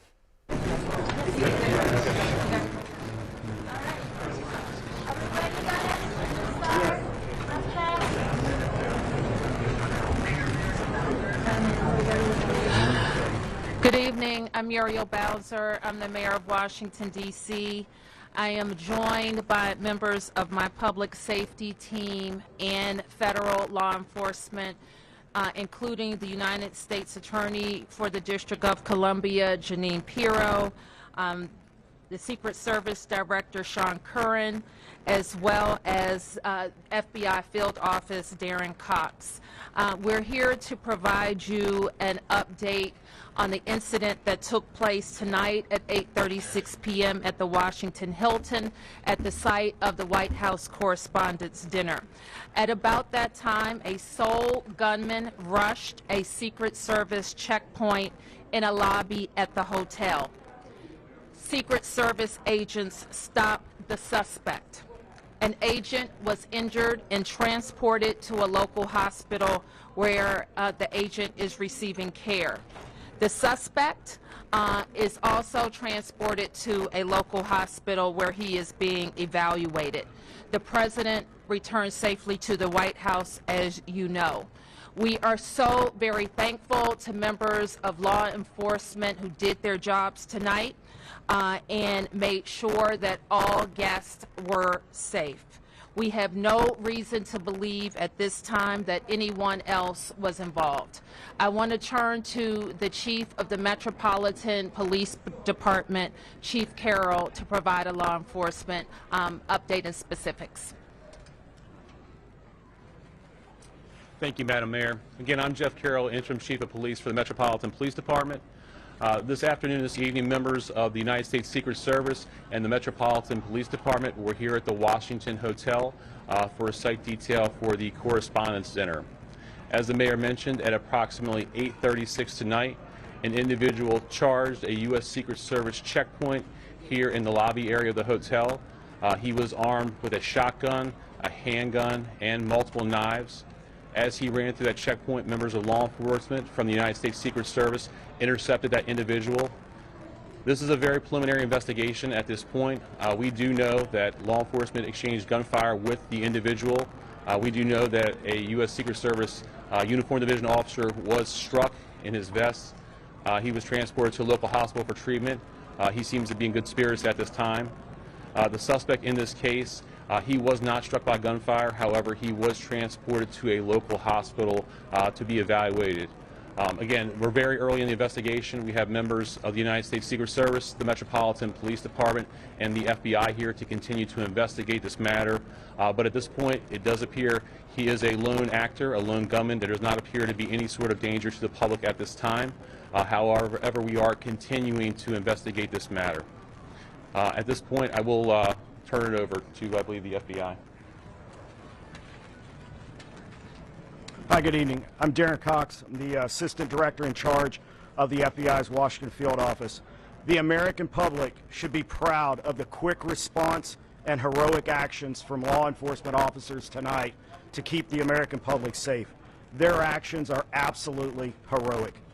The public should also rest assured that there will be no stone unturned during this investigation. The FBI currently has our Joint Terrorism Task Force here on scene, along with our Criminal Division, our Crisis Response Team, and agents from across the country are working on any leads that may come in this investigation. Anyone with tips in this investigation should call 1-800-CALL-FBI.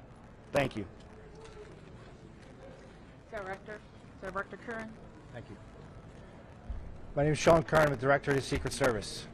Tonight, we saw exactly what our brave men and women do each and every day to protect our protectees. It's not easy, and I will tell you that they performed admirably. We got to see what they do, and that individual, when he charged a checkpoint, was apprehended. It shows that our multi-layered protection works, and I'm grateful to our partners that help assist us with building these sites and protecting these sites. Very fortunate that this officer is alive, is being observed, and I'm grateful that the President reached out to this officer and spoke with him earlier. I ask everybody to pray for him and all of our officers and agents that were involved, and I will tell you, we will continue with the mission. Thank you. Thank you. Judge Pirro. I'm Janine Pirro. I'm the United States Attorney. Right now, the defendant is being charged with 2 counts, 924C, using a firearm during a crime of violence, and a second crime under 111, which is assault on a federal officer using a dangerous weapon. Now, as you all know, there was an individual, a uniformed Secret Service officer, who was shot. Unfortunately, he is doing all right and he will be fine. But it is clear, based upon what we know so far, that this individual was intent on doing as much harm and as much damage as he could.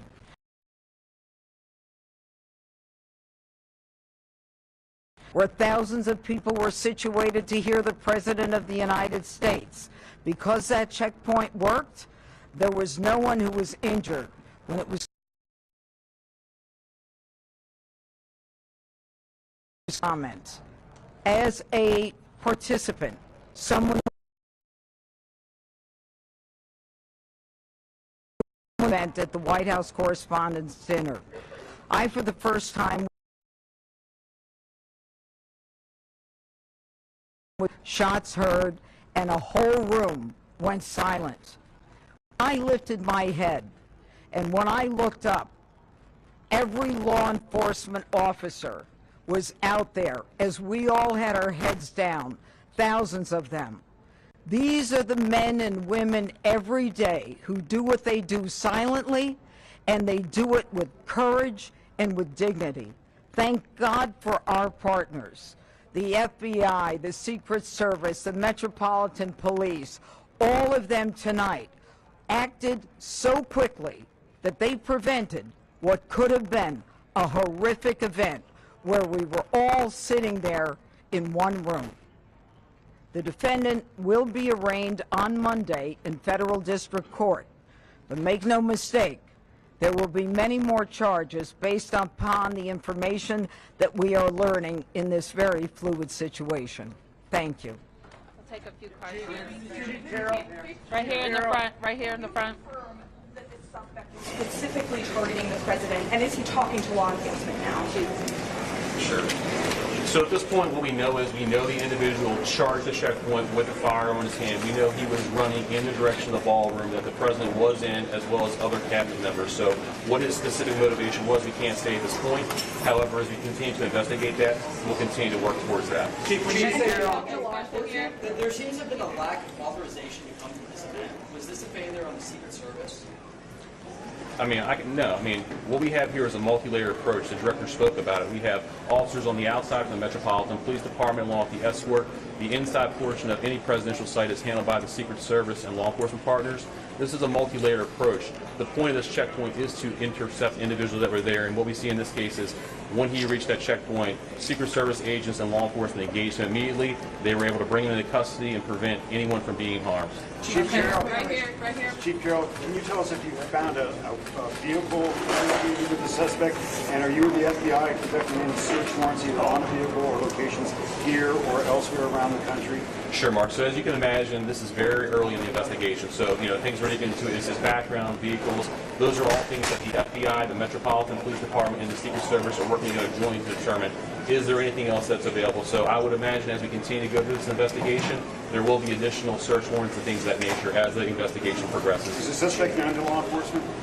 At this point, he was not known to the Metropolitan Police Department, I can say that. Right here. Chief, there are multiple other parties and events happening associated with this weekend tonight. Is there any reason to believe that there will be security concerns at those events? Are there preparations being made locally to protect those attendees? Yeah, absolutely not. So we have no indication. This is an isolated incident with one individual is the information that we do have. However, we do have additional officers across the city that are giving special attention.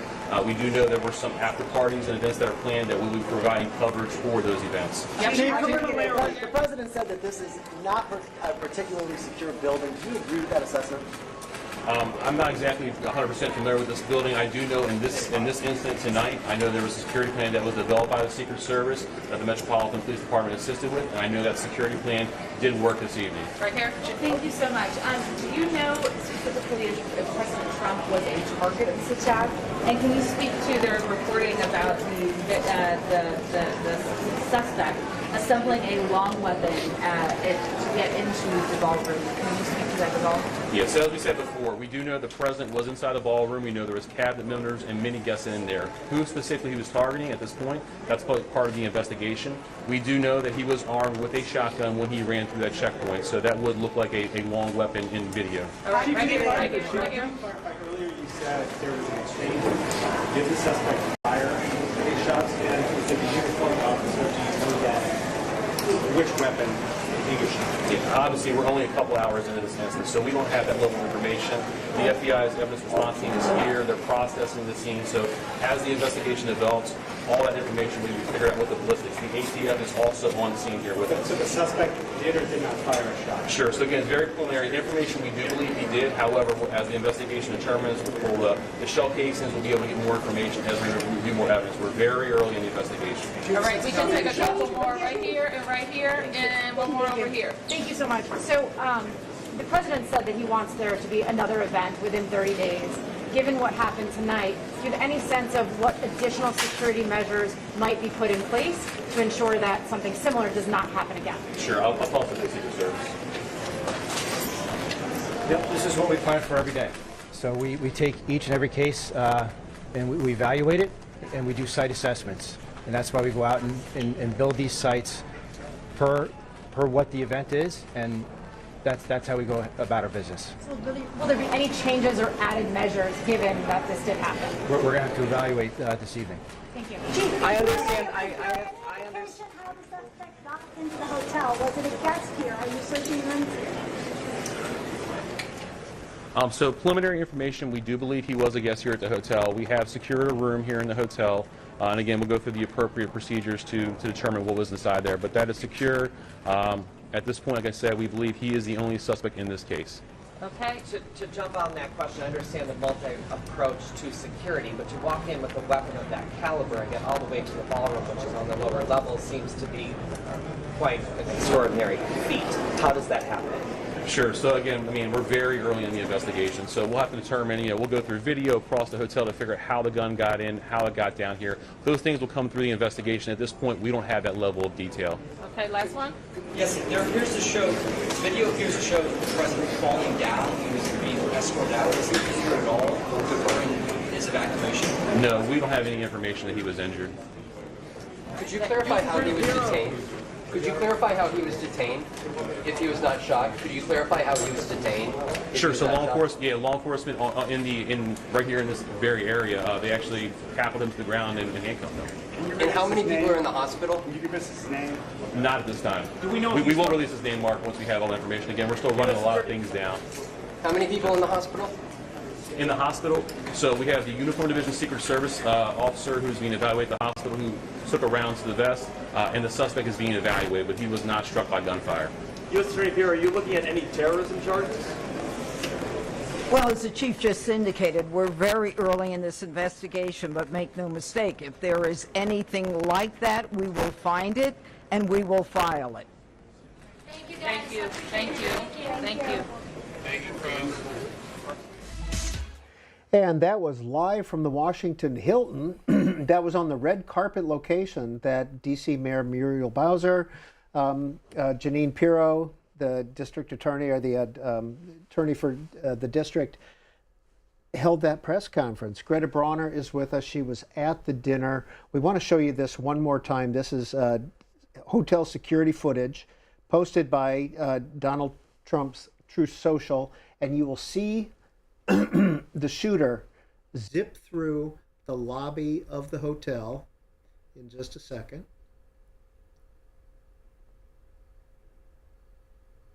There he went. You can see the Secret Service. You can see the Secret Service then firing on him. Greta Bronner is with us. Greta, we learned that a Secret Service agent did take a round, it sounds like, to his protective vest at that point. We were just talking to Greta about her time at the dinner. Greta, you were in the ballroom. I want to play the replay. I don't know if you've seen it yet. I haven't yet. You have not. No. We were on the set here. We had it on live on C-SPAN, and we all just kind of paused because we saw something was going on. But we are going to show you, Greta, the replay of what happened at about 8:20 p.m. Let's show it.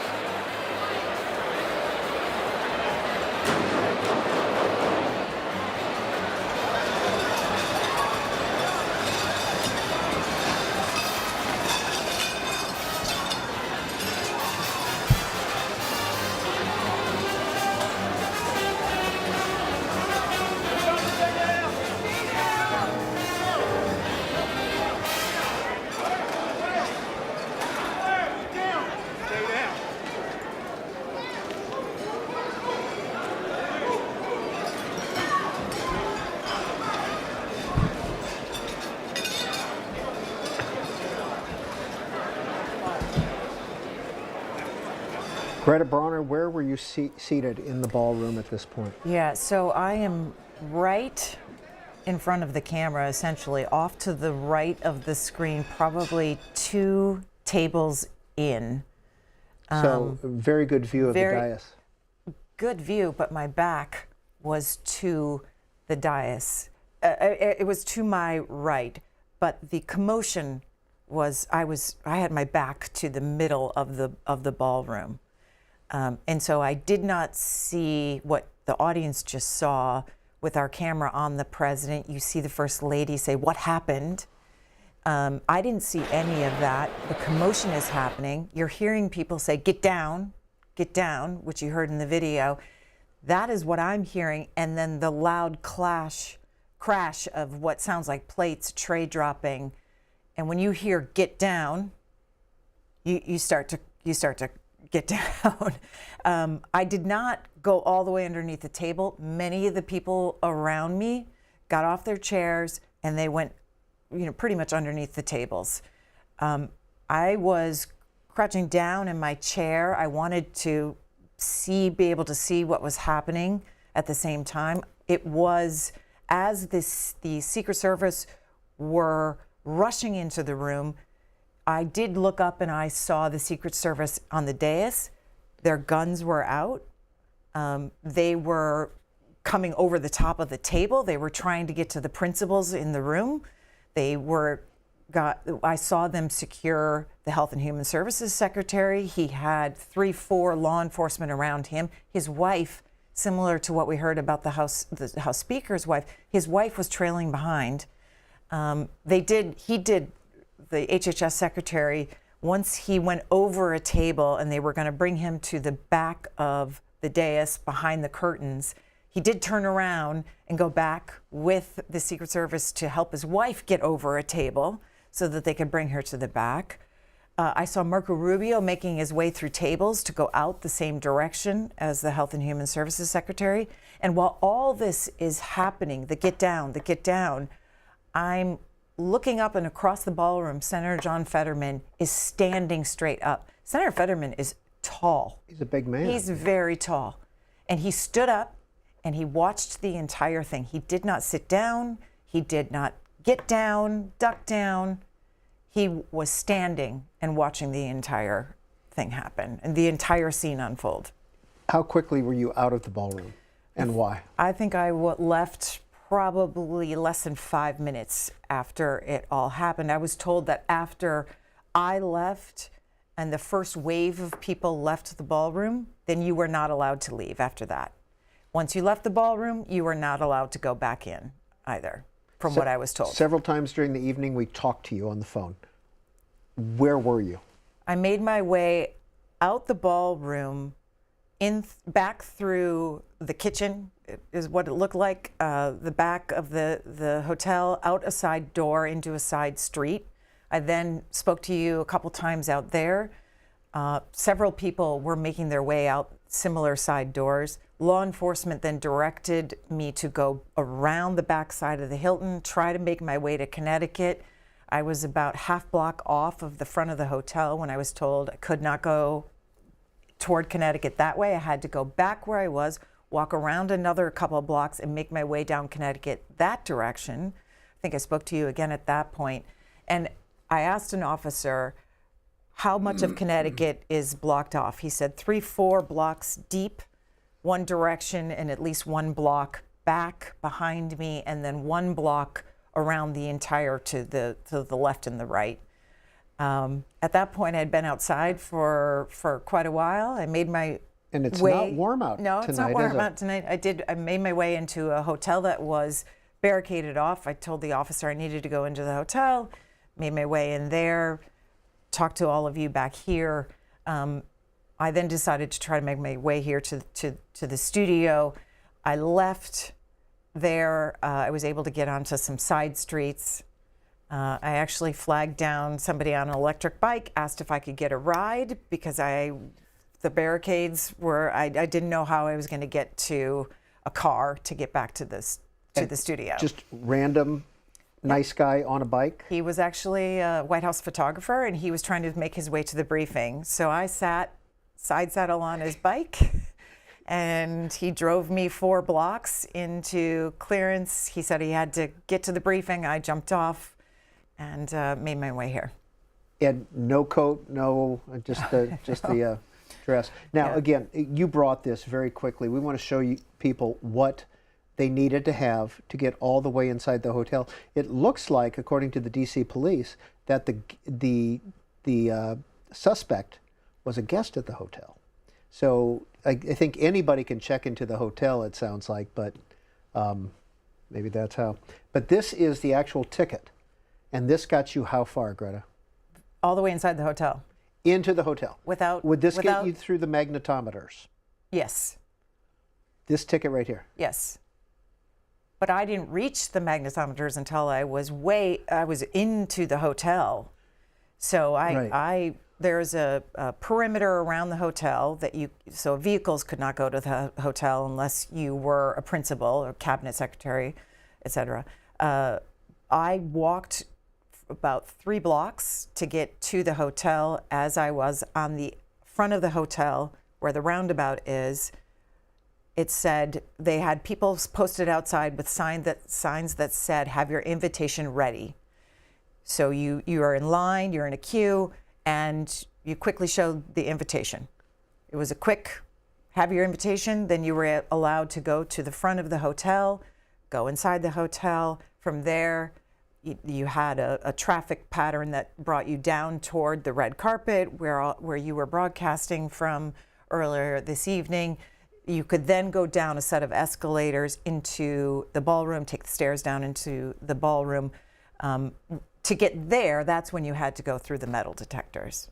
Show your invitation, go through the metal detectors. And as you said earlier, it's kind of like the belly of the hotel. And what President Trump said in his press conference, the doors were locked. We were sealed in, basically. No in, no out. And that's once those were breached, it changed the equation of whether or not the dinner could continue tonight. Right. So we really appreciate you coming over here. We're going to take some calls if that's okay with you. Yep. You've heard the story. If you've been with us all night, you've followed the process. I want to show you one more thing, though, before we go to your calls. And Greta had mentioned Speaker Mike Johnson was there. Here he is, and this is a tweet from Reuters. Here he is being hustled out of the hotel, and Mrs. Johnson was left under the table. That's the protocol again, not but there he is. There's Speaker Mike Johnson being hustled out of the hotel.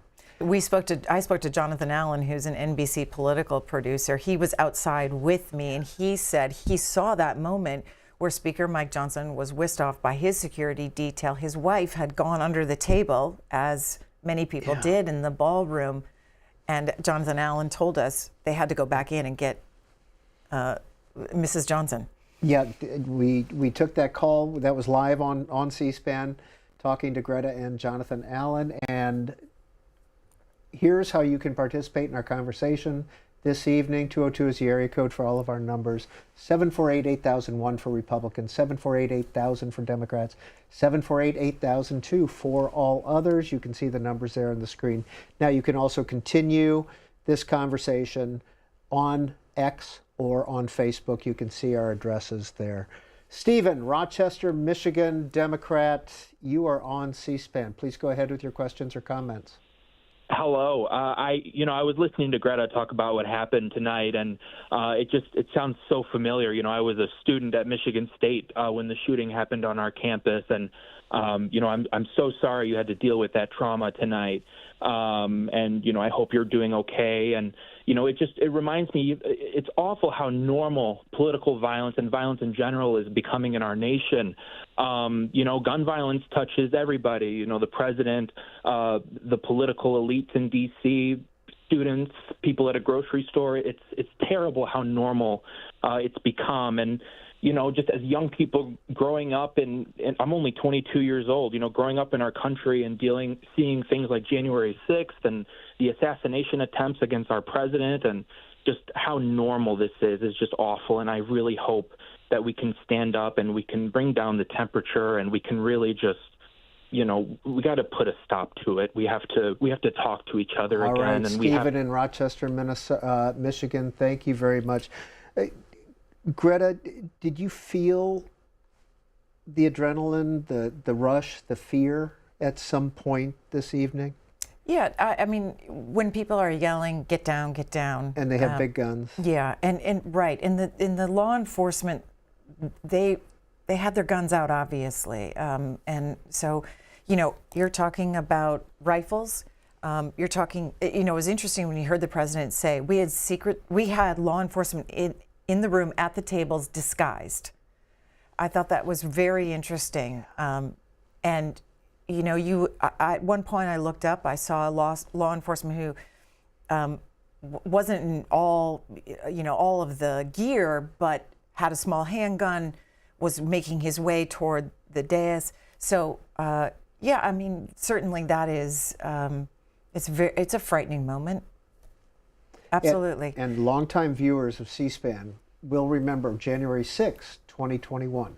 Greta was doing the morning show and getting ready to wrap up, and then the riots started at the Capitol, and 8 hours later, she was still sitting in this chair broadcasting. So kudos to Greta for going through that as well, from a safe position, but just to experience that was a lot. Yeah, and on the political violence, the caller was mentioning, Congressman Mike Flood was one of our guests tonight at our table, and he too, when they told us to get down, the congressman sat in his chair and he said a couple of times, "What's wrong with our country? What's wrong with our country?" He sounded very despondent as all the commotion was happening. Donald is in Savannah, Georgia, Republican. Donald, good evening. How you doing tonight? How are you? I'm doing well. They need to figure out a way to get Donald Trump reelected. That's what we need to do. Why is that, Donald? We need to get Trump reelected. All right, there's a Donald Trump fan calling in. Paul is in Lexington, Kentucky, independent. Paul, please go ahead. What do you think about what happened tonight? Yeah, thank you for your call. I wanted to thank you very much for the excellent coverage that you've given us tonight.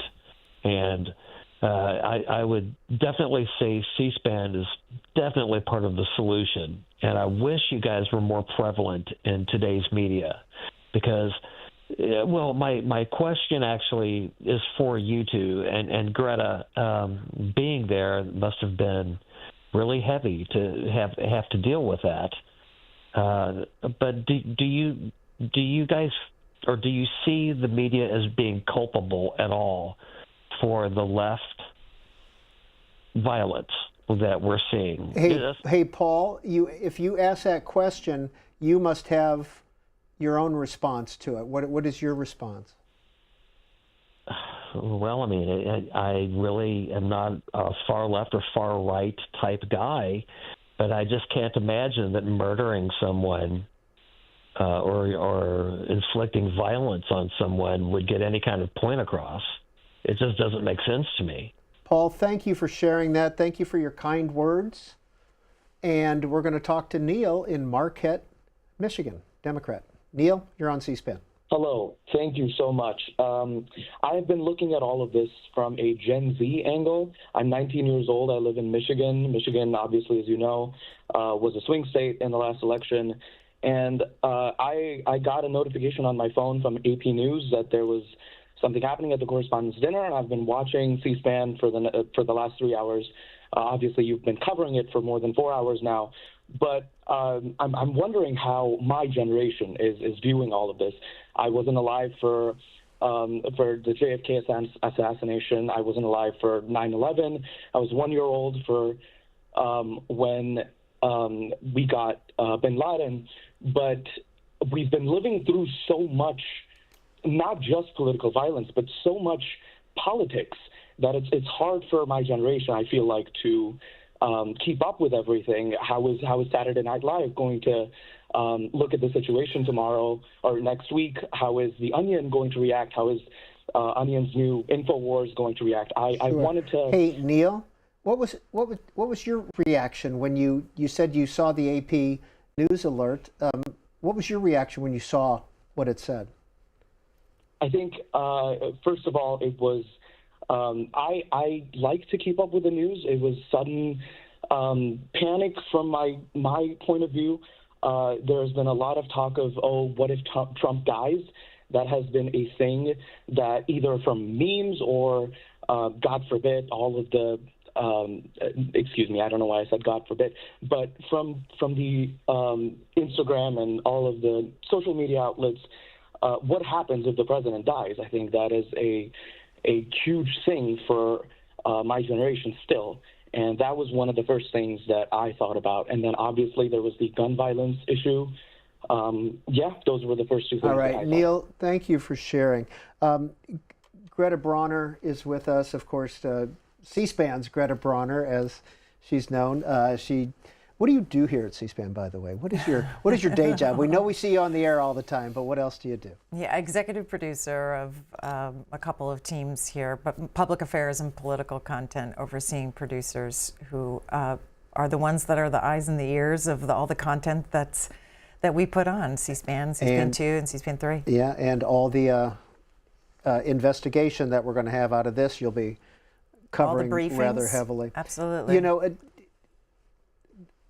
I want to go back to January 6th and tonight. I mean, beginning tonight, we were on the red carpet. A little bit fun, you know, a little bit lighter than what we usually do, and then we have to transition into this.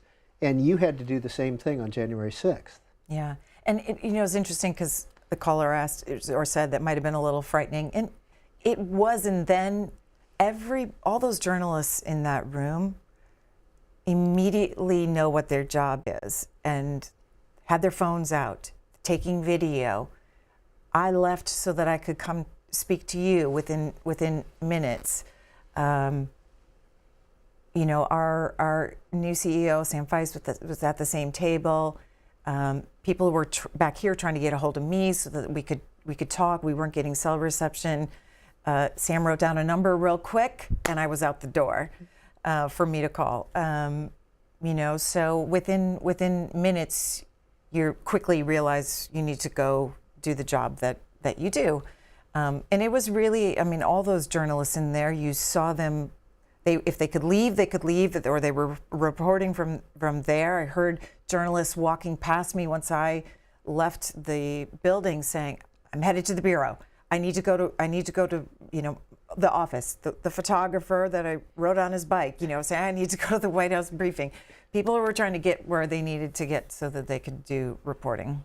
And we appreciate Greta coming back to C-SPAN up on Capitol Hill to take your calls for the next 15 minutes. Jeremy is right here in Washington, D.C., Republican line. Jeremy, what do you want to talk about? Yes, of course. Well, I'm actually a student at the George Washington University, and we were blocks away from the tragedy, and me and my friends were out. We were stunned, and political violence is now a common occurrence. Jeremy, were you watching on TV the dinner? I was not tuned in live, but I did have my phone, and immediately I was sent many messages. I'm a member of the College Republicans here at George Washington, and many folks were reaching out very worried. And on X, I saw the clip, and I was horrified. The camera shook, and I've never seen the president really taken out by Secret Service like that. So, look, this epidemic of violence has to be condemned. The temperature has to be brought down, and your political opponent cannot be viewed as your human enemy. Jeremy, where are you from? I'm from New York, Long Island. What are you studying? Political science. And you're with the College Republicans at GW as well here in D.C. Thanks for calling in. Julius is Calhoun, Georgia, independent. Hi, Julius. How you doing? I share a lot of sentiments with a lot of other people that have called today, just regarding, I guess I would call it the hyperpolarized states of America. And it's very frightening when, you know, a lot of this becomes normal. You know, I'm not necessarily the biggest fan of, you know, our current president, but that doesn't mean I'm going to, you know, do what this guy did. I think it's scary. I think it's, you know, the normalization is, you know, a bit frightening. When I got the news, I was actually a bit late to it. I mean, I was getting something done for college, chemistry major, and I simply got the news. I was talking to my brother, and we got the TV on, and it was just a it was just a big deal. And every time I get news like this, I'm always, the first to watch it. I'm always the first, just with my brother to always, discuss it, break it down. But it gets tiring because it's like this hyperpolarization. It's just, it's unreal. It is unreal what we're seeing today. I went to see Donald Trump and Joe Biden at the 2024 debate in Atlanta, and I remember vividly seeing an RFK supporter and some, I'm assuming, someone, there was a protest there going on, and, they got in a fight. And it's like, we cannot have this. We genuinely can't. Julius, we're gonna leave it there. We got a lot of calls on hold, but we really appreciate your calling. And what are you hearing from the callers, Greta? Not, don't mean to put you on the spot here as a C-SPAN host. No, I think it's interesting that repeatedly people are saying political violence. They wish it wasn't taking place in our society and in our country. So I think that's a common theme. I think we'll hear a lot of that. You heard the president talk about that. I think you'll hear from other elected officials, especially the ones that were in the room tonight. I wouldn't be surprised if they also hold news conferences to talk about this. We should probably let you know what happened tonight, because you were outside reporting on what was happening there. But at one point, they left the seal up on the podium, on the lectern, and they were measuring the distance to the monitors. And so it looked like the president was coming back.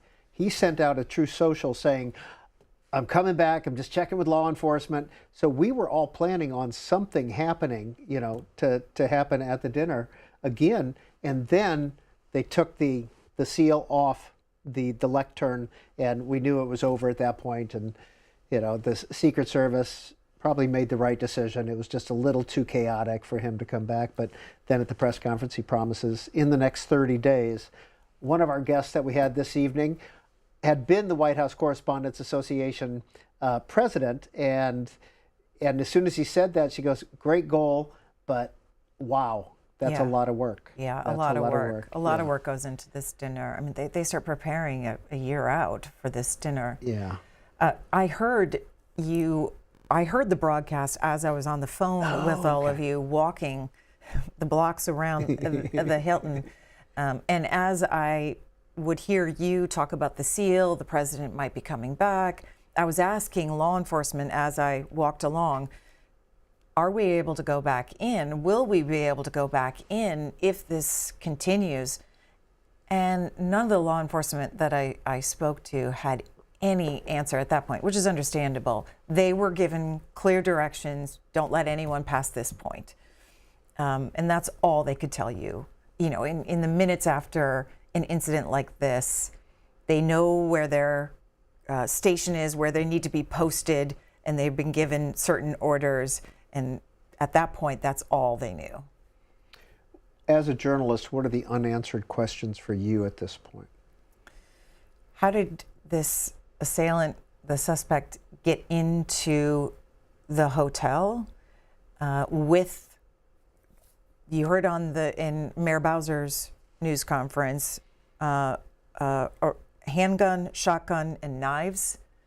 So how did he get, maybe he was able to get into the hotel, but how was he able to get that close to the ballroom? I know the president said he wasn't close to the president. I think the president said 50 yards away. Right.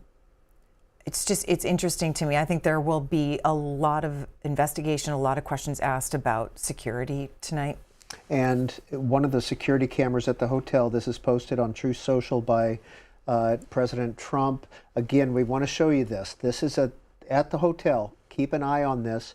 You will see the suspect come tearing through there, and the response by the agents. You can see how quickly he came through there.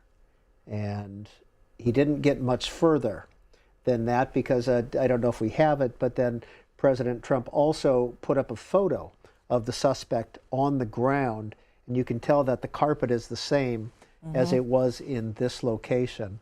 So, yeah, we heard during the news conference, exchanged gunfire with the individual.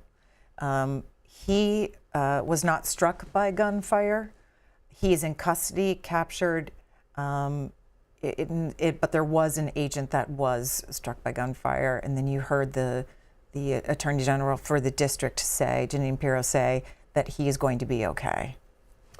Weijia Jiang was quite a little bit emotional when she came back out to announce that, they hoped to have something going on, but that it wasn't going to happen, and that President Trump then promised to do it again in 30 days. So, and then she asked the question at the press conference that we both wanted to listen to, because she was sitting right next to the president when all this happened. Robin Krevker, Illinois, Democrat. Robin, thanks for holding. You're on with on C-SPAN, and we have Greta Bronner here, in fact, who was at the dinner. Hi, thanks for taking my call. I'm watching this and reading online, and I want to know where the media skepticism is on this. I mean, that's really part of the media's job. There's so much online that leads to this being another possible staged assassination attempt like Butler, and I haven't seen anything from online or journalism, media journalism, legacy journalism. I'm sorry, I'm nervous. And so, then tonight hey, Robin, so you think Butler was a wag the dog situation or a setup? Absolutely, do a lot of other people. Okay. And then tonight, Robin, we're going to leave it there. We appreciate you calling in with your opinion that this was some kind of a setup. We've heard that a couple times tonight. Robin, let's see. We're moving on to Sandy in Paris, Kentucky. Hi, Sandy. How are you? Please go ahead and make your comments. We're listening. Okay. My concern really is about social media. I got online, a bunch of school friends of mine on here, and I saw a post. I'll read you one. I've never wanted to hear the leftists say the White House doesn't need its own ballroom again! Exclamation, exclamation. These people are juicing up things that President Trump has said instead of just quoting him, Okay, Sandy, thank you for calling in with that point of view. We've heard that quite a bit. And I know we're going to continue this conversation tomorrow morning on the Journal. It's hard to put you on the spot to talk about issues, because you and I do not talk about issues. Right. We have no opinions about anything. Right. So it was just, I think it's fascinating, though, for folks to have a window into what it was like to be in the room, though. I mean, to provide that for people tonight, because there's a room full of journalists. Yeah, when we started out tonight, we were showing the room and talking about how crowded it is and how painfully crowded that room can be with the aisles and the chairs and the whole thing. And it was, semi-lighthearted and semi, a little more relaxed than our usual issues-based coverage. Yeah, it's very tight in that room. I can't imagine that a fire marshal thinks that is a good idea. It is very tight, and they have chairs. You're very close together around the table. It's a crowded room. And we're going to show some video here that our C-SPAN's Howard Mortman shot when everybody was crouching down, just to give you a sense of people on the ground here. Some crouched, some not quite as far down. Yeah, and right there. Was that a Secret Service agent? That woman? Looks like she's got because she's not really dressed for the dinner, but looked like she was pulling out a gun maybe, right? I didn't see. Okay. And Howard was at there's John McArdle. There's John McArdle. So Howard was at the table behind. There's the table I was sitting at. There's the congressman right there. Okay. All right. Is that Pedro? That's Pedro. Yeah, there's Pedro. Pedro Echeverria was at the same table. Yeah, I see a couple people down, but you guys were just kind of a little bit crouched. And do we see we don't see the Secret Service coming through here, do we? Not quite at this moment. If this is just right after the sound of what it sounded like a tray crashing to to I saw them. It looked like they were coming across. No, you can see them. Tables. There they are. There we go. Here we go. Come on. Yeah. This is what we saw, and this is what really kind of caught our attention as to something is wrong here, with these guys crawling over the tables and getting through. And that's how quickly they moved. I mean, at this point, the president's already gone. The vice president's already gone. Did we ever First find lady. out, did they keep him at the hotel, or did they take him right back to the White House? I do not know. You're right. That was a gun, wasn't it, she pulled? Yeah. Yeah. It was law enforcement there. Yep. And now I would really get down if all those guns were. And okay. This is how these folks are moving quickly through the tables, over the chairs. You can see now this is when they're moving the Health and Human Services Secretary back that direction. He's in that scrum toward the dais that our viewers are seeing right there. That is the RFK Jr. there. He's starting to exit. And I think at this point, they have his wife. So they're exiting.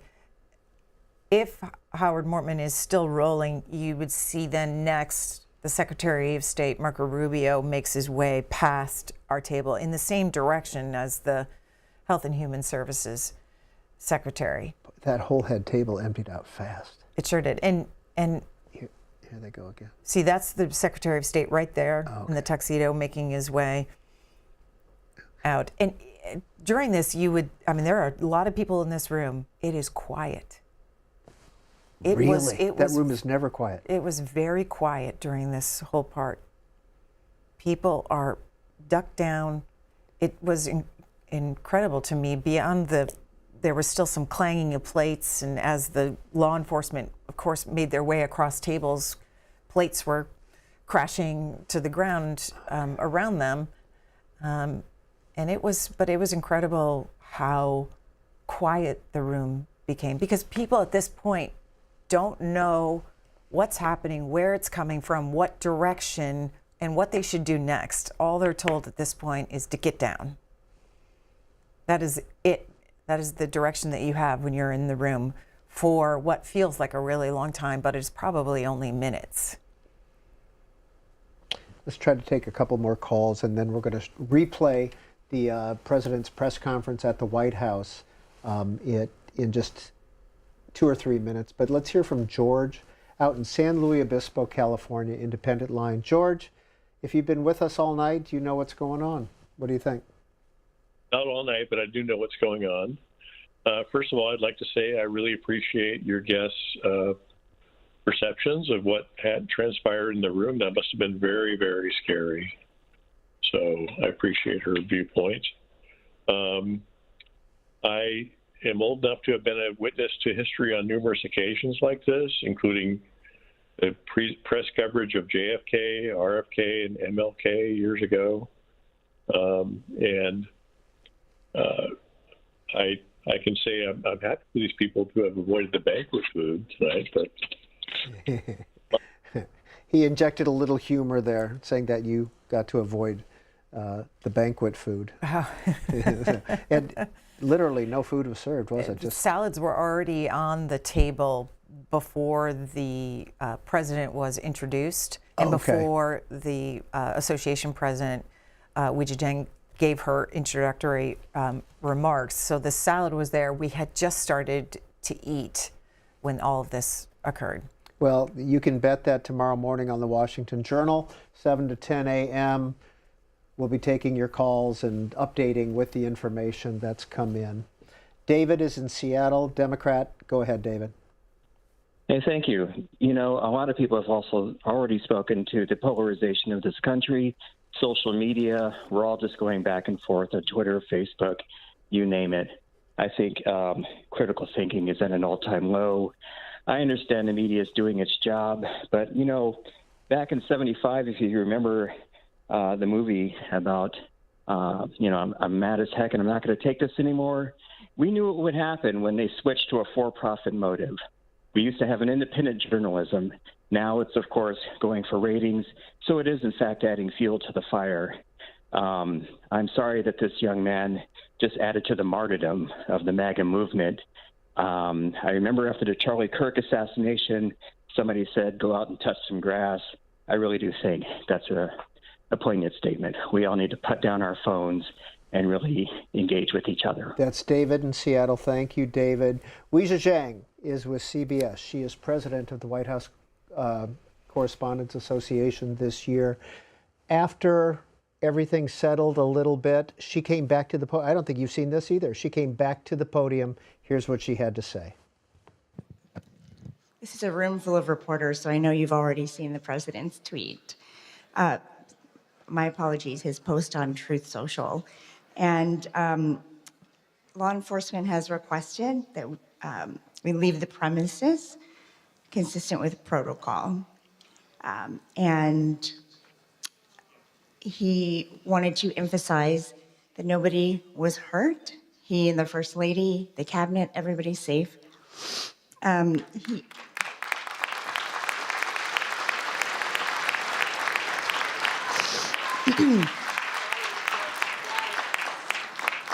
The president will be having a press briefing at the White House in 30 minutes. That is not a joke. And he insists that we will reschedule this event in the next 30 days. And that he wanted to do it tonight.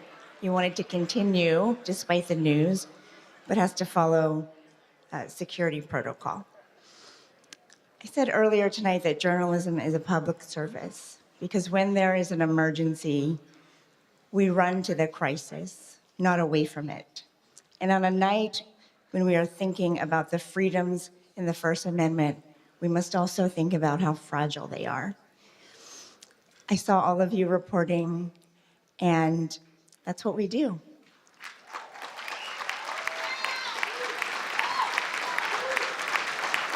So,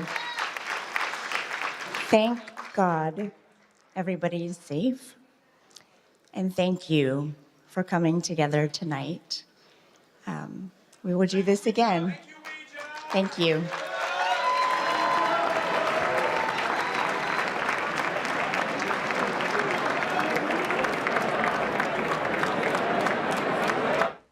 Greta Bronner, you hadn't heard Weijia because you were running around outside D.C. Yeah, and she was emotional there. Yeah. I was struck by that.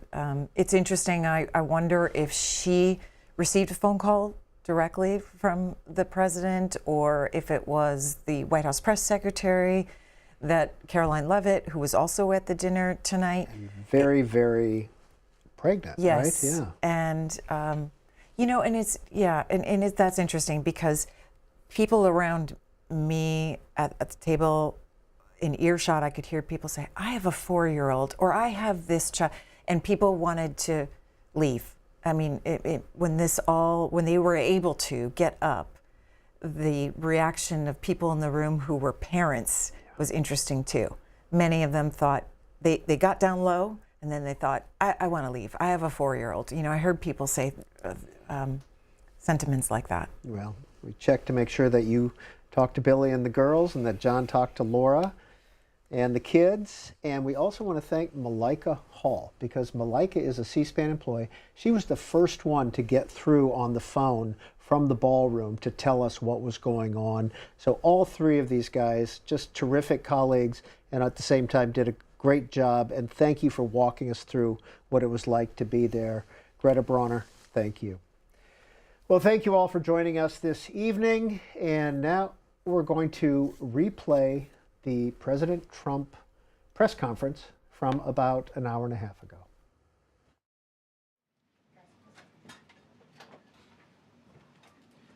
Well, thank you very much. That was very unexpected, but incredibly acted upon by Secret Service and law enforcement. And this was an event dedicated to freedom of speech that was supposed to bring together members of both parties with members of the press.